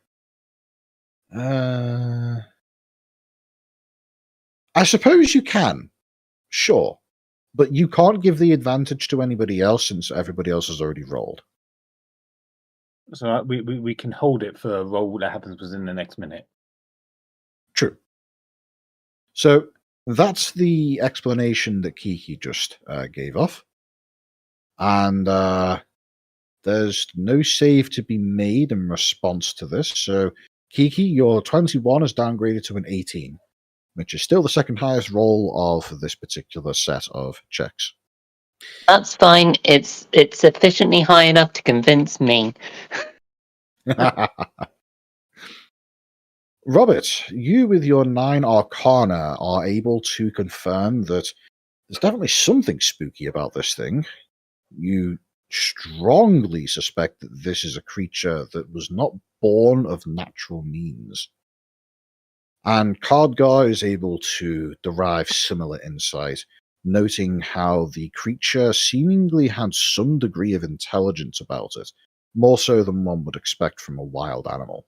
I'm going to point out to everybody that I don't think this is normal for a river. Fish don't usually grow like this.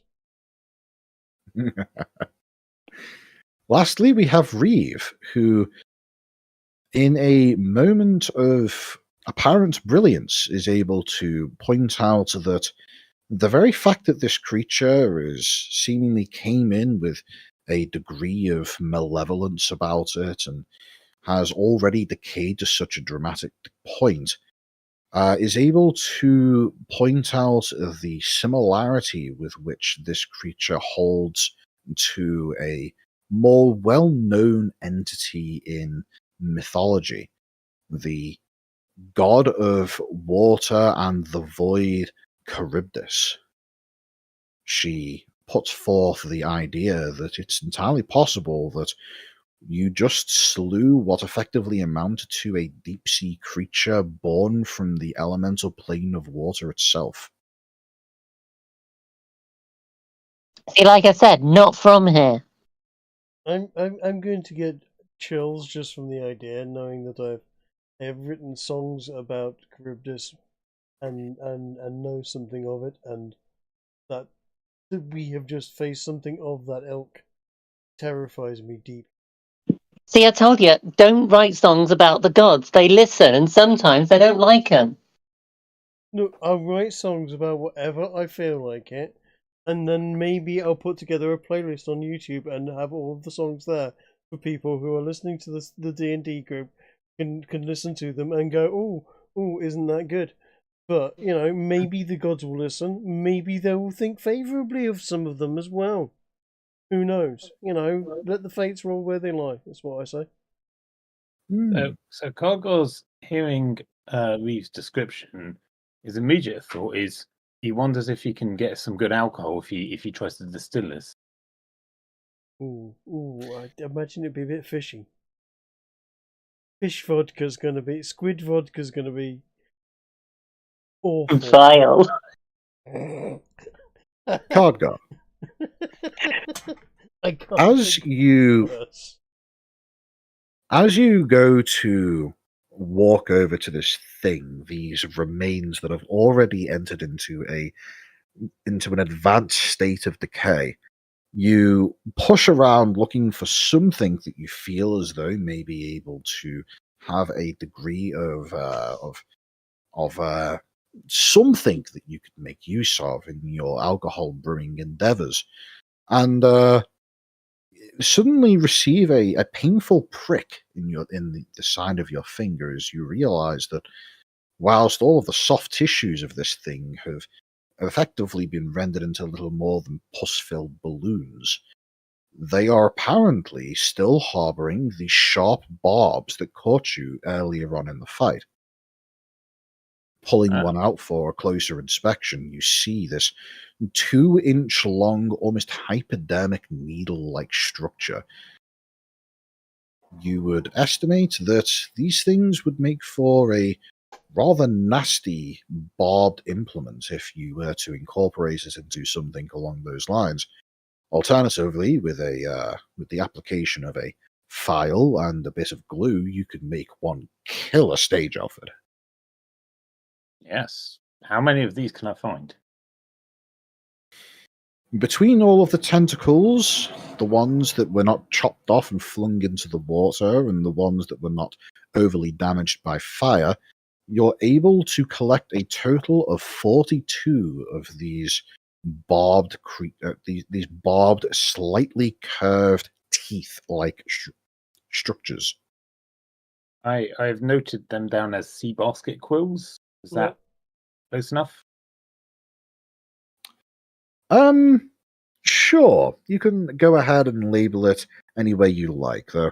I would recommend that you, at the very least, make a note of it being a bizarre and otherworldly entity that these things were derived from.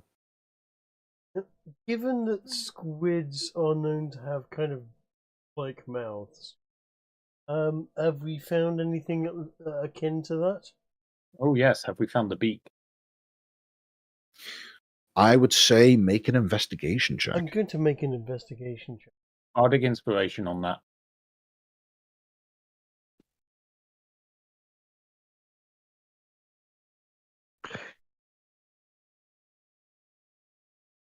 Roll your bardic inspiration.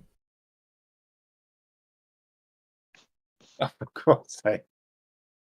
18. With a total of an 18, you are able to use a variety of implements to fish through the remains of this creature, strewn out onto the side of the river, spending about an hour doing so, but find no trace of a beak of any kind. You suspect that such a creature is perhaps not built with standard biological features in mind. That's a shame. I was thinking of making a giant codpiece. You know, there's another thing we could try here. Go on. Kiki, you have an unseen servant spell, Yeah. so you could send it into the river to look for things that we can't. But I can't perceive anything it sees, anything it feels. No, but if you say you tell it go and fetch thing, we'll have to define what thing is, but we could try. I mean, I could do. I can do it as a ritual action. Yeah, I'll send my because I was thinking I was out of spell slots. But yeah, I can send my unseen servant in to search for the beak. Yeah, or maybe come up with a wording that, like, if there is no beak, but there's something else of interest, like maybe find body parts of, was it bizarre otherworldly entity that is not also on the shore. I'll tell it to bring back parts of the creature that will be useful for making a costume. Yeah. Okay. By the way, I do want to point out those barbs we got. We could definitely use them to sew said costume if it's made of harsh material. The barbs, they are about 2 inches long, and at the base of them are about half an inch thick. So they wouldn't be good for sewing, but if, for example, you were to affix them to the end of a club, you could make a nasty implement for whacking things. Or on the end of a fishing line. Yeah, they would make effective fishing hooks too. In fact, if you're familiar with what a squid jig is, they'd be incredibly good at that. Is that a type of dance? Yes and no. A squid jig is a special type of fishing hook used for catching squid.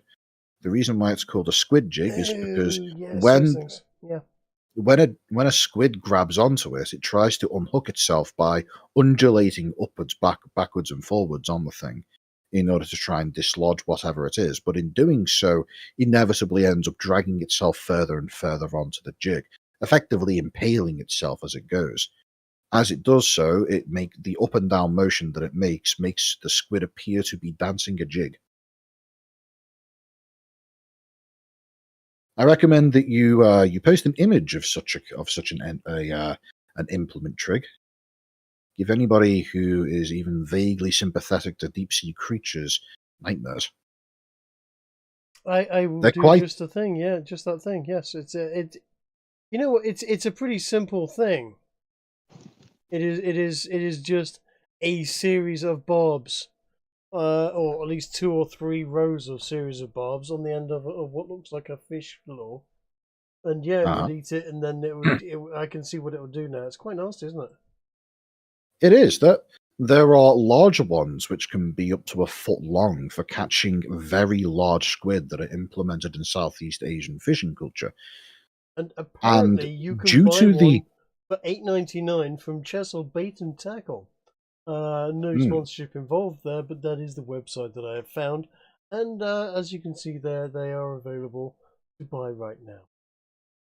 Yeah, the particularly large ones are technically illegal due to them being considered excessively cruel. excessively cruel to the thing you're about to kill and eat. Yes. Yes. Indeed. Wouldn't want that thing that's about to die to suffer beforehand. I mean, that's fair, actually, to be honest. But I'm not Yeah. aware of the nervous system of squids. Although they are quite intelligent, aren't they? Certainly, octopuses are. Yep, they can be. In fact, squid have been shown to exhibit intelligence sufficient to hold grudges and have the capacity for showing a desire for revenge. I can, I can believe that, and you know what? Some of them might have the right. I don't know if I've ever told you this. One of the first times I was properly deep sea diving out in Cyprus actually. We found an octopus, some sort of squid octopus type thing, and the guy who was leading the dive at the time was the local police chief for the area, and we found this squid thing, octopus thing, whatever it was, and he was like, "Oh, come over here," signal, hand signals, everything's done by hand signals. You're diving, you can't speak, so signals everyone to go over and just points at this thing, and pulls out the rocks from the ground, and this tentacled creature shoots up in front of all of us, and squirted ink right in my face. Why I said, "Oh no, not again!" Instantly. It made me lose my my breathing apparatus and goggles. So in struggling to find get control and not be inhaling salt water, I got that back in my my face, and it turned out that Santiago, the guy that was running the whole thing, had captured the I think it was an octopus, and shoved his diving knife through the thing to make sure it was captured. And then we swam back up to the boat, stuck it on a hook, and dragged it around behind the boat for a bit until a big fish came and bit onto it, and then we pulled the fish on board and ate it on a barbecue. It was a very, very cool day. Very tasty fish. I'm not sure what it was, but it was nice. Impressive. Yeah. But,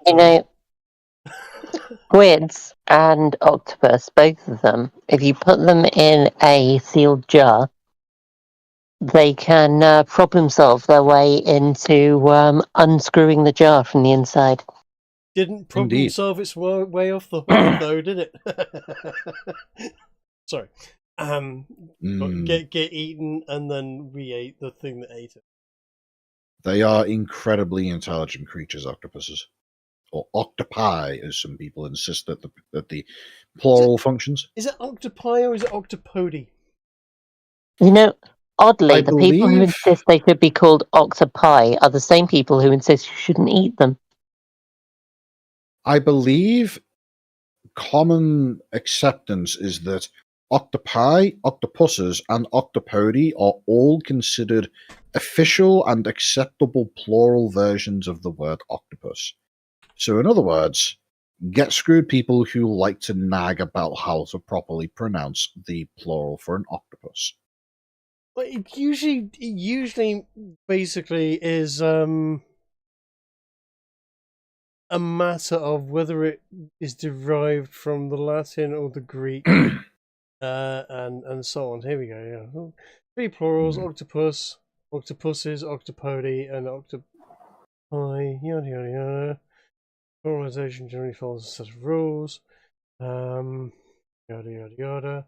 Merriam-Webster. You're right. Merriam-Webster is absolutely no freaking good at all. It just goes, yeah, kind of anything goes if you like. Oh, I don't want to upset anyone. So go with it. Call them what you like. Weak. I mean, I stopped relying on dictionaries when they started advocating the use of the term fishes. Yeah.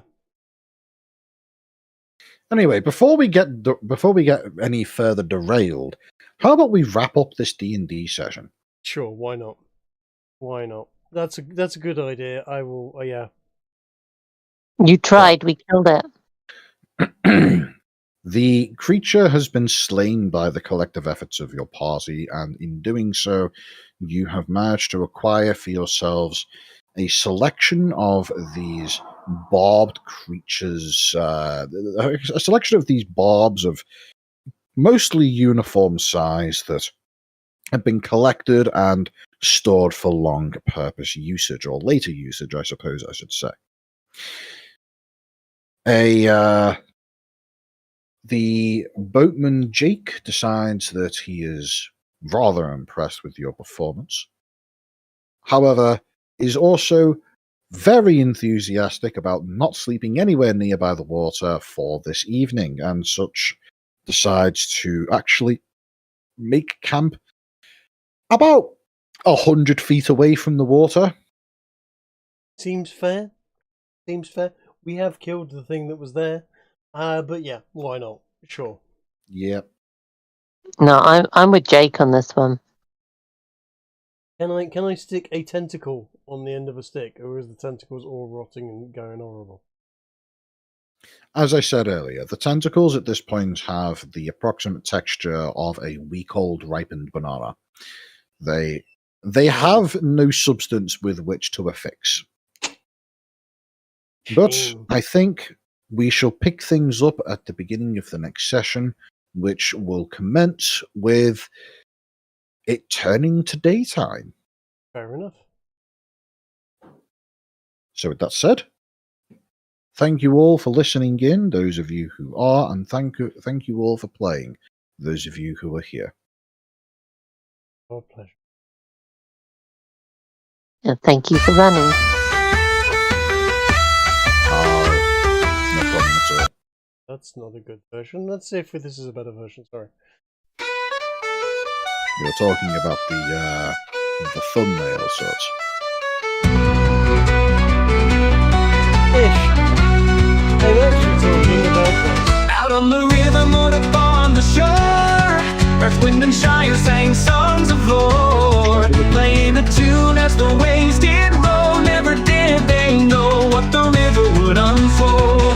From the depths it came, with tentacles wide, a monstrous squid with nowhere to hide. The band stood firm, but fear I mean, I can hear it, but that's something the same. squid, their tail unfolds. Oh, I see. I needed to. The battle of the giant squid, with its eyes so dark and lidless lids of Wind and Shire took their stand in the fight for their lives, hand in hand.